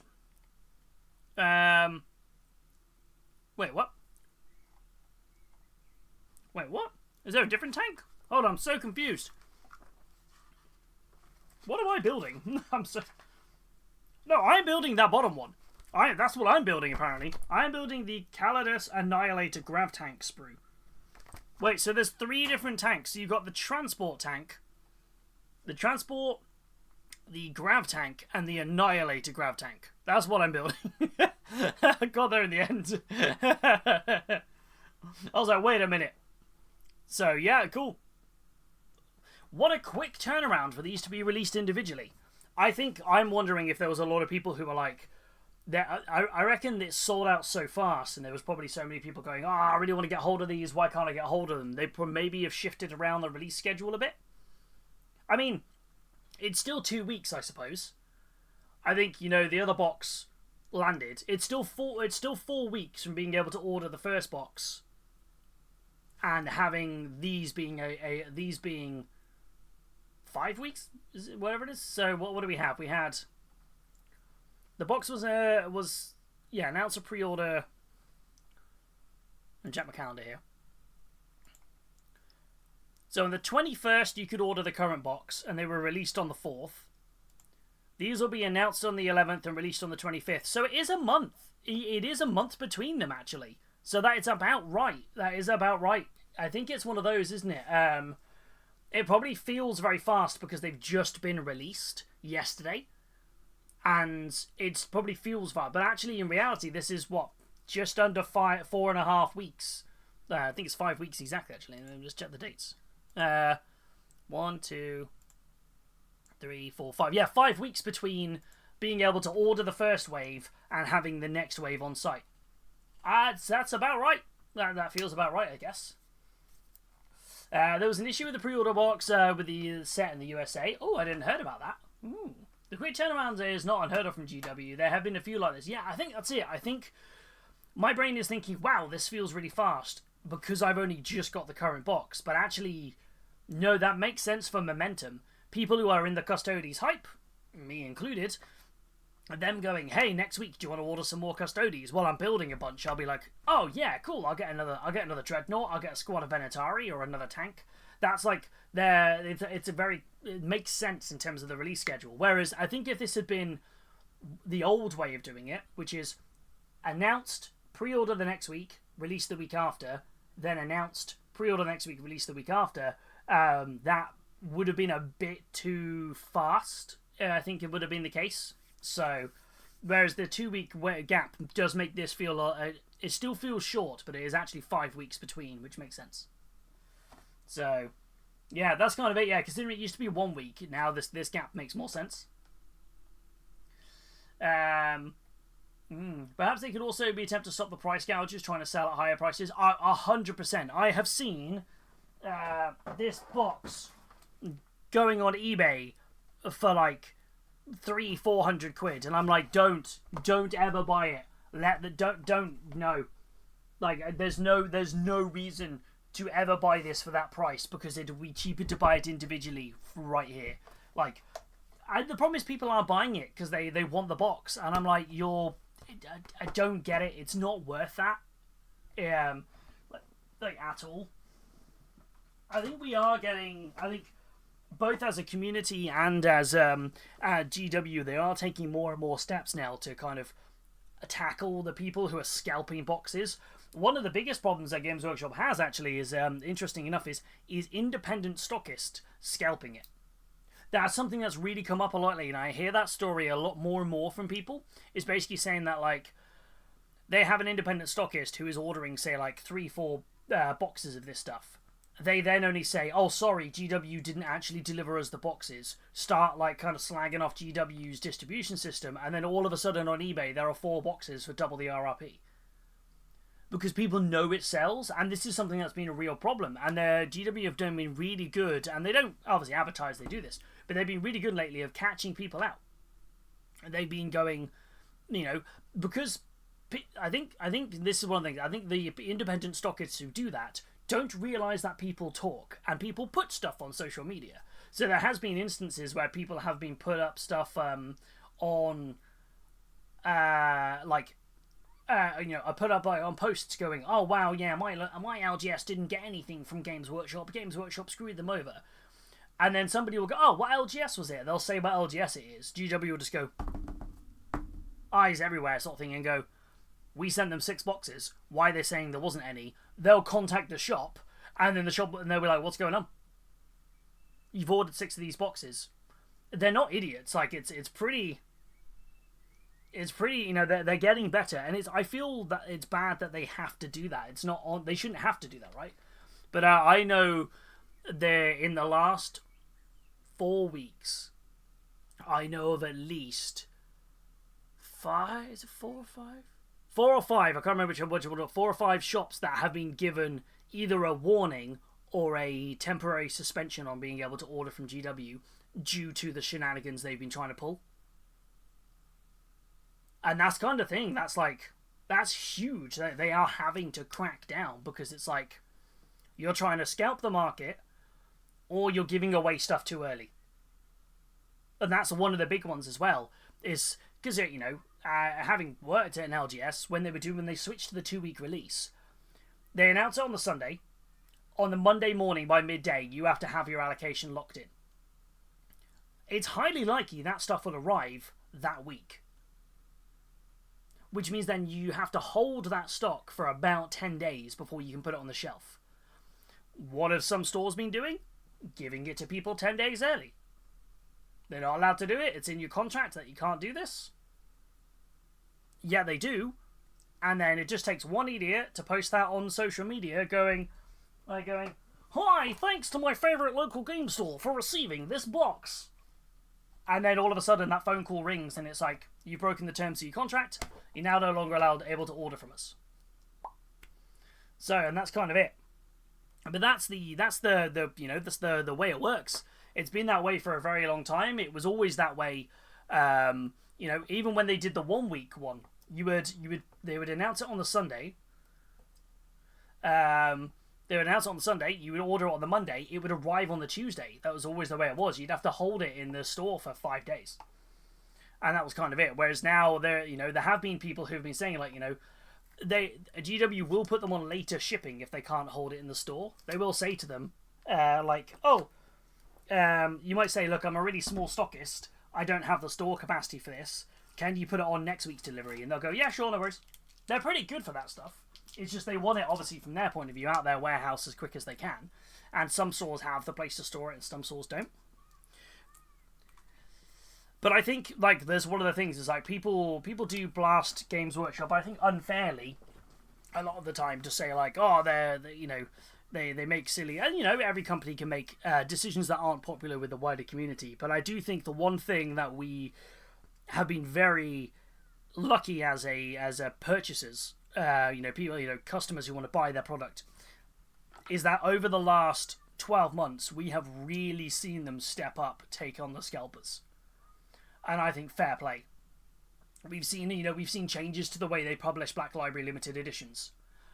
We've seen the speed and the turnaround at which they put out. We've seen them re-release kits. We've seen them get stuff put out very quick. I think it's very good that they've been going, they have been really stepping up on their end to go, right, the problem we get here is people will say, I can't ever afford it. I'm just going to have to pay the scalpers on eBay. They're going, don't pay the scalpers. Wait 4 weeks. And I'm like, yeah, that's fair. If I'm so desperate for a Chaos Defiler, let's take the Defiler as an example. What Defilers are currently on eBay at the moment? What's the price of a Defiler?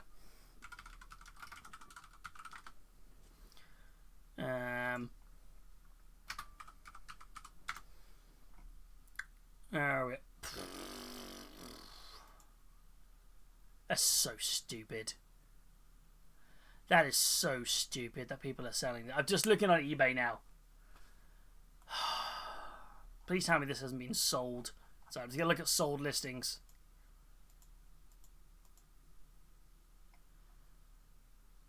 Really?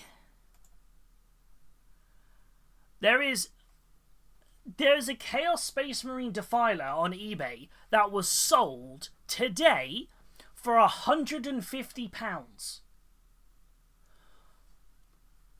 Who needs a model that desperately to pay almost double the RRP?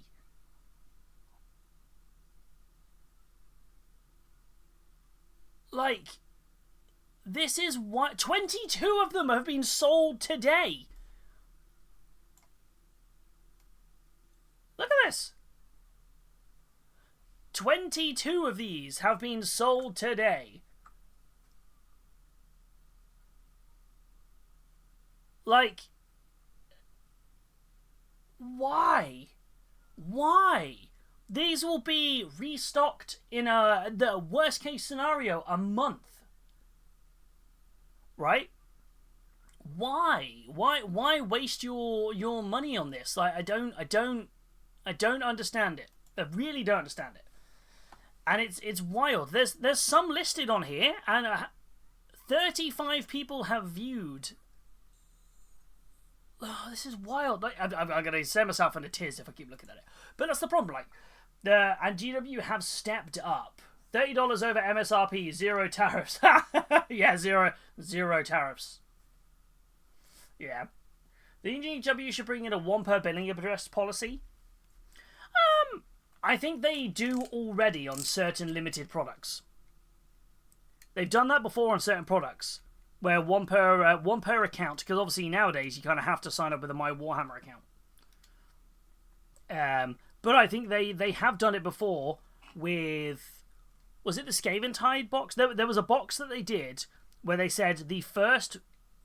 No, it was Indomitus. So going way back to Indomitus. So they did with Indomitus, they said only 1 per order, or 1 per email address. Only 1 per email address and only 2 per billing address, and they would check it. Which was an interesting one, because they did something with Indomitus, but they said that was only for the first 10 days. So they did a 2-week pre-order for it, and then they went, okay, cool. We now know that basically scalpers aren't scalping it. We're now going to open this up to be, it can be multiple per account for the Indomitus thing. There was a whole thing that they've done it before. And like, I mean, end of the day, like, I think the onus really isn't, and maybe this is going to sound really bad. You know, the onus, in my opinion, is not on Games Workshop to tackle the scalpers. They do a lot more than a lot of other companies. Look at, you know, don't even get me started on Ticket Touts and all the companies on that side of it. But like, they do a lot more than a lot of other companies.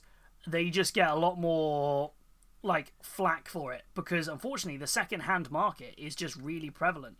But you see the same thing in Magic the Gathering as well. Like, you know, my other hobby that I collect and I make content for.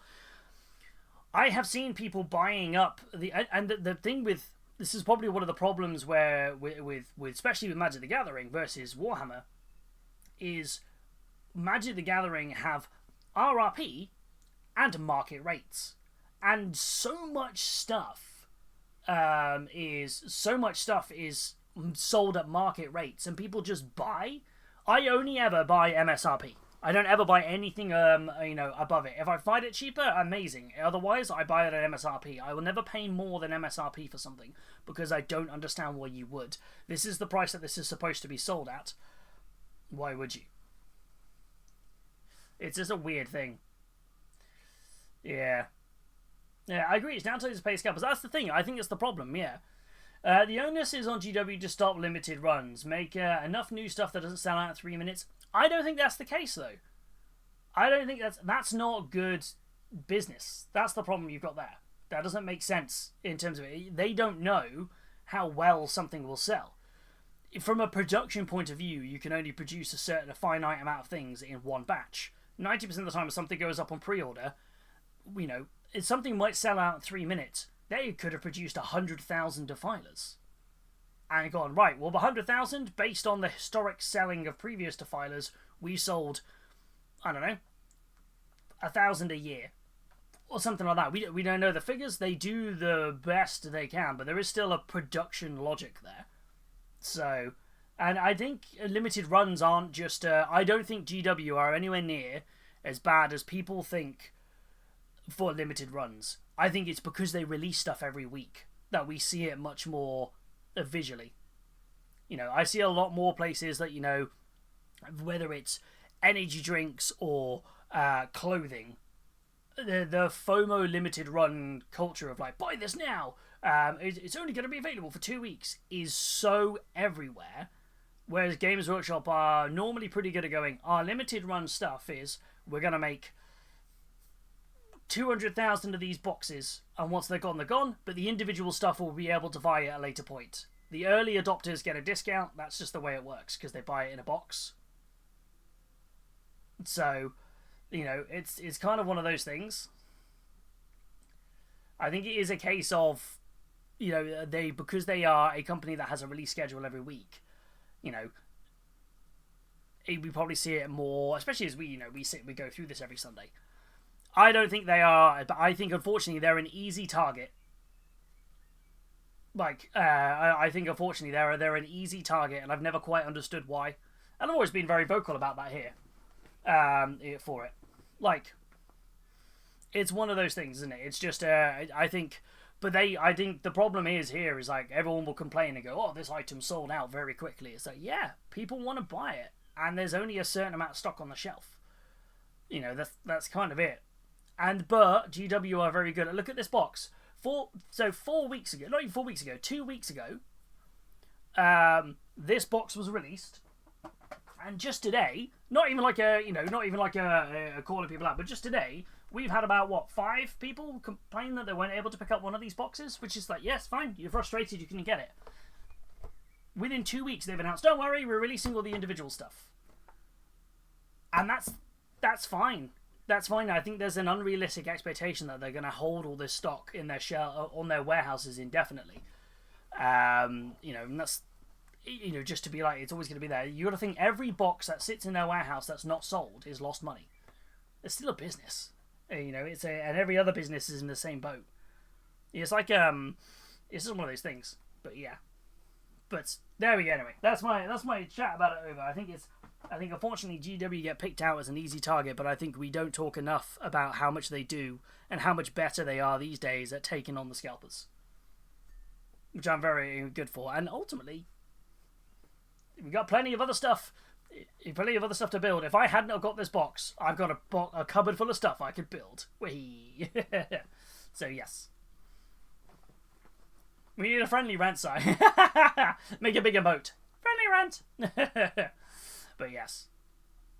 Hey Benny, how are you doing? Alas, no old world news for you today. Horus Heresy. Custodes is what we've got so far. Custodes from the Horus Heresy. All to be announced. And then we are into more Horus Heresy. The Zardu Layak, the Crimson Apostle book. Ooh, nice. This was announced during Black Library Week a few weeks ago, which was very cool. This is the Word Bearer's apostle, who basically is like, he's being fought, like Lorgar's sending him visions, which is kind of cool. He also got he has a model release as well. Whoa! Check out that limited edition. That's very cool. That's very, very cool. Oh, that's nice. I did not choose this path. It was chosen for me. I simply walk it. Ooh, that's a chilling line, that is. Whoa! Whoa! That's very cool. So this is going to be, a limited edition version, plus is also available in ebook, standard edition, and audiobook. I love that helmet. That helmet's so cool. That's wicked. He has a sculpt, I think, on Forge World.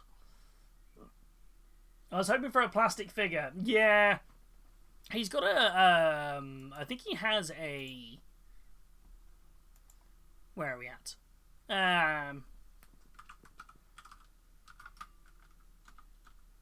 Zardu Layak.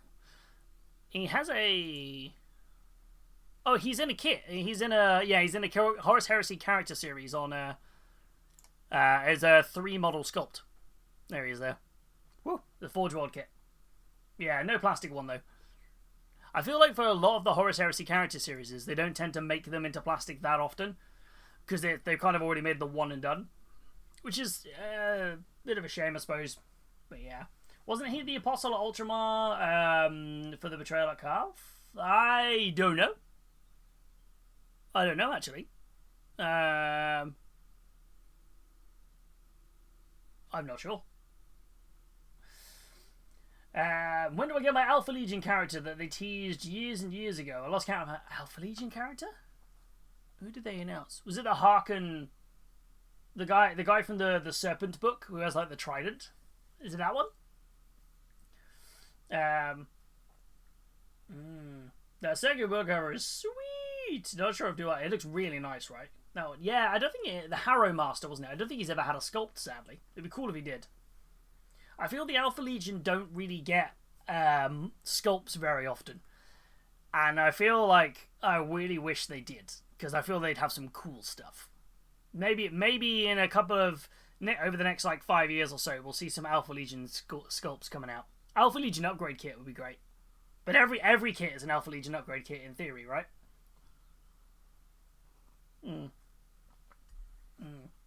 It feels weird how you have to go to the Black Library app now to find out what books are out before looking on iBooks.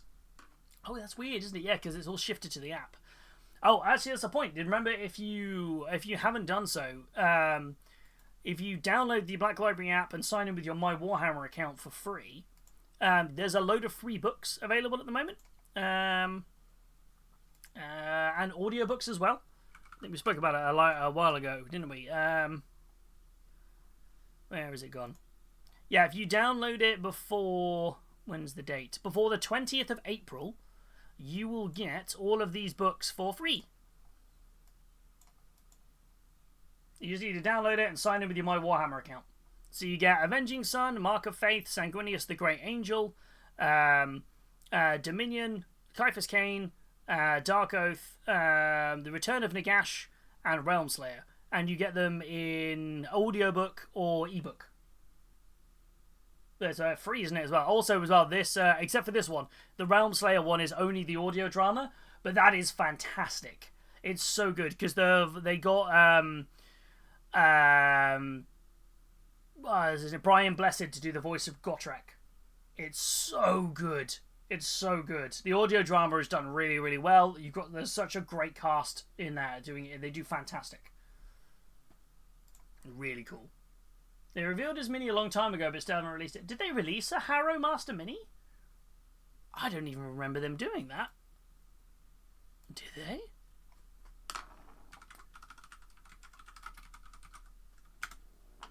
I don't remember them. Oh, yeah, no, he's got a sculpt. It's a Forge World sculpt. Yeah, the Harrow Master guy.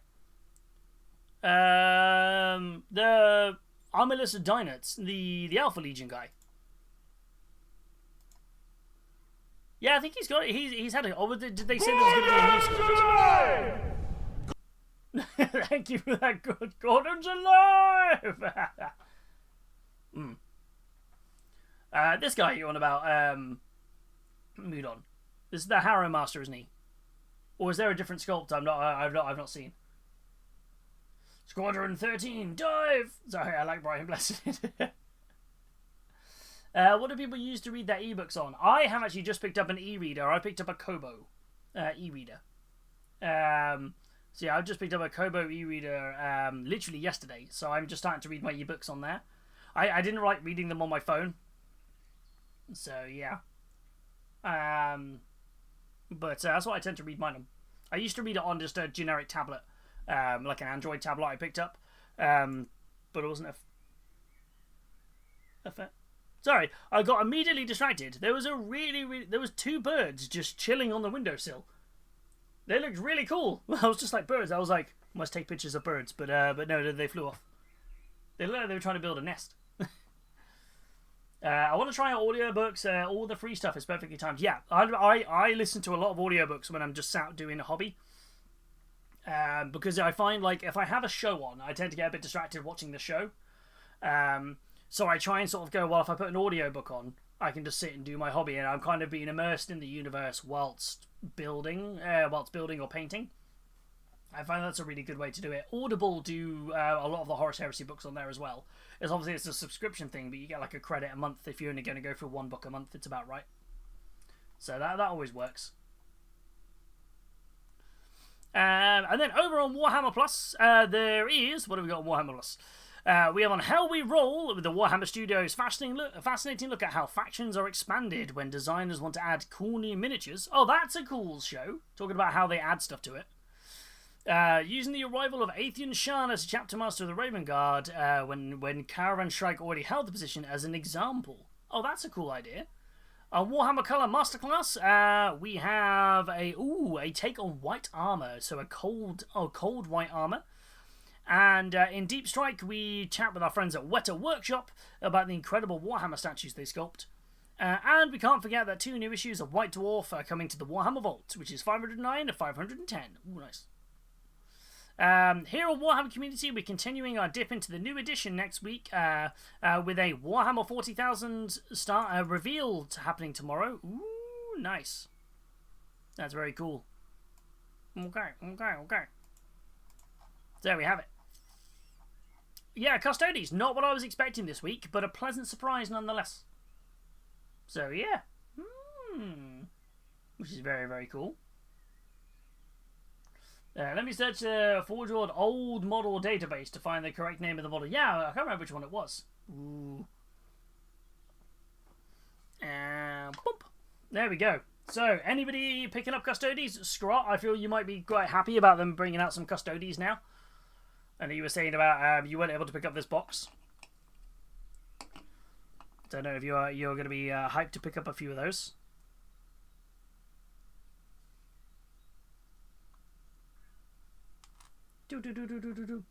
What's down? Or is it the Old World, Forge World site's down?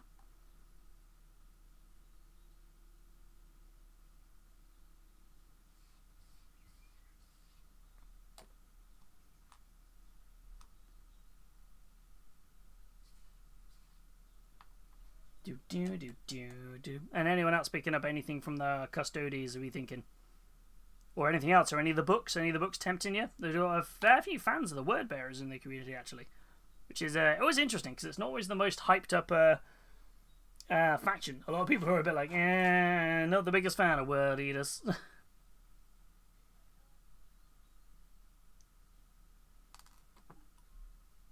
No, Word Eaters, Word Bearers. Not Word Eaters, wrong one. And hi, Sith. I saw you pop on in. Sorry, hi, Sith. How are you doing? Sorry, you popped on in there.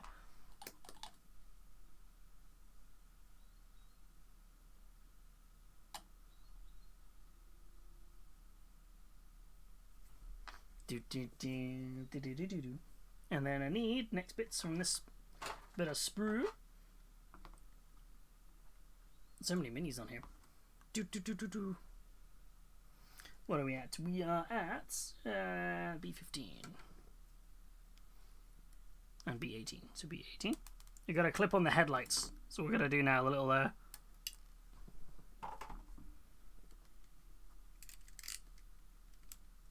Sorry, Avian, that I'm only seeing asterisks with the website you're referencing because you put a website link. It just asterisks out in the chat, so I'm not sure where you're talking about. Sorry.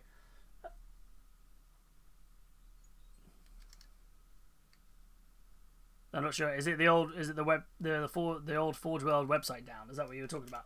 Sorry, as I say, I'm only seeing 3 asterisks. I don't even get to see what was bleeped out before. That's why I was like, I don't know what you're looking at. Is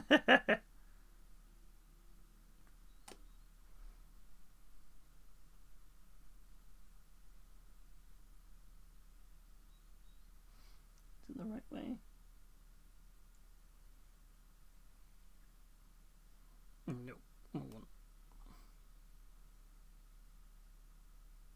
That way around. Yes, that way. It's a site that allows all models to be made. Oh, that's cool. That's really cool. That's useful. Ooh. Well, that's down at the moment. Oh, that's not a good sign. Let's do it down on there. Do you what, just down for maintenance, or is there not down permanently, I hope?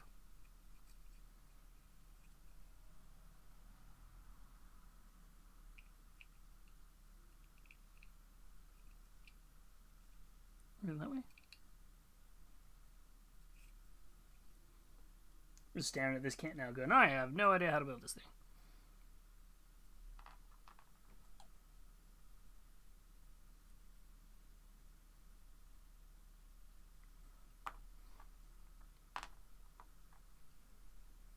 So that way around. Oh, okay, cool. That is it. Okay, no, I figured it out. I'm just an absolute idiot. Shock. I mean, you guys have been watching me for long enough to know I'm an idiot.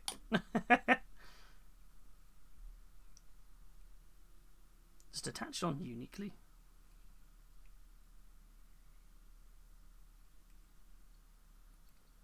Yeah, that's interesting the way that connects. Well, that doesn't slot in properly though.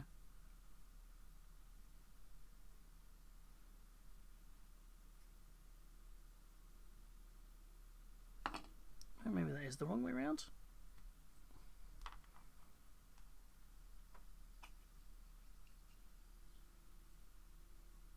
I think maybe I have gluing these the wrong way around. The site is called miniset.net. Ooh, that's useful. Like the AOS release historical Excel document. Oh, that's well. So it basically just like keeps showing. That's a cool way of doing it.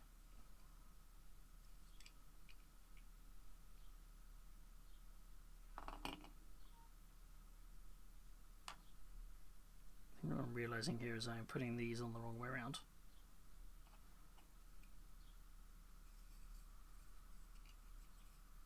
There we go, that's what I need. Okay, cool. Yeah, I'm just an idiot. Just like, am I now? There we go, in the slot we go. I was like, I'm just being an idiot. I'm like, why is this not working? Like, what is going on? Like, why won't you work? What is going on today? Do.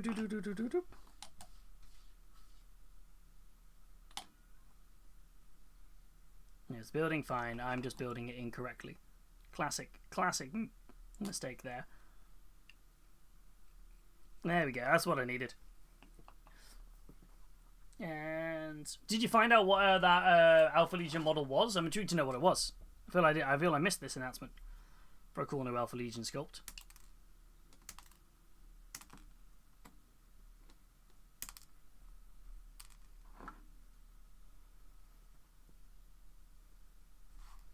Got 4 of these little barrels that are going to attach to these barrels over here.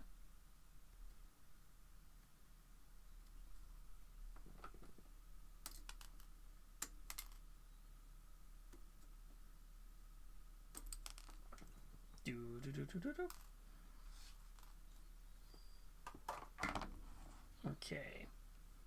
Now I actually figured out what tank I'm building because I didn't realize which one I was building before. Like a fool.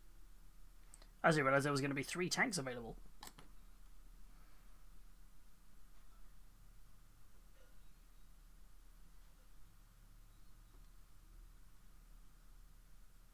Dun, dun, dun.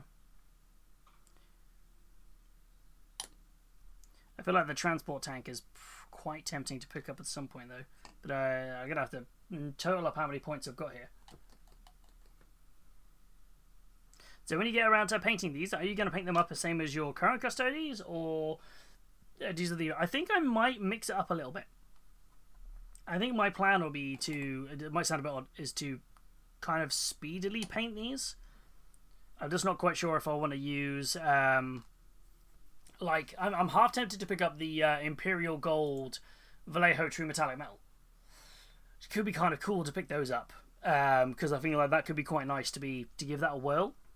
But then the other part of me is thinking, you know, that's going to take a while for me to do that effect on every single sculpt. Because even though there's not a huge amount of models in the kit, there's still a lot, right? So the only other thing I was thinking is basically just, do I really heavily rely on my airbrush to get through these a bit quicker? I mean, in theory, I could just do the quickest way of doing the Custodian Gold is basically prime it Retributor Armor, or whichever your chosen gold would be. dry brush it heavily with something like Stormhost Silver, or or maybe Auric Armor Gold, and then go into Stormhost Silver. Dry brush it heavily, and then cover it with your wash of choice. And then that will kind of give you the effect of like really nice looking gold armor. You just then need to pick out block color areas. And you could, because you've primed it with a metal as well, the easy way to do that would be to do it with contrast paints. Contrast paints over gold is really nice. There's a really great way to do a Thousand Suns paint scheme. That's really nice and simple to paint up, which is just prime everything Retributor armor, and then go over it with your preferred choice of where are we at? So, trying to put these the right way around.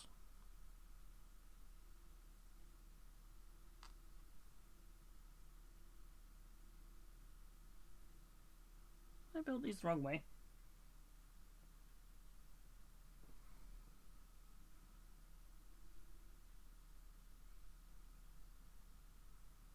Sorry, I'm very confused. This looks like these might have built these the wrong way.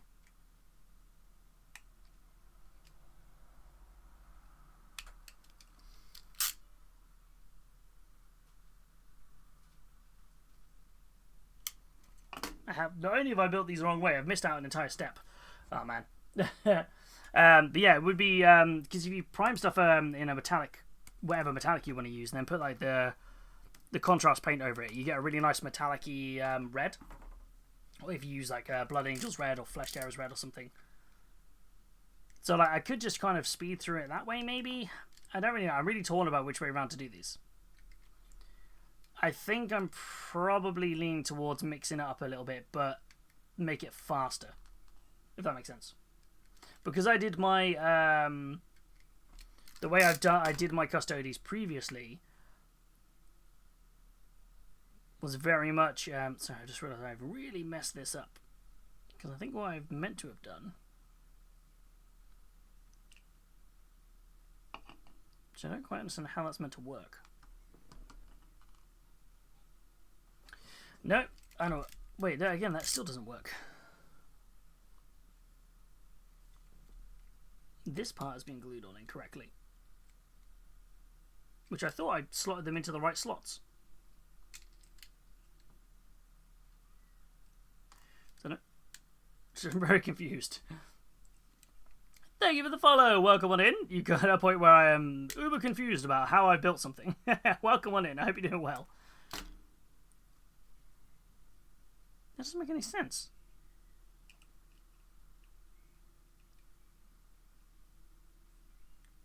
I am so confused.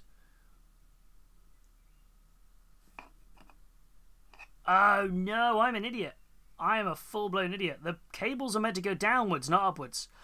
Oh, I'm such an idiot. Stealth follow. Hi, bye. Thank you for the stealth follow. Hello and goodbye. Hope you're all well. I'm an idiot. I've just built these wrong. Oh, I put the cables upwards. Right. Okay. No, this makes more sense. I couldn't for the life of me figure out how I built these because I just put them in the slots. But why? Yeah. Okay. I'm an idiot. That's me. That's me. I'm an idiot. That's me. This is why I'm a slow builder.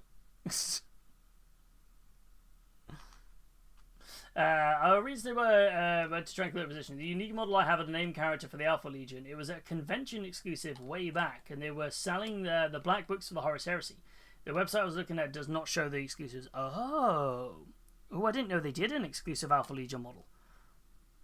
I mean, that's probably worth a pretty penny these days. And exclusive stuff like that would be, wouldn't it? Right? That's cool. The only exclusive exclusive models I have is the ones from Games Days. I've got the Games Day Blood Angel guy. Because even the exclusive models they did for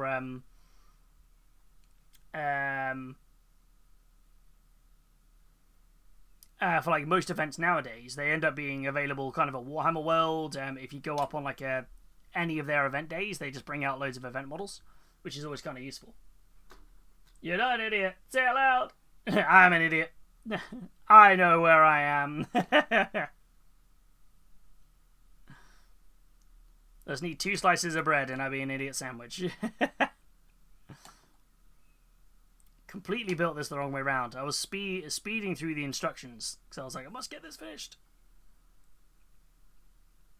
It was typically the bit I built just before we were going into the preview I got wrong. Remember, all about positivity. That's true. I won't have any of this self-disparaging. That's fair. That's fair. I call it self-understanding. No, that's a fair point. That's fair. Oh, my back. A big click. Right. What's next on the instructions? So, okay, that's that gone together. I'm now going to build the guns. But yeah, I'm thinking, with it back to your question originally, Super Weasel, I think I'm going to try a speedier way of painting it. But they will probably be similar in terms of the fact they're going to be gold. I'm not going to diverge from the colours much. But I also think I painted my previous Custodes, 10 years ago? Yeah. At least between 8 and 10 years ago. So I feel like they're going to look different either way, because I'm hoping my painting's improved enough.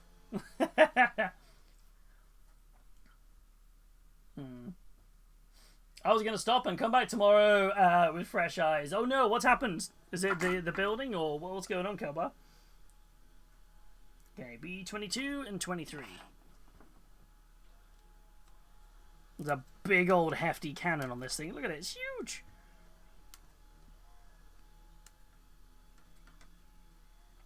Do you mind me giving you a quick paint idea from another streamer? Always happy? Yeah, what have you got? What are you thinking? Ooh. So 23 and 22. Ooh.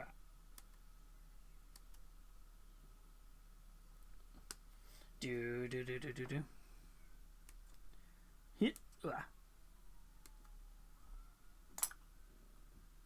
Where are we at? And then I need 24 and 24.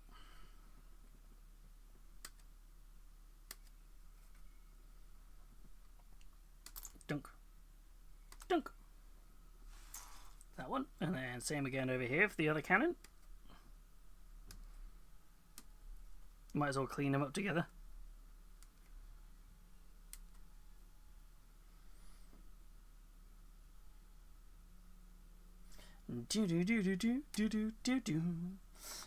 Chris Rosen got the box set early to paint it for walk-on, but he did the models in a weekend. Ooh. Chris is super talented though, isn't he? Absolutely insanely talented. I think I saw those because they're a little bit more. Are they the ones that were a little bit more grimdarky? Am I thinking of that right? I've ever seen him post on the Blue Sky and Instagram about it because they look really cool. He's so talented, such a talented person. I've the joy of seeing their models at multiple sort of like in cabinets and multiple events and things. It was so nice.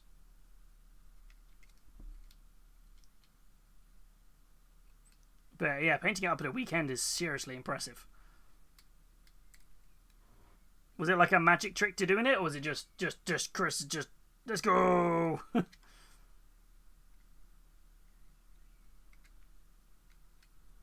Maybe that's the goal. Maybe I've got a week off this week. Can I get it done before the end of my week off? No. But I never know. Yeah, they're very gold. He was doing the Grimdark type earlier, but he set himself a challenge for himself. Ooh, it was airbrush based. Well, that's the thing I've got. I have got my airbrush. And I've now bought a new needle for the airbrush. And a new nib. And a new hose for the compressor.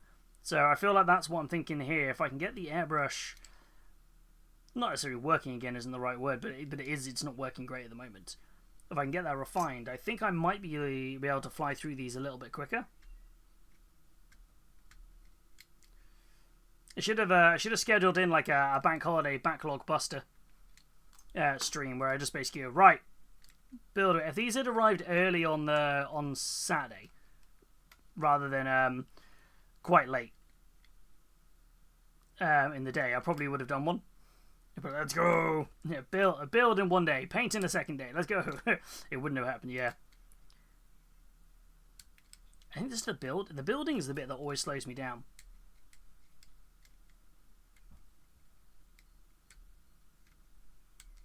The question now is whether or not my my GW has any Retributor armor spray, and if not, I've got. I saw there was a. I probably could do. Can I do it the ink way? You take a silver ink, color it with washes, and blast that over the models. Maybe can that work? I don't think how to speed through these.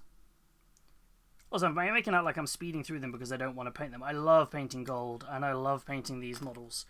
And I've spent a lot of time in the past, like really following a very, detailed guide in the old Warhammer TV guide for painting them. And I loved it. I thought it was great. But I just know that if I spent that amount of time, you're talking it'd be like a stream per model at most. Like absolutely most.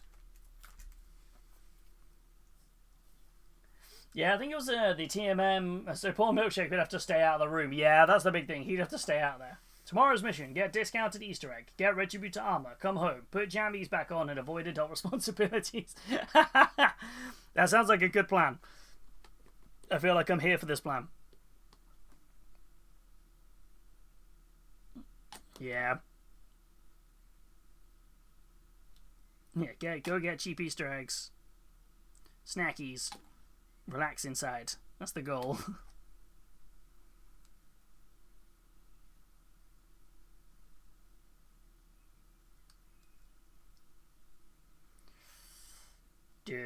Shame he didn't underprime in purple, so gold over purple works so nicely.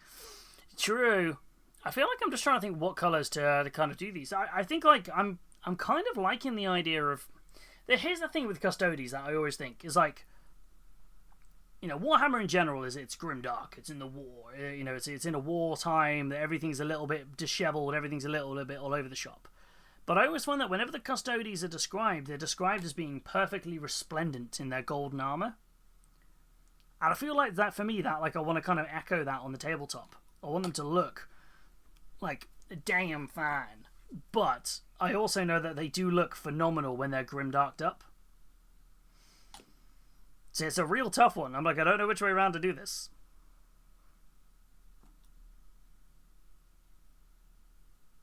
And if I really wanted to push myself, I'd probably do one or two of the characters in non-metallic metal and give that a whirl. But I'm not that much of I haven't got that much time, so I'm not going to do that.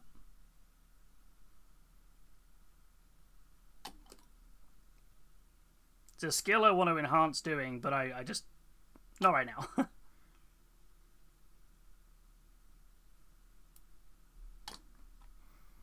I'm not going. No, I'm not up for that quite yet.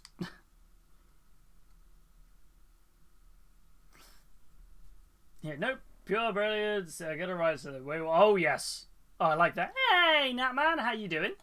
I remember Cat and Caleb collaborated with GW, and they were now they're army painter. Guess that explains the GW gave up on that painting method to customers. I don't remember this. Hey, Natman, how you doing, buddy? I hope you're doing good. Caught me building some Custodes. Custodes. We're just chatting about the pre-orders, and I wanted to finish this tank before we do the showcase. How's your day been, my friend? I hope you had a good day. It's a big day for you. Yours to spend the. It's a big day for you and your family today. For your clan. I have the gold gem and pearl pack from the Eras tour for my sunglasses. Let's go. Maybe that's it. Maybe I go, you know what? I can't decide between Grimdark or Brilliant Gold. Then I'm going to cell shade my Custodes. Behold my chaos.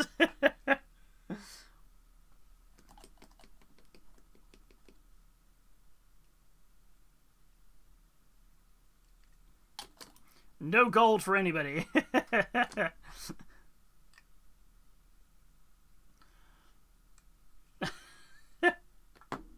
Custodes, what does the Roma Guard look like at a capital city when the most soldier out on the very edge of the empire? Oh, that's fair.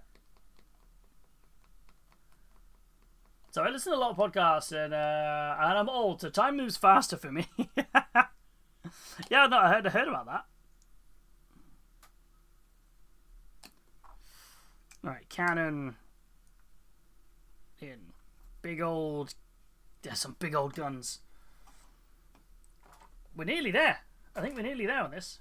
Did you say you were going to finish the tank for the showcase? I am indeed. Although I think I've only got the final assembly left. It's got to put these bits on.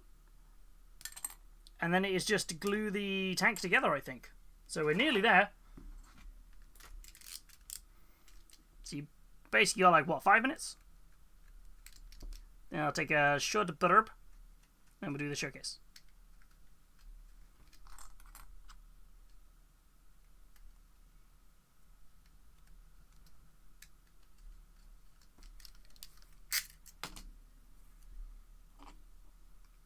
Oh, so pretty.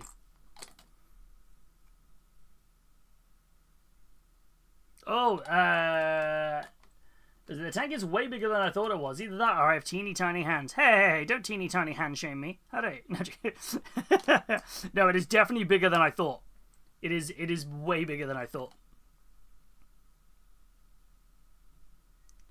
Yeah, I didn't realize it was this big.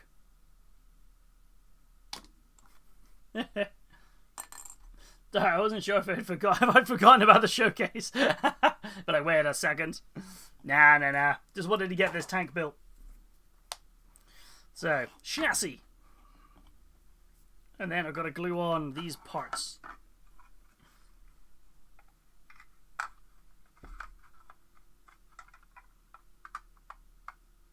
Whoa, that is big.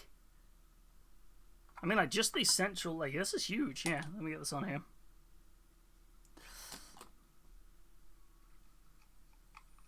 Oh, and Natman, on your when you were talking about how the shows you were recommending, me and Verity are halfway through season 2 of Resident Alien, which is really good. You are right, Alan Tudyk is fantastic.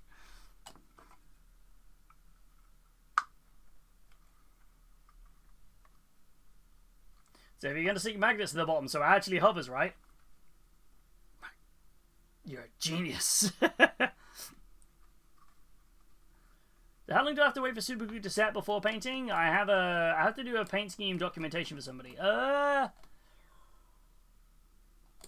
It depends on if you used thick or thin super glue, would be my first question. And I would probably say, like, you know, like 5 to 10 minutes max. Depending on which glue you've used. And how much you've used of it, I suppose. There's a lot of variables, unfortunately, there.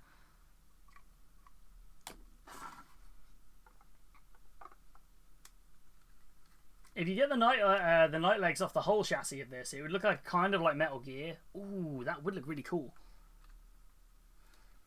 And I like the fact that this doesn't need to glue in. That's quite cool.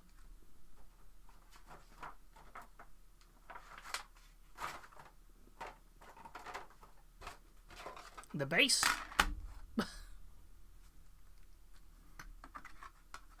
And it has this little...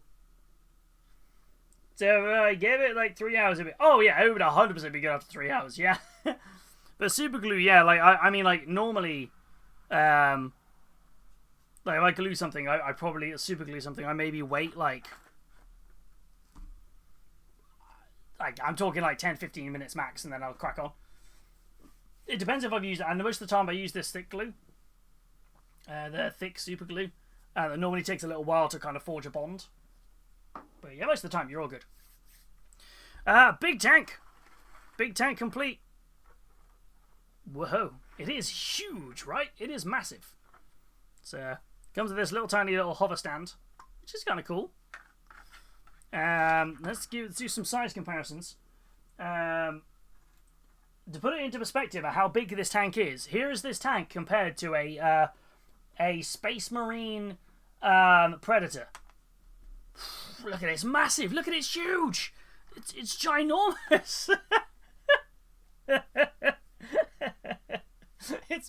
It's crazy how big this tank is.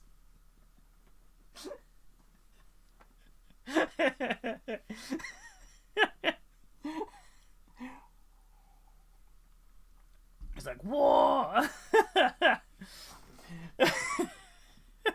I feel I heard your sigh then, Super Weasel, in the chat. But I heard you go, ah. Right, hold on. Let me get it next to a Land Raider or something. Where's my Land Raiders? 1 second. Let me just find something to compare it with that's in a normalish size.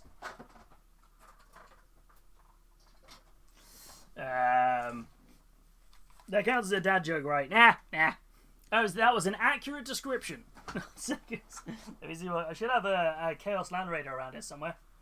It's taking a bit of a beating, but it should be here somewhere. Nope.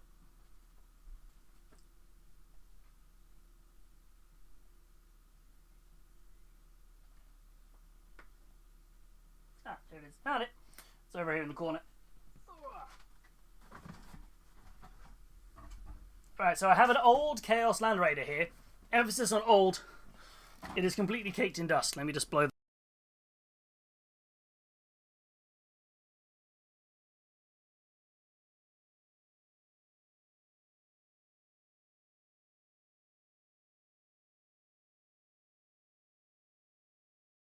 No, that did not work in blowing the dust off it, so I'm just going to have to attack it with a paintbrush. It's a very dusty old model. This has been sat, uncovered, unprotected for a long time, and is very broken. So much dust. I'll be shocked if the Custodian tank it had that size next to a Predator. Custodes like, that's why they look down upon the Space Marines so much. They're like, pathetic. Look at the size of our tanks. 1 second, let me just mute this up.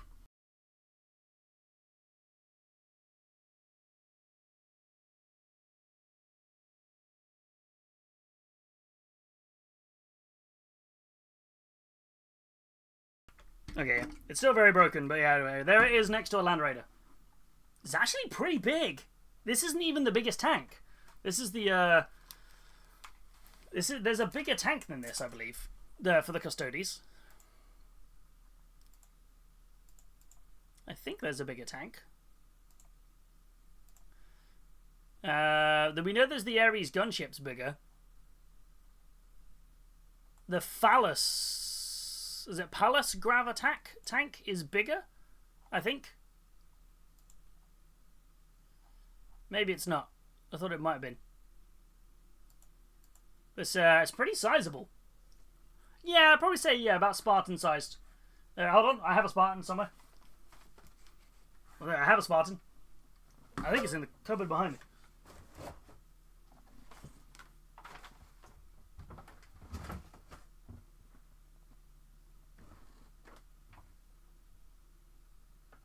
No, I don't. I thought I had one in here.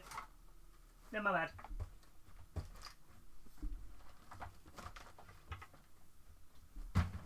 I thought I had one in the cupboard, but I don't. So, yeah, it's a pretty hefty tank. To be fair, it's a very hefty tank. This is a very old. This needs a repair job done on it. This was a second-hand purchase that I've never used for it, but yeah. But just to put it into perspective, I thought I'd show you guys. This is, you saw it versus a Predator tank before, right? So I thought I'd show you, this is the Custodian tank versus a Space Marine. It's about the same size. About the same size as a standard Primaris Space Marine. There you go. It's about right. So yeah, it's pretty big. It's pretty big. It's alright actually. There you go.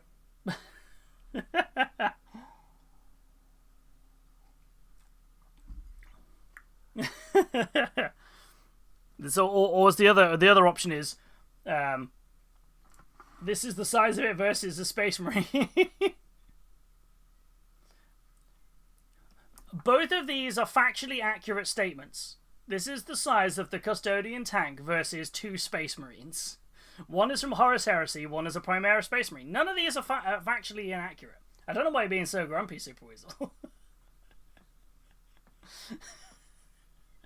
This is a completely factually accurate size comparison.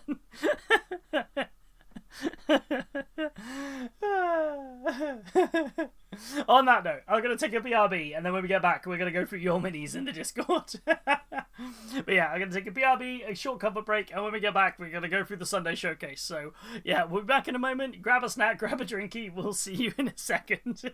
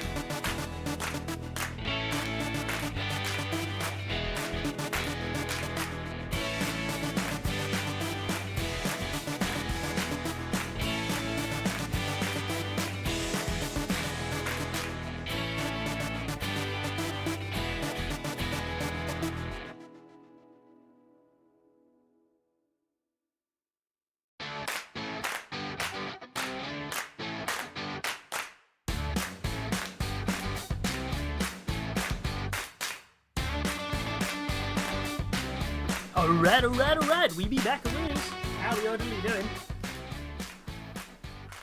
Took a slightly longer break than normal because we have new emotes. Verity had just this second finished off a new emote, so I was just quickly updating and uploading that. So new emotes. So they are hopefully there. I think they should be there. Hopefully.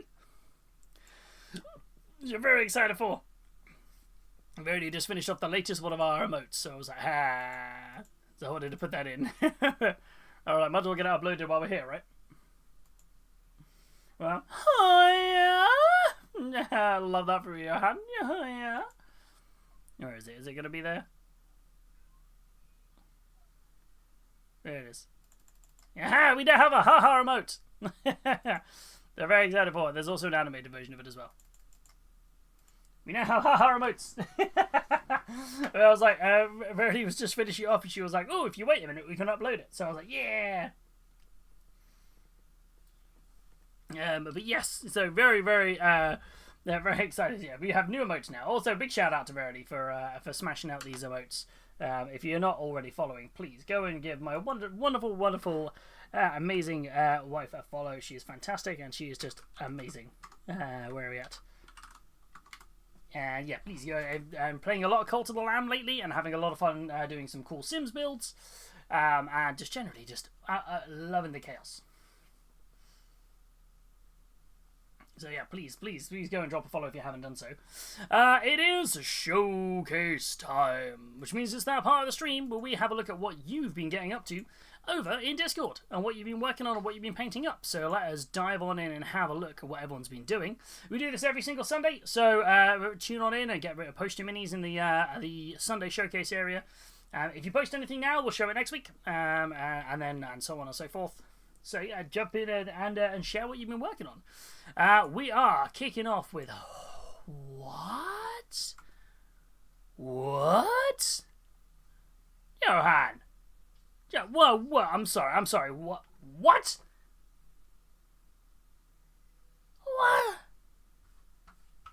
This is nuts.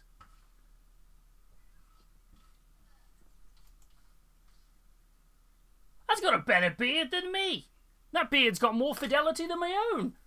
How's that happened? That is wild. That is absolutely wild. That's seriously impressive. That is crazy detailed. You got loads of clips of different side shots of this as well. That is so pretty. You heard that quote earlier. Are you a wizard? This is straight sorcery. No airbrushing this time, unlike the Karlach bust. Fair play. That's so impressive.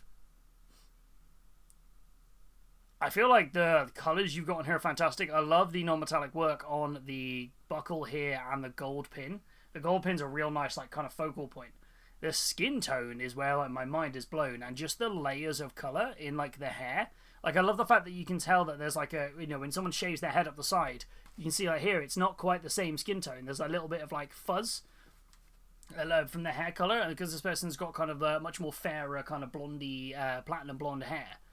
The fact you can see that here is really, really, really cool. That's seriously impressive. That is wild. And the way that the light is coming across, you can see that the light is over here. So that's why it's got the much brighter part of the skin. And then obviously on the other side of it, it's much more kind of like, shadowy. It looks a bit more flushed, kind of where like it's not having that like sunlight kind of hit it. It's also much fun. I think it's been about 8 hours total on it. You already, what? I feel like you're saying like you spent 8 hours on it. That's like crazy fast. That's wild.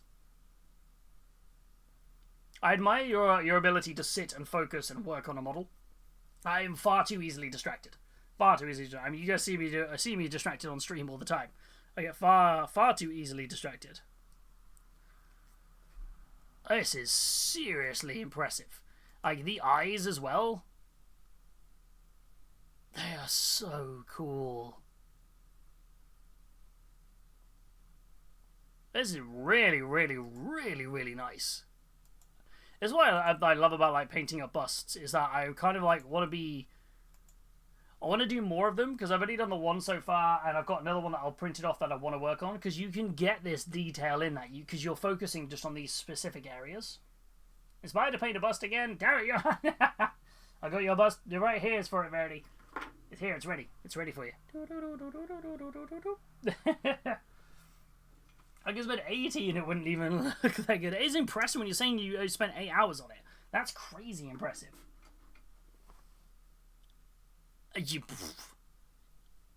Yeah. And he said this was the sculpt itself is Conrad, sculpted by Sarah Glez. Ooh. Or Sarah Glez, or Sarah Glez. This is a stunning sculpt. It's just a great opportunity to flex other skills that you don't normally get. So it's like, oh, the SDL is free for this one. Ooh, nice. Ooh. Yeah, seriously nice.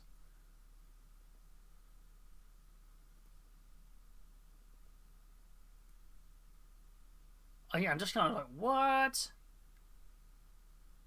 I'm running out of things. I don't know what to say. I'm just kind of a little bit in awe of this, if I'm perfectly honest. I don't really know what to say. I'm just kind of like, this is seriously impressive. It's so nice.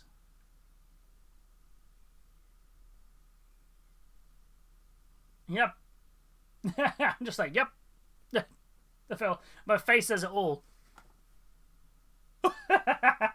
Just like, what? Fair play. This is so seriously gorgeous. I love the way you've done the green is really nice. That's like a really it's almost like it sounds really odd. It's like you've used military green colors because they're much more kind of like desaturated, very sort of like like really earthen greens. But it's making me think of like that would look really cool on the like the Riders of Rohan sort of one, which are normally a bit more of a vibrant green.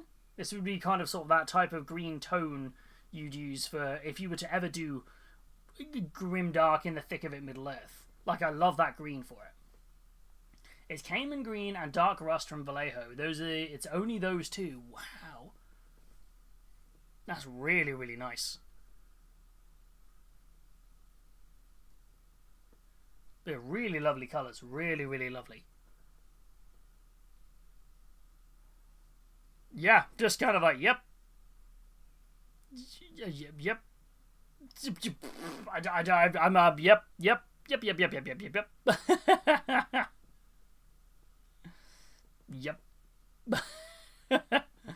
I don't really know what else to say to that. I'm just like, yep. That looks great. Oh. I feel like do you ever remember when Games Workshop sold the bust style bookends for Horus Heresy? I feel like they should bring those back. I feel like those would be really cool. They'd be a real fun like bust that I see a lot of people enter into sort of like competitions and things because it's like I feel like I don't know why there aren't more like GW busts. Like I think like I would love to see. There's so many amazing artists who do stunning busts, but it does blow my mind a bit that somewhere that has such great like lore and people want to paint so many of the characters that they don't have this section. Like this would be a great area in Forge World, right? Just like get a bust of your favorite character or whatever. I think it would be brilliant because you could get like the amount of like great stuff that you could do would be fantastic. It'd be absolutely stunning. Because like, there are like I said, there are so many amazing bust sculptors out there which are all just stunning. But I always think to myself whenever I look at a bust, I'm like, I would love to see like I'd love to paint like a character like like Sol Taraves or Nathaniel Garrow or these really cool like any of the remembrances and things like that from these iconic characters from like lore and stuff. To have them as really stunning busts because I feel like they're such poignant kind of like you can so focus on like certain details just to really bring them to life. And I think you've done this amazing job with this bust. I want to know immediately more about this character's backstory. I want to know more about the bust. So, like, you've already got people who have this lore and this rich history. Make them into busts. That's what I'd love to have in G-dubs.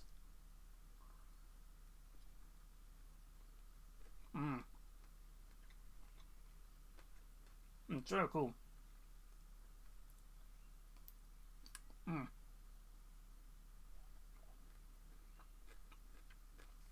So nice. Got a Roman Legionnaire bust to paint from the Iron Gate scenery. Ooh. I've got so many busts printed off. We've got this this one here. This is Verity's one. This is from Witch Guild Miniatures. Is one of the ones available on this web store. The Illuminary,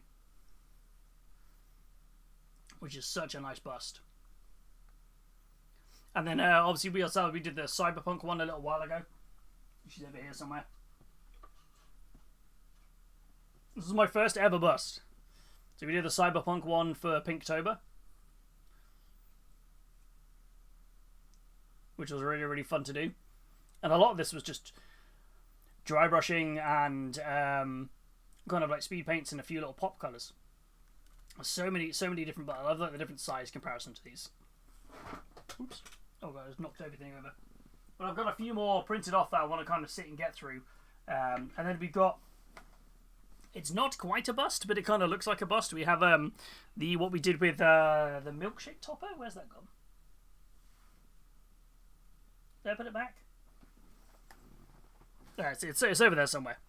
But yeah. Yeah, maybe that's what I'll achieve in my week off.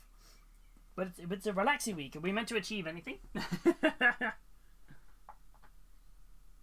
Just knocked over a bunch of stuff. Let me just pick this up quickly. There we go. Oh, nope, hold on. I've just knocked over some stuff under my desk. Give me a second. Give me a sec. I'm still here. Your mini was that stunning. I freaked out and kicked over a bunch of stuff under my desk.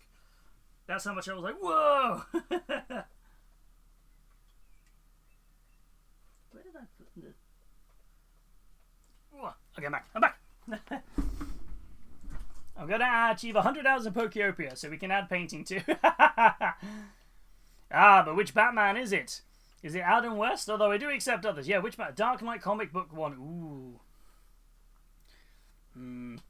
I feel like, for me, Batman, as iconic as every Batman has been, Kevin Conroy is the voice of Batman and forever will be for me. And that one time he appeared as Batman in the live action. Yeah.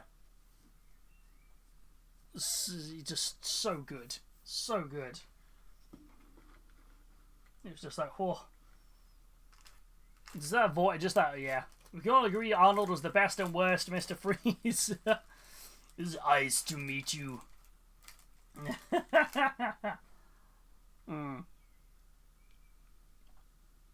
Yeah, the Batman animated series was fantastic. They gave the character so much, like, humanity in that story, which was so good.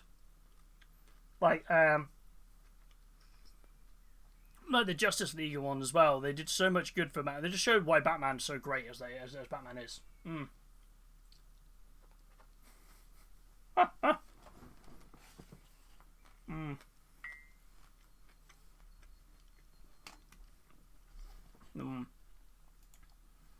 I think it was the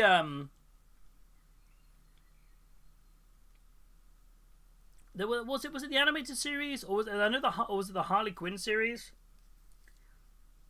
where they really like kind of gave a lot more depth to Mr. Freeze and stuff. It was really cool. I like there's so much good Mr. Freeze stories. But yeah. Oh, anyway, I got so distracted talking about Batman and knocking stuff over under my desk. Johan, this is stunning. This is absolutely stunning, and I love it. I'm excited to see more. I'm going to see more from you. The recent Amazon Batman cartoon set in the 1930s is very good. Ooh. I enjoyed the Batman Ninja series. That was quite good. I like the art style for it. It was very nice. And the Batman bust is up next. You got this. You can do it. You can do it. Next up, we have ooh, a really fun looking kit bash here from Kelbar. Ooh. So we have a Demon Prince of Slanesh here, but has been kit bashed from a few really cool parts of the kit. So this is actually, we've got a build list here. So the body, the wings, and the back of the head are all the Kill Team Adeptus statue. The spikes from the statue base, which I've not been using. The where is it? There's a green stuff. What is it? So you had to do a neck raise and a head raise with green stuff in order to get the face from the Warkai Sphinx. And then chop the old statue skull at the bottom to replace the statue with the front face. Which is really, really cool. What a great idea for a Demon Prince of Slaanesh. That's really, really nice, because this just looks very befitting of like Dexessa and the what's the word for it? The Age of Sigmar ones that you can't run at 40k. This is really, really nice.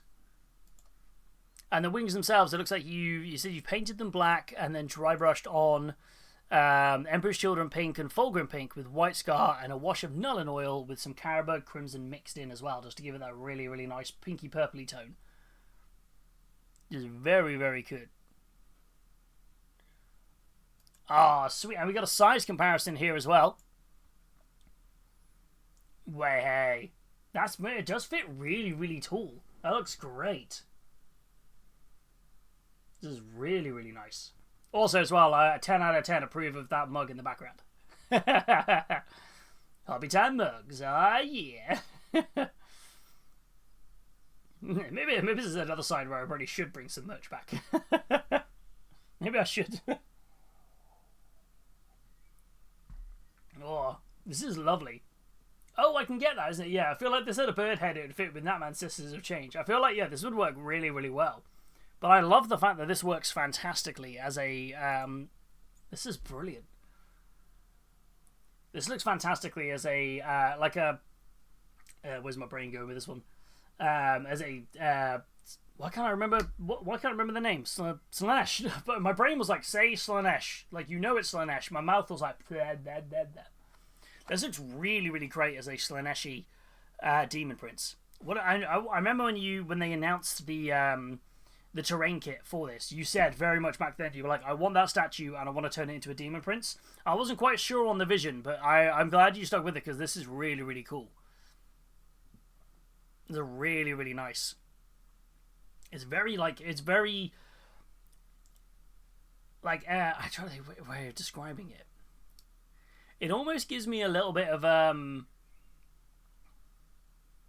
like, porcelain statue style with that like really, really pale skin tone there, like kind of like almost like drained of all, almost exsanguinated sort of like flesh tone, like, you know, kind of going that really, really pale color. And it's just like, this is just it. The only thing keeping it going is the demon inside the body, which I think is very, very cool. I think the size comparison works well as well. That looks really, really nice there. I'd probably say though, Calbar, if I would say you've got this lovely, just looking at your desk area here, you've got this pretty nice lamp over here. If you were to, I don't know if your plug socket's long enough, if you were to move this kind of to where the statue is and face it against that back wall, and then put the statue where the lamp is, and turn on the lamp depending on how bright it is, and I reckon you get some really nice photos there against that nice white wall. Because I know that you've got it here laying down against kind of like a flattish sort of surface here, but I feel like you could do something as long as that light isn't like, if that's a dimmable light, even better. But you wouldn't need it so like in your face. If that's a yellow light bulb, swap that out for a white light bulb. You've got a really good little area here to do some photos, because you've got a nice white floor, white desk with a white wall on the background, which means that the light will basically reflect and bounce up. So I'd probably take that lamp, and if it's an adjustable head and it has like a nice white bulb in it, rather than have your statue here against the wall, don't shine it direct on it. Kind of basically shine it slightly down so the light hits the white desk and then bounces up. I reckon you get some cracking photos of this and really show off the work that you've done on this kit bash. It looks awesome. Like, very, very, very cool. But yeah, I'm loving this. What a great kit, man. I would never have thought, looking at the statue, to do something like this. So I love your creativity here. This looks fantastic. Very, very, very cool. This looks awesome. Oh, hicking up away here. Ooh. Yeah, it looks great. It looks fantastic. Next up we have Anubis, who's been working on some Darkwater minis. Dun dun dun dun! Nice! This is one of the, what are they called?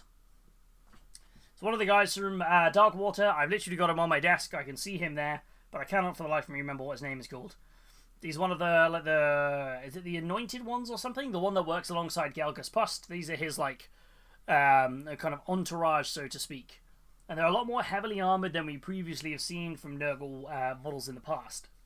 And most of the time, Nurgle's like, there's like, the armour's blown apart, there's a lot of skin on show. This is very much like they still retained their armour to be like very hefty fighters, which is very cool. But I like this a lot. I love what you've done with the colour shift you've done on the armour. So you can see like here, you've got this really, really nice green kind of tinge to it. Like on this, like kind of as the shadow, and then you've got like the more coppery brass higher up. I like that a lot. That adds a lot of like grime and grit to the model, which is very, very cool. Very nice base, cork base build up, and then just is that like stabbing somebody in the head, or did it have a? Oh, it had something stabbed in its head already. This is really, really, really nice. Love what you've done with the weapons on these. Like, I feel like this is a trend we're seeing a lot more in Nurgle models at the moment. Like, it used to be for the longest time. Nurgle weapons, rust, decay, oxidization. That was, like, the thing to do. I feel like there's this real weird shift in the sculpting of the Nurgle models recently, where we're actually seeing it much more, what's the word for it? Like the weapon itself is still in good condition, but the corruption is, like, kind of attaching to the weapon rather than the weapon itself being corrupt. So, you know, it's really interesting that we are seeing this kind of shift in some of the sculpts from Nurgle. But I think you've captured that really, really well on here. And again, we look at this really, really lovely here. The highlights you've got on here, really nice. Really, really nice precision on these. Again, loving to see like the journey of your brush control getting sort of smoother and tighter and kind of getting those really nice highlights across there.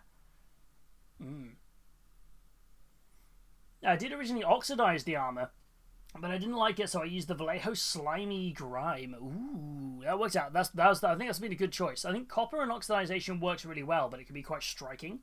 I think this kind of grime is much more unique, the way that you've got this coming up on here. I love the little pops in places of this little purple colour, which I think look really, really nice. The little swirly green in there again. We saw this a lot from how he painted their really, really nice Nurgle stuff, using green as an accent colour rather than like an in-your-face colour. I mean, I've done it myself. I mean, my green on mine is my in-your-face colour, and using like kind of purples and golds and silvers as the accent colour. I love this whole that we're seeing a lot more of this, where take away the standard associated green from Nurgle, and just use that to do a few like runes or a few little like, you know, lenses or eye flares. And I think this is really nice. I'm loving seeing this come together. This is looking wicked, Nubis. Benny's like, nice! This looks great, doesn't it? Absolutely brilliant. Yeah, really, really liking this. Really liking this come together. This looks fantastic. Is this the, you said you would start to work on some of your Darkwater minis. Is this the same style you're going to do for everybody else? Or are you going to give them all a little bit of a unique personality? That's really, really cool.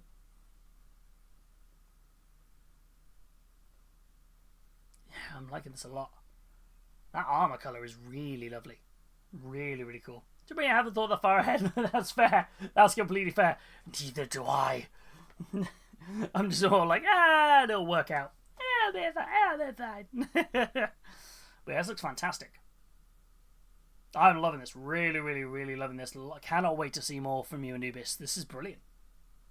Absolutely brilliant. This looks great. Yeah. Now I'm just staring at my Darkwater minis going, no, you've just built Custodes. Paint your Custodes. This looks fantastic. Next up we have Epictetos, who is painted up. This is Bundelf, the East Ari.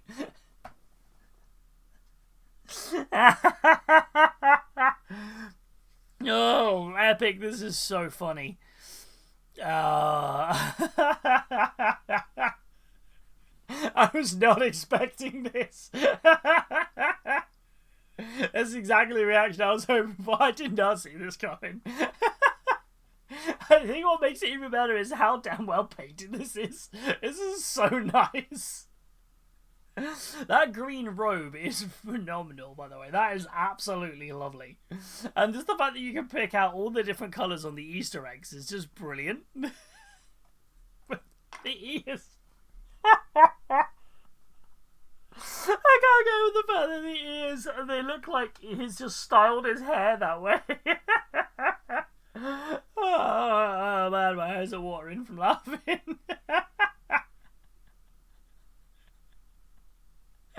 Oh, that's fantastic. It's so good. Yeah, we didn't do an Easter-themed Palooza this year, did we? No, we did one in February. So we haven't done one in March or April yet. Oh. Lord of the Rings, Wizard of Eggs, yes.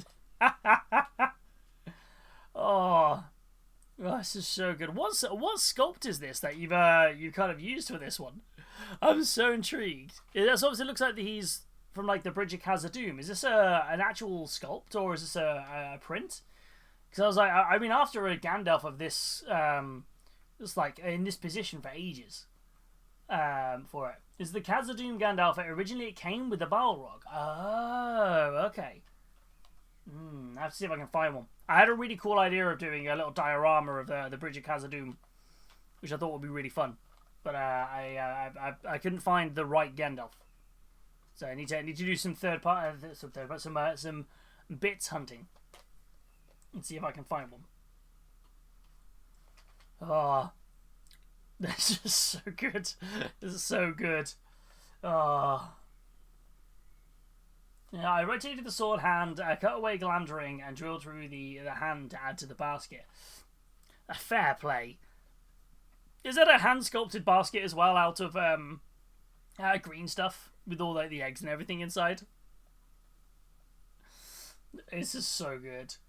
I'm loving this. Everyone's going to this. This is great. Sith is loving it. Luna's loving it. It is a green stuff basket.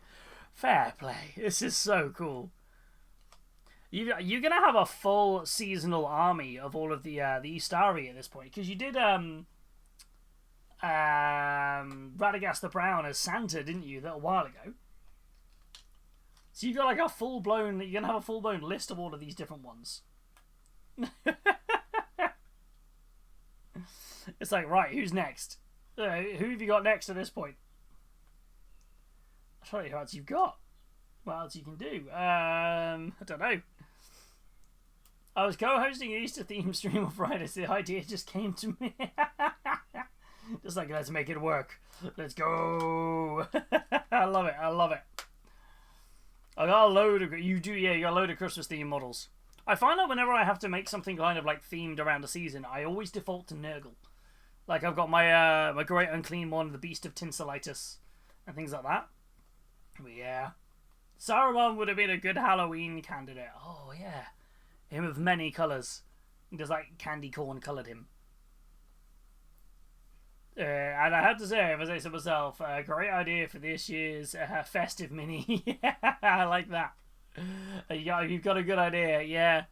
Well, I'm trying to figure out how to do that. To be fair, I've been thinking about the Paloozas a lot the last couple of days. So, because we're doing them effectively quarterly now, once a quarter, I'm kind of trying to figure out, because Pinktober is the anomaly here. So we always do Pinktober. We're going to do it every year for charity. That's what we're always going to do, and that always ties in with a really nice Palooza. Paint pink, show off all your pink minis. But then that kind of falls at the start of the last quarter of the year, which means that we wouldn't do another Palooza for a festive Palooza, right? Because it would be 2 in 1 quarter. And I feel like, I don't know if that would be, I don't know, I'm kind of torn about if we do a festive one this year or not. Because that would mean we would do 5 Paloozas, and I mean the previous, when we were doing them every other month, we would do 6 a year.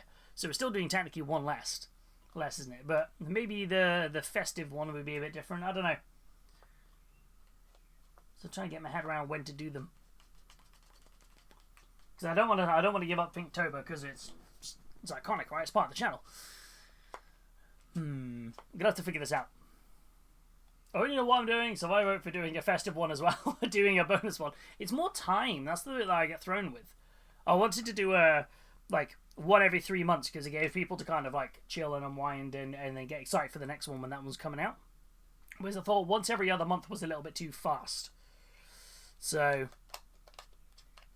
yeah, I'll have to have a ponder. I'll have a ponder about what to do. But it does mean that we are due one next month. There is going to be a Palooza next month. I have thoughts. I have ideas. But yeah, these are fantastic. This is brilliant. And he gave me a right old chuckle. So thank you for the laugh. This is brilliant. It's painted fantastically. The skin tone is great. The facial features are done exceptionally. I love the robe and the hair. Everything about this is just brilliant. Absolutely brilliant. Ideas? That's dangerous, that is. That is indeed dangerous. Ideas are dangerous, you see. Oh. Next up we have Epic Danny, who has been working on their Blood Angels Terminator Captain. Dun dun dun!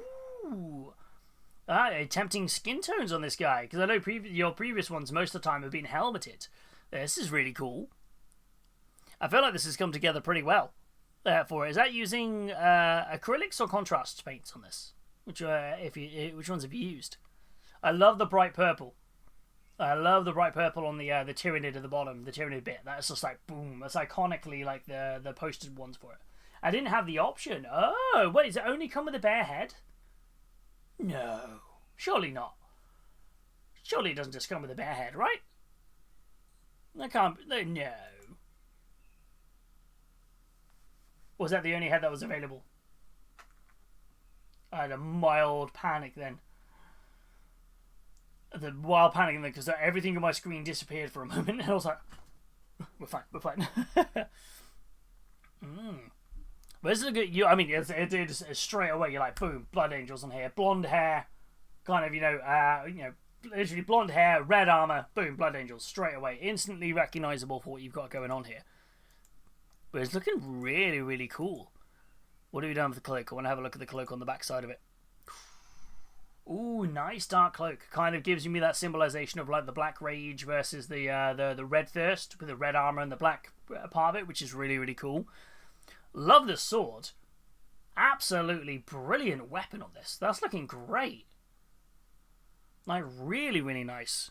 I think the way you've applied the wash and that to the sword, you managed to pick out the details, like the engraving on there as well. But the way that the wash has been applied, you've kept this middle kind of like point of it almost like highlighted up with the way it's pulled. So that was really, really nice highlight there to sort of like to show that off. Sword is fantastic. It's really, really great. And getting better at not overdoing the shades. It's all about control, isn't it? It's just one of those things you sort of kind of. I always had drummed into my head was the same thing as when I was taught learning how to be a chef. It was very much you can always add, but you can't take away. So always add little by little. You can always add another layer of paint. You can always add a bit more, but you can't take away unless you have to strip the whole thing. So it's the same thing I always like mumble to myself when I'm painting something. If I'm not sure if I need 1 or 2 coats of something, I always think I'll do a thinner coat and I can always add more if I need to add more. Whereas if I go too thick with it, I can't really take it away. So I think it's that helps me. I don't know if that helps you in any way. That's always what goes through my head. So I used Basilicum Grey on the Crux Terminatus. That makes sense. That makes sense on the Crux Terminatus. The lore for that's really cool, isn't it? Because it has the isn't it said to have has a small fragment of the Emperor's own armor, which is what grants them the invulnerable save, which is really cool. It's like, whoa, this is very, very cool. I love the way you picked out the you went for the purple, almost screamer pink color on here with the oath at the moment. That looks really great, which is really, really nice. But this is looking great. Like, your brush control is getting better and better. You can see that onto the sword as well. And there's a lot less areas in here that are spilling into each other, which is looking really, really cool. This is looking great. Is this your part of your... Were you the one doing an escalation league, Danny? I can't remember. I can't remember. Someone was doing an escalation league where they were painting more and more each time. Not bad for someone who's a bit of shaky hands. Hell yes. That's why the old GW staff shirts had a crux on it, because the Emperor protects. Whoa, that's cool. That's very cool. Somebody, because did you see that video was going around on Instagram the other day about the old GW TV commercial? And it was like somebody was saying, wait, I remember when Games Workshop's staff members used to wear red shirts. And so the two jokes that way immediately came up from it was, they wore the red shirts because they were on the customer service front line, so they're most likely to die first, like Star Trek. And then the other one was because, because they were the customer service team, they had to move really, really fast, so we gave them red shirts to make them work faster. And I was just like, both of these are absolute 10 out of 10. It really made me laugh. Mm. Mm. Mm.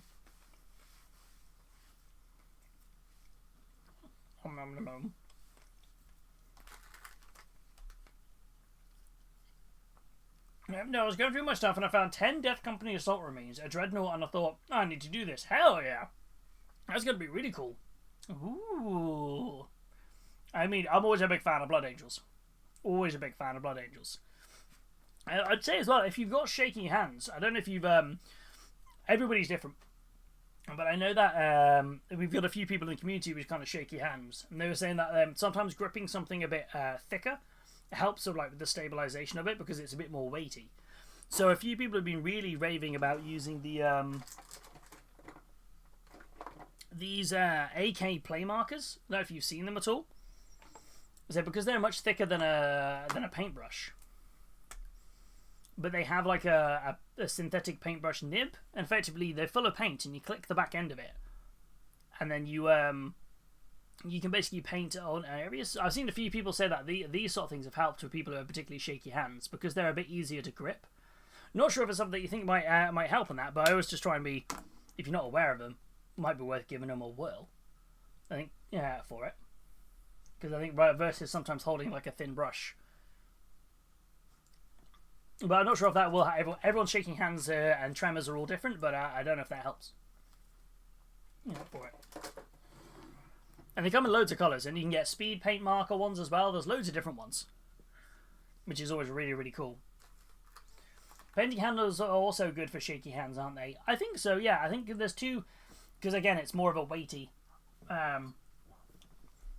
there's a bit more weight to it. But, again, everybody's different, I suppose. Sorry.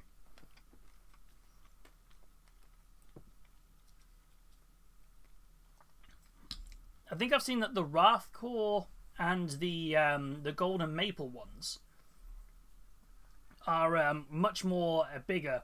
They're much bigger, so they're a lot easier to grip, depending on how you want to use them. But also, they have that like kind of like stabilization rod, where you can hold your brush against it. So everything's a bit different. Oh, I got the one from Golden Maple. It's the one I'm currently using. Yeah, I've heard that's supposed to be helpful.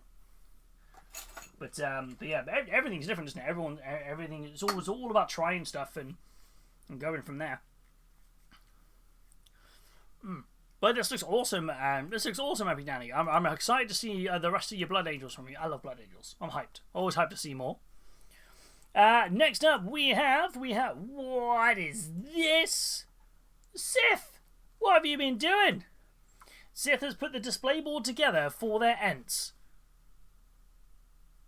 Is that an actual log? Is that an actual log?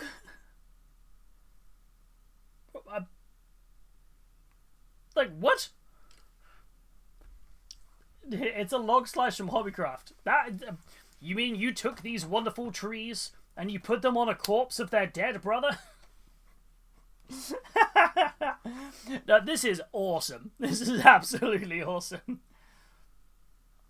Yeah, I hope it's an actual log rather than Sith has magically learned to create realistic trees. I mean, there was a part of me going, have you sat and sculpted this out of the biggest piece of cork I've ever seen?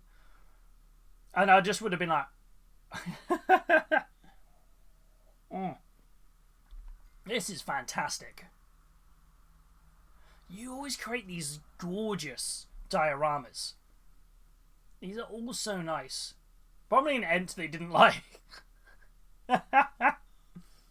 Yeah, I'm sadistic like that. These are fantastic, Sith. It's been a joy watching these Ents come together, and now whacking them all on this base looks brilliant. This is fantastic. I saw that as well. I've been seeing all the basing material here has made me just jumped my head. I saw that Rival Crafts is now officially closed, which is really sad. I saw that they've been now officially closed. They put up a post a little while ago saying like this is like you only got like 24 hours left to order. I'm like no. Dude, when we run out of those leaves, that's it. These are beautiful. Also, I love the fact that you match the orange of the eyes to the autumnal leaves across the base. 10 out of 10. 10 out of 10. Oh, this is stunning. They all look fantastic. You've really got them really well into here as well. How well you've matched everything to the base. So impressive. I wish I'd have done that on purpose. Shh. Nobody needs to know. Shh, it's fine. It's fine. You're all good. You're all good. Nobody saw none. This is so nice. Yeah, we need to get together. We need to play some games. That's what we need to do. We need to figure out. You can teach me how to play. It's a nice 500 points. That's a nice easy 500 points. 3 models. Boom. Done. Is 500 points a lot of points in Middle Earth, or is that about right? Apparently, it's not very fun to play. I feel that's like any game, isn't it? Where you say, I've just taken 3 big models. Oh, it's never fun to play against them. And it's like, yes, it's because my army is hard to kill, but I suffer in other ways because I can't score objectives. I feel like it depends on the mission type, right? If it's a straight up kill everything, probably not that fun. If it's like a capture objectives on different parts of the map, you'd struggle. There we got Treebeard, is it Beachbone, and who's the other Ent? Is it Beachbone, Beechwood? Who's the other Ent? I'd say 600 is the average size. Okay, that's fair. Okay. So I need to have a tinker with and see if I can make 600 points. Birch Seed, thank you. Birch Seed, I couldn't remember who the other one was called. Yeah, I need to pick up the rules for... I don't have any of the rule books in Middle Earth. That's the problem I've got. So I've got no idea how many points of my army I have. So I need to find them and figure that out. Don't ask me which is which, though. Yeah, we just remember, you can go back through the previous showcases, right? Because you labelled them as you showed them off. Dual purposes, these showcases. You got much purpose for these. These are fantastic, those Sith. These are absolutely stunning. A gorgeous display base for a gorgeous set of minis. Absolutely fantastic. GW were mean to the dyslexics when naming these. I feel like the person who discovered dyslexia was mean to the dyslexics by calling it dyslexia. Oh, good lordy, I've just knocked a load of stuff over. Hold on. Bear with me. No, I'll sort that in a minute. It's fine. Oh, and what a beautiful way to wrap up the showcase. Absolutely stunning way to wrap up the showcase there. But yeah, that's stunning. Let me just get my stuff updated on here. And then, and yeah, today we built 2 Custodes. We built the Shield Captain and we built the Giant Tank. Which, to be fair, I think we did build the biggest thing in the box, which was a lot of pieces. But it is stunning, right? Which means I can hopefully get the rest of the stuff built up. And then we can hopefully start painting some next week. So I'm excited. You know, for something so like big, it's actually surprisingly light. We will arrange some games at some point. I'm not a very good teacher though. Ah, that's fine. I'm not a very good student. We're perfect. Oh. Yeah, I need to, where's my brain at? My brain's just completely broken. I was like, my brain was doing something, but I can't remember what my brain was doing now. I'm like, what was I doing? No, what did I say?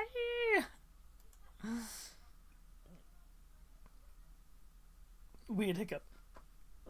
There we go. Oh. But yeah, I think that is probably a time to call stream there as we have finished up the showcase. Should we raid off and spread a bit of love? Where shall we go? Where should we go and spread some love? Who we got? Who's floating about this evening? There's plenty of people. And oh, I tell you, my resub is up for somebody, so we can go over and raid into them, and we can spread the love. Where are we at? Let us raid over and say hello to the lovely Studio J7. They haven't popped in on them since they've been back from Adepticon, so, well, we haven't raided them since we've been back from Adepticon, so let's raid over and spread some love over to them. And it means my resub's up, so it means I can go and resub. So, let us go and say hello. But yeah, thank you everybody for coming in this evening. It's been a wonderful, wonderful stream. We had loads of fun building minis. Look, big tank, small shield captain. Right there we go. And we're going to get the rest of the stuff done, and we can start painting up some gold this week, which is going to be really, really nice. But yeah, thank you everybody who's come in tonight. It's been a really, really wonderful stream. And just, yeah, as always, thank you so much. Enjoy the rest of your bank holiday weekend for those who are partaking or wherever you are in the world.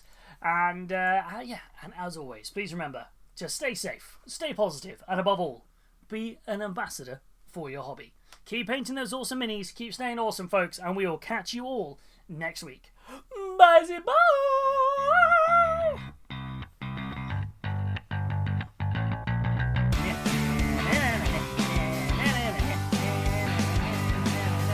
Thank you for all the followers and all the bits and all the subs. Please subscribe to 40 months. Oh man, I can't keep up. Good night, everybody. I hope you're enjoying the sing-songs. Let's go say hi to Studio J7. I will catch you all later.